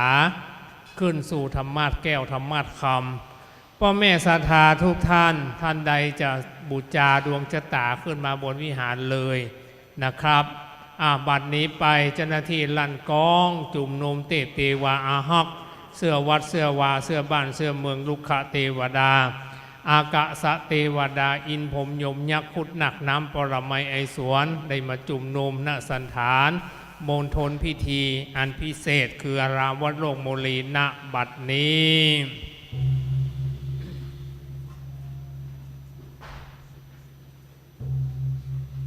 มหาภูมิเลยตนเป็นใหญ่ในฝากฟ้าตันวายนาสุรงกีมากระตรำอัญชุลีครามไว้แด่พระมหาแก่นไทยยอดใหญ่ยานอันวาสันในโลกสงสารไตอันใดอบรมบุญกุศลไปหากยังมีบัดนี้ผู้ค้าต่างหลายอันจุ่มนุมกันอยู่ในอารามวัดโลกโมลีใหญ่กว้างตันตินีขอกรมกามอาราธนาตนนั้นท่านพระครูไพบูลย์เจติยานุรักษ์ตนอีกอ่างได้โปรดเมตตาแสดงธรรมอานิสงส์เวสันตรลาภโผนาแก่ผู้ค้าต่างหลายอันนั่งธรรมก้อยฟังธรรมังอาราธนังกะโลมาขอเจริญพรท่านสาธุชนทั้งหลายทั้งอยู่ที่วัดโลกโมลีแล้วก็การถ่ายทอดของ YouTube วัดฝายหินเข้าไปใน YouTube วัดฝายหินพรุ่งนี้ทั้งวันก็จะมีการถ่ายทอดสดตลอดถึงTikTok ของพระครูไพบูลย์และตลอดถึงFacebook วัดโลกโมลีก็ถ่ายทอดแต่ที่เป็นหลักก็คือ YouTube วัดฝายหิน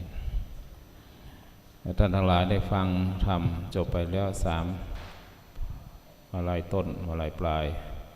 แล้วก็คาถาพัน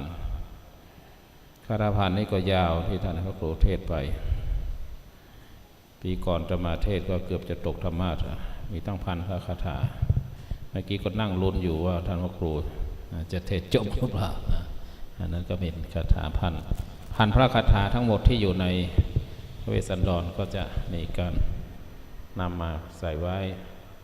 ต่อไปนี้อานิสงส์พระเวสสันดรเป็นอานิสงส์ที่เกี่ยวกับการได้ฟังพระเวสสันดรทุกกัน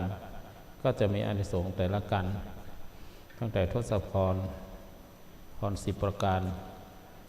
พร10 ประการคือทศพรเป็นพรที่เกี่ยวกับพระนางกุศดีพระนางสุตีนี้ได้พร10 ประการจากพระอินทร์อันที่หนึ่งขอให้ได้ไปเกิดในราชวงศ์หรือในกษัตริย์แห่งของพระศรีวิราชสองคือได้มีพระเนตรที่มีสีดำคือดวงตาของสีดำ3ได้เป็นผู้ที่มีคิ้วโก่งคิ้วเขียวงาม4ขอให้มีชื่อว่าพุทธดี5ขอให้มีโอรสเป็นผู้ที่ทรงธรรมเป็นโอรสที่เป็นยิ่งใหญ่กว่ากษัตริย์ทั้งหลาย6ก็ขอให้ได้มีพระครรภ์ก็ขออย่าให้ปรากฏนูนขึ้นมา7ก็ขอให้มีพระครรภ์หรือพระถันเป็น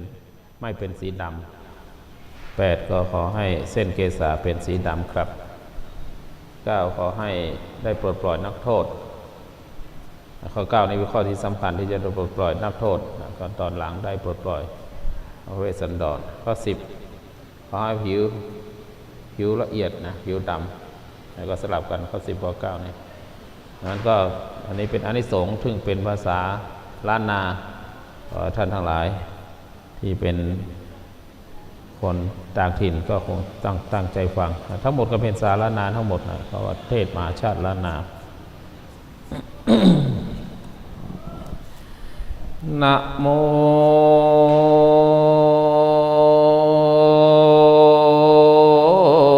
ตัสสะภะคะวะโตอะระหะโตสัมมาสัมพุทธัสสะ ตัสสะรุกกะกะมาปัตตินตาหัลิญญาเมตตายังปันสิตุงเวสันตาลัญจันตังกังสุนิตวาสุนันตาเยจะสุกะธรรมังจาริตวติปัญเยนะโลเกละมันติสาธโวโดราสะปุริสานตั้งหลายตั้งยิ่งใจมวลหมู่หันพร้อมมาอยู่ดาวฟังจุ้งจำทีทอยยังจานตากะซอยเดินออมชื่อว่ามหาเวสสันตลากันเมื่อเศร้าอันอาจารย์เจ้าแต่ไทยหาสังกายนาไว้เมื่อนานอันนามมาจากมุกันตะวัน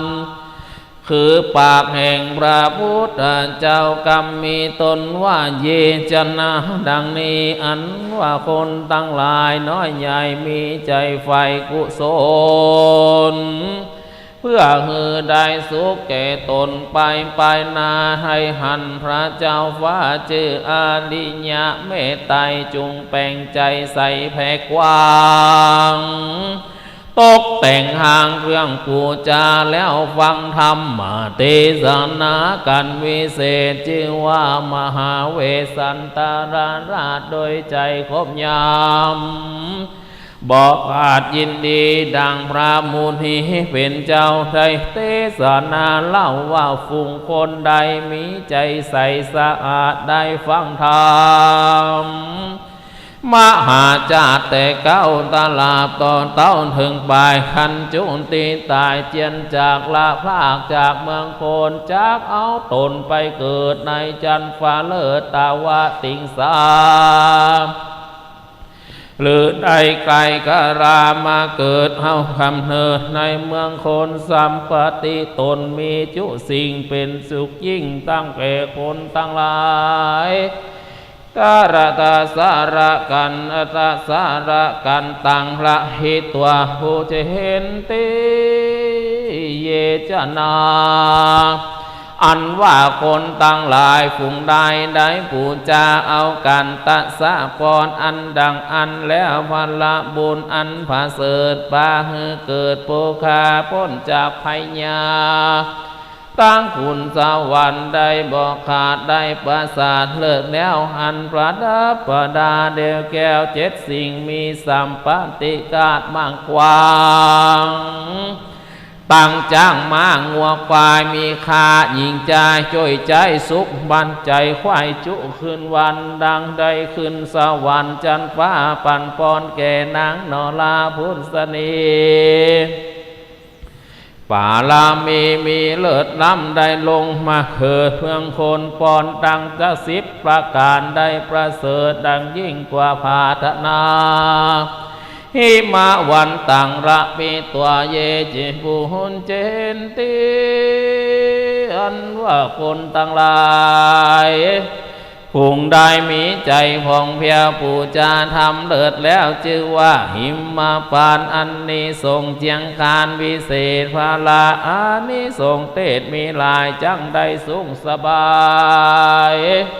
หลายแหล่เงินคำแผ่มากกว้างหลายหลังทางวันเจนาเตจาอันนั้นมีสันใดจุงใดมีแก่ตั้นตั้งหลายตานะกันทางระบีตัวผู้จะเห็นติอันว่าคนหญิงใจผู้ใดหนุ่มเทาได้ปูจาพระเจ้าชื่อว่าตานะคานพละบุญตันหานเลิศแล้วจักมีปาริวานแก้วมิตรสหายข้าหญิงใจอ่านร้อยมีวันนาซอยผิวงามมีสัมปติหลายมากเจ้าตุคำเจ้าใจวายโดยเหตุว่าได้ตานทำตานะคานนั่นแหละนาว่านาปเวทนังระพิตัวผู้จะเห็นติอันว่าคนตั้งหลายได้ปูจาดวงใสวิเศษชื่อว่าวันนาปเวทดวงงามจักมีปัญญาลายลามอาจกล้าสะเวยเป็นเจ้าฟ้าปราบจุมโปจุมศัตรูบ่หูไกลมีสัมปติพอไล่ทมนาเทวดาอยู่เฝ้าเหตุได้ปูจาธรรมชื่อว่าวันนาปเวทนั่นแหละนาจูจักกะปะปังละหิทัวเหผู้จะเห็นเตอันว่าคนตั้งหลายฝูงใดมีใจบ่เศร้าได้ปูจาธรรมพระเจ้าชื่อว่าจูจักกะกันเลิศพละบุญเกิดลวงลายจากพาธนาหมายไผ่แผ่มักเลยเป็นของน้อยใหญ่ก็มากมวลมีจักสำเร็จบอกแก้วกาแล้วมีลูกแก้วพุทธาตังภริยาอ่อนน้อยมีคำสอนอยู่ในถ้อยฟังคำสามีกาก็อย่ารำรักกอดมีการรักตอบนางก็ได้เท่าหนึ่งยอดถึงภริยาดังอ่านได้เหมือนดังอามิตาหนอน้อยได้พรามปูเท้าปุ่มใส่นั่นแหละนาจุลวันนังระพีตัวเยปูเจเห็นเตอันว่าคนทั้งหลายฝูงใดมีใจใสบ่เศร้าได้ปูจาธรรมพระเจ้าชื่อว่าจุลโปนเป็นมงคลประเสริฐปาหือเกิดใจวานใจโดยเหตุได้ส่วนอุนตยานป่าไม้ดังสะโปกะนีใหญ่นั่นแหละนามีตั้งดอกไม้ลายแหลกินคันธาแผ่ลำลายโดยอานิสงส์งามบ่เศร้าประกาศก้อยมารภัยบ่ได้มีภัยมาจุเนื่องเป็นโทษเป็นศัตรูกับผู้ใดสัมปติไหลเข้าของโดยมีอายุมากนั่งนูนตุนเต้าโดยเหตุใดปูจาจุลพลนั่นแหละนามหาวันตังละมีตัวปูเจเห็นเตอันว่าคนหญิงใจผู้ใดหนุ่มเทาใดปูจาธรรมพระเจ้าดวงใสชื่อว่ามหาโปน ใจยะผ่องแผ้วได้ดีเลิศแล้วจุมประการจุงได้เจยบานบ่ขาดสัมปติอาจเนื่องนองจังการนิงปองอันใดก็สมมโนไมฝ่ายอ้างเหตุดังได้สร้างและปูจายังทำมาพุทธามหาโพนั่นแหละนะกุมาละปับปังละปิดตัวผู้จะเห็นเตียนว่าหุ่นยิงยิงใจผู้ใดได้ใจใฝ่ศรัทธาได้ผู้จากลมกล่าวยังทำกันนี้เราจึงว่ากุมารละปันอานิสงส์ปันมีมากนั้นบุญเกิดจากดวงอันเสดอันเป็นกองวัดอันใดปฏิบัติตัวตามจะมีสัมปติลามากกว้างเป็นเจ้าจ้ามปราบจมปูตนมีชูอยู่ไกลนับนบไฟขับสมปานอนาคตการตั้งไปนาก็จังได้หันเจ้าฟ้าจึงว่าอริยะเมตไตรเหตุใดปูจาทำกันวิเศษชื่อว่ากุมาลปันเทศนาได้เทศนั้นแหละนามัสสีปะปังลาหิตัวผู้จะเห็นเตียนว่าคนทั้งหลายฟุงได้ถึงหนุ่มเทาได้ปูจากรรมทำกันนี้จึงว่ามาสีอานิสงส์อาจโกรธปิ่นบุญนักโสธราสัมปันติมีหลายหลากอายุหากยืนยาววันนะข่าวไผ่พองปุตัญญาส่องเล็งหันดูจุอันในโลกไตบ่หอนได้เครื่องกาลูกเต้ามีรังเปิงก็ได้เปิ้งลงเต้าถึงจะลาเหตุดังไรปูจาธรรมสีอันนี้แลนาสกะปะปังลาปิตัวปูเจเห็นเตียนว่าคนปุงกาลาตั้งหลายพุงใดได้ปูจาทำอย่างสร้างกปันกันวิเศษแม่นจักอยู่เขตเด่นใดอันไก่และไก่ระกอดเทวดาสอดรักษามีสีเนหาลายแหลกจังปากกันให้ได้ปากจากแก่คนได้เขาย่อมมีใจไฟห้อยจื่นจื่นจ้อยสวนสดีเขาของมีหลายหลากบ่ตกบ่ยากตกผ่านเหตุใดสร้างแลกำตาลตำกลมกล่าวด้วยพระธรรมชื่อว่าสักกะปันนั่นแหละนามหาราชาปะปังละพิตวาปูเจเห็นเต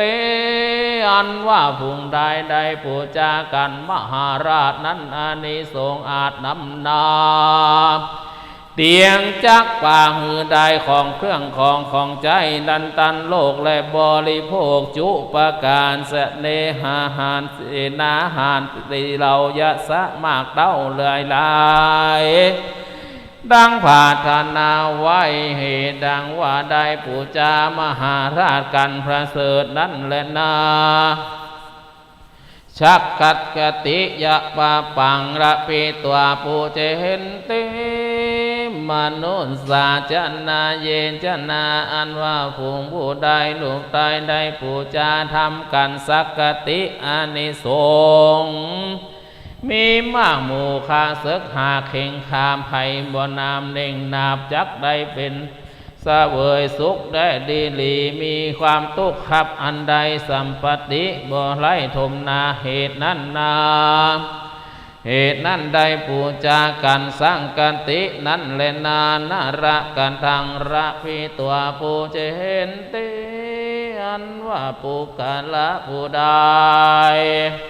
มีศรัทธาผ่องแผ้วได้ปูจาแล้วนาครกันพละบุญตันประเสริฐอานิสงส์เกิดลวงลายแม่นกันิ่งหมายไข่ได้อย่างของโลกไตอันใดบ่หนีไกลจากธรรมย่อมสมกรรมมักกรรมภาธนาจากได้เป็นใหญ่ในโลกลาเป็นพญาเจ้าฟ้ายศอาจกลาเลืองลือสามปฏิเนืองน้องหลายลาคนน้อยยากหากปูจา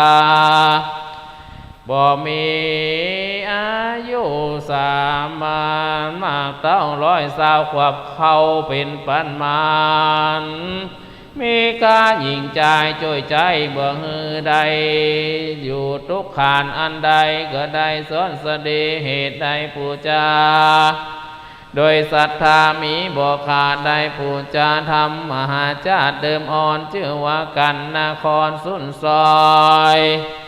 บุญมีบ่น้อยเลยนาปูจาปาเกเตจายันติตุงกติเตนะปุญญาสาปาเกอันว่าราสังขญานาจารแต่ก่อนเจนปูมอนเมื่อนมาในเทศนากล่าวไว้ว่าคนน้อยใหญ่ยิ่งใจผู้ใดก็ดีมีใจใสสะอาดละเว้นขาดปาปกรรมได้ปูจาทำกันวิเศษชื่อว่าธรรมะมหาเวสสันตลาดนี้เราผู้นั้นจักเป็นเจ้าคนนายคนมีลี้ผลหลายหลากโดยอานุภาพมากเหลือหลายมีจ้างมายายหลายแลก็ดังกองแก่นันตเตรีเขาปั่นลูกมีอ่านได้เปียพาดมีบ่ไรหลายแหลกมีเนื้อตนอันเลิศล้ำมีสัมปติเกิดหลวงลายเล่มเงินเล่มคำออกอย่างย้ายหลายแหลมีจูแง่บุรีเข้าสารมีหลายหากเข้าเปลือกหากมากปรีเต็มสามบ่บกบานสักเตื้อบานเมืองเรื่องไรยาทามีกรรมมีกาละเมื่อใดดังอันตัทาในกาละเมื่อนั้นเล่าอันว่าพระอริยตนประเสริฐจังลงมาเกิดลงลาสมปานมีกาตันพระญาปัญญานำสัตตาหมู่คนหมู่ในโลกนี้เข้าสู่มหาเนรปานขอฮือตันตั้งหลายมันฮือตานอย่าได้ขาดมีศีลใสสะอาดรักษามันภาวนาจะใจจังบ่ฮือได้ทุกขีป้าฮือเกิดสันสดีสุขีทุกคำเจ้ามันหันหน้านอนเนาไปเจือบเขาชื่อจำชื่อไว้พระอริยะเมตไตรฮือได้ไกลจากไผมารลอดนิพพานเวียงแก้วและนาเตสนาวาสาเนสาตติกาอันธรรมเทศนาสุตาปฏิบัลลานิปุณิสุภาหุจนาในเมื่อแล้วแห่งธรรมเทศนาอันพระพุทธเจ้าได้เทศนาอันว่าคนนานามวลหมู่ตั้งหลายก็ยังได้ถึงสุตาสกิตาคาอนาคาและอาละหันตาต่างสมปานแห่งตนอันใดกตาติการมาแต่ก่อนก็มีวันนั้นแลนามหาสันตรานิสังกะคาถาขิยาเท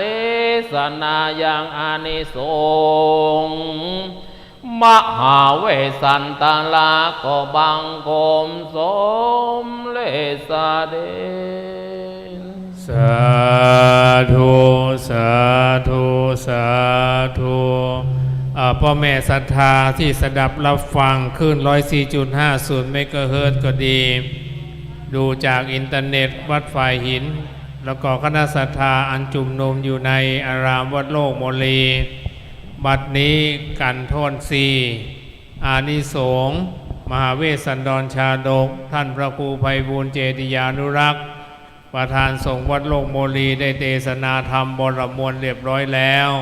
ณโอกาสบัดนี้สืบไปจะได้เข้านบน้อมถวายจตุปัจจัยทายธรรม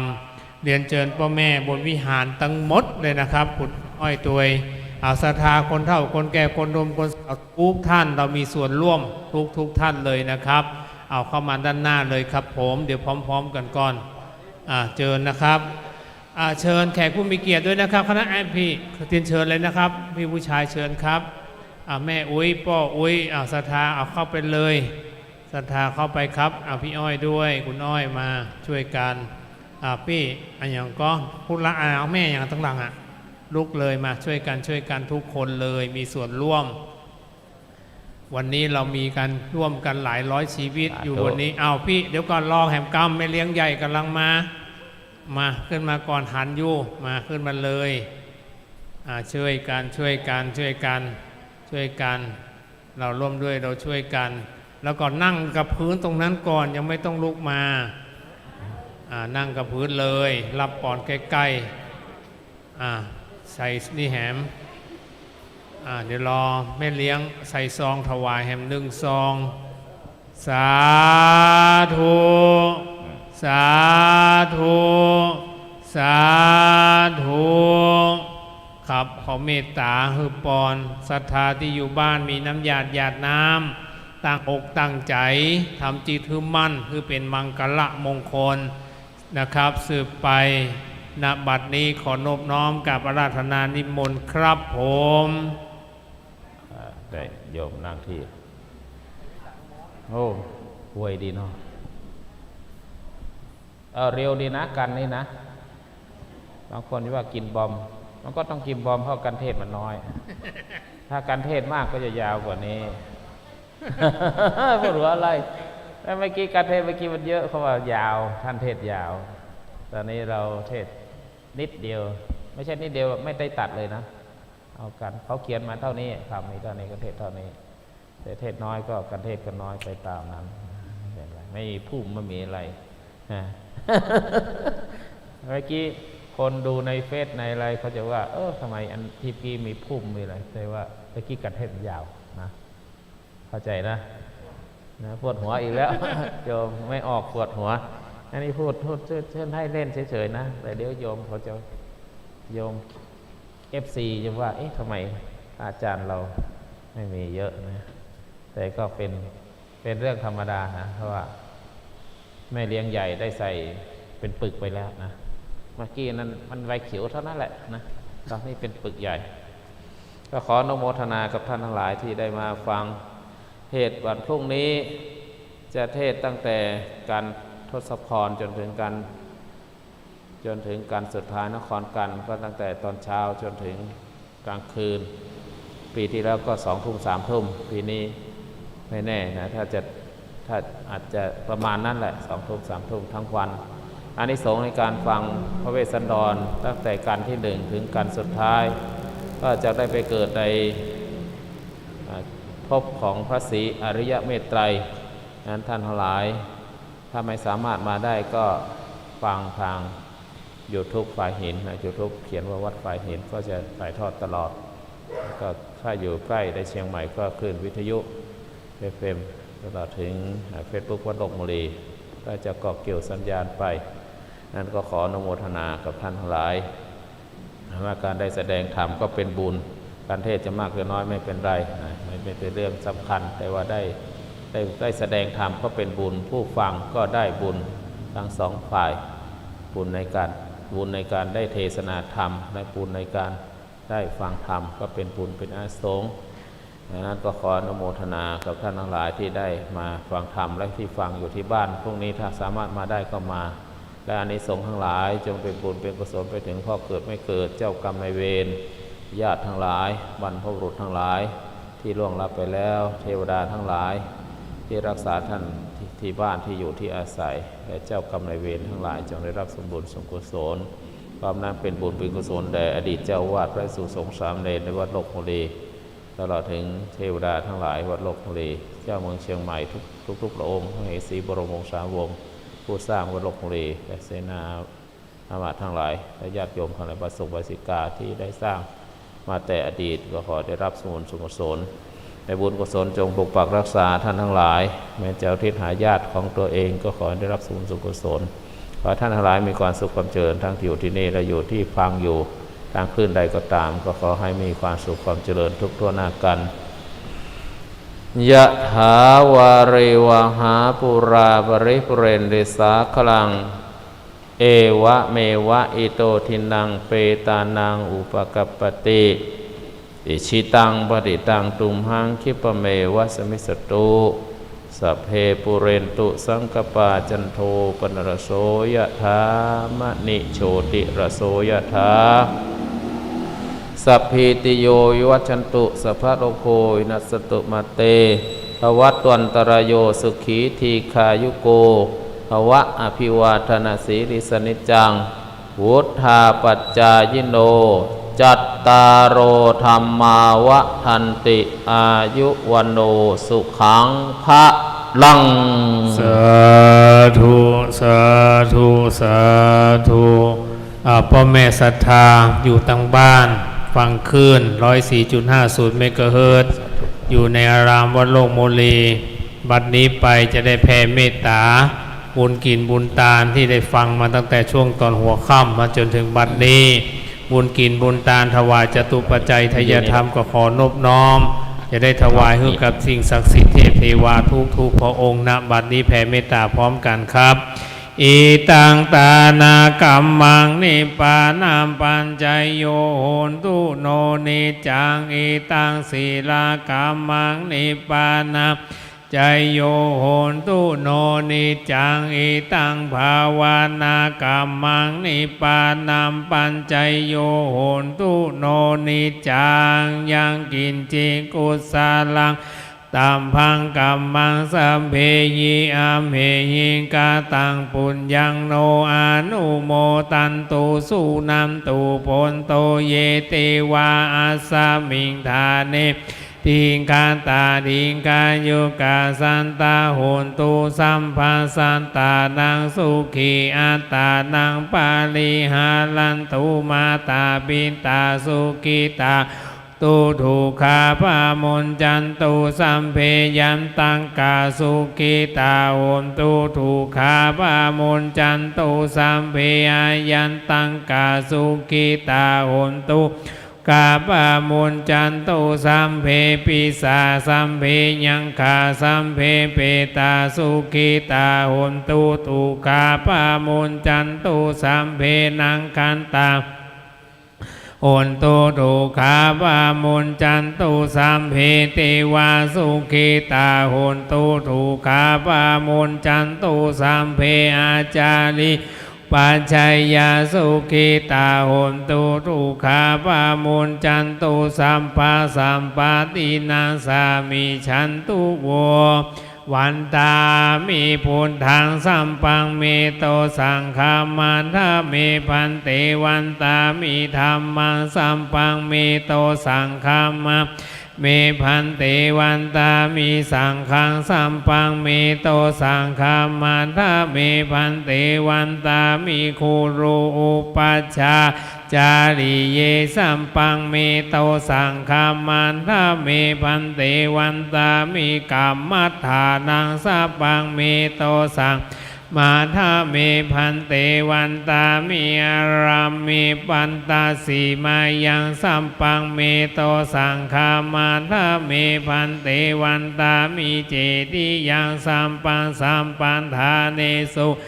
ติทิตาสาลีลาธาตุมหาโปติงพุทธลูปังสังกาลังสันตานากะโลเกเตวะโลเกพัมมะโลเกจัมปูทิเปลังกา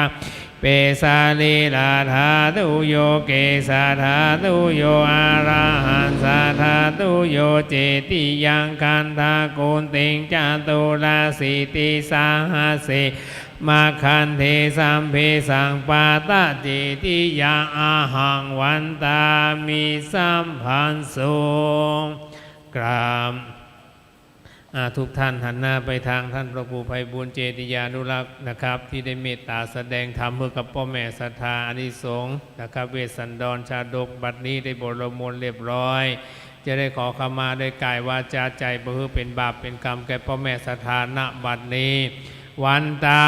มีพันเตสัมปังอาปาลาทังคามาทาเมพันเตมยากาตังปุญญังสามินานุโมทิตามพังสามินากาตังปุญญังไมหังตาตาปังสาธุสาธุอนุโมตามิทิคายุโกอายุวันโนสุขังพระลังSay goodbye สาธุสาธุสาธุทุกท่านพนมมือมาทางองค์พระพุทธปฏิมาประธานเราจะได้กราบลาพระประธานนะครับอาระหังสัมมาสัมพุทโธภควา พุทธังพระขวันตังอภิวาเทมิสวากขาโตภะคะวันตาธัมโมธัมมังนัมมัสสามิสุปฏิปันโนภะคะวันโตสาวกสังโฆสังฆังนัมมามิสาธุสาธุสาธุขออำนวยอวยผลอวยพรคณะสัทธาทุกท่านที่สดับรับฟังขึ้น 104.50 เมกะเฮิรตซ์ตลอดจนถึงคณะสัทธาที่มาฟังธรรมตั้งแต่ทวนแรกจนถึงในค่ำคืนนี้ด้วยอานิสงส์บุญต่างๆกุศลในการทำบุญขอเป็นปัจจัยคุ้มครองทุกท่านทุกคนณที่นี้ตลอดจนถึงอยู่เคหสถานบ้านเรือนตั้งแต่นี้สืบไปก็ขอให้ได้มีแต่ความสุขมีแต่ความสุขมีแต่ความสุขทุกท่านทุกคนด้วยเถิดแล้วก็ขอแจ้งกำหนดการวันพรุ่งนี้การทุ่นนึ่งจะเริ่มเวลาประมาณ 7:30 นาทีนะครับไปตลอดทั้งวันแล้วก็พรุ่งนี้จะมีการพิเศษนะครับอานิสงส์ทางประทีปคือจุดวันลอยกระทงเดือนเพ็ญเต็มดวงเพราะฉะนั้นขอนบน้อมกับเรียนเชิญทุกท่านนะครับมาร่วมกิจกรรมการณโอกาสบัดนี้เลยนะครับขอขอบคุณครับผม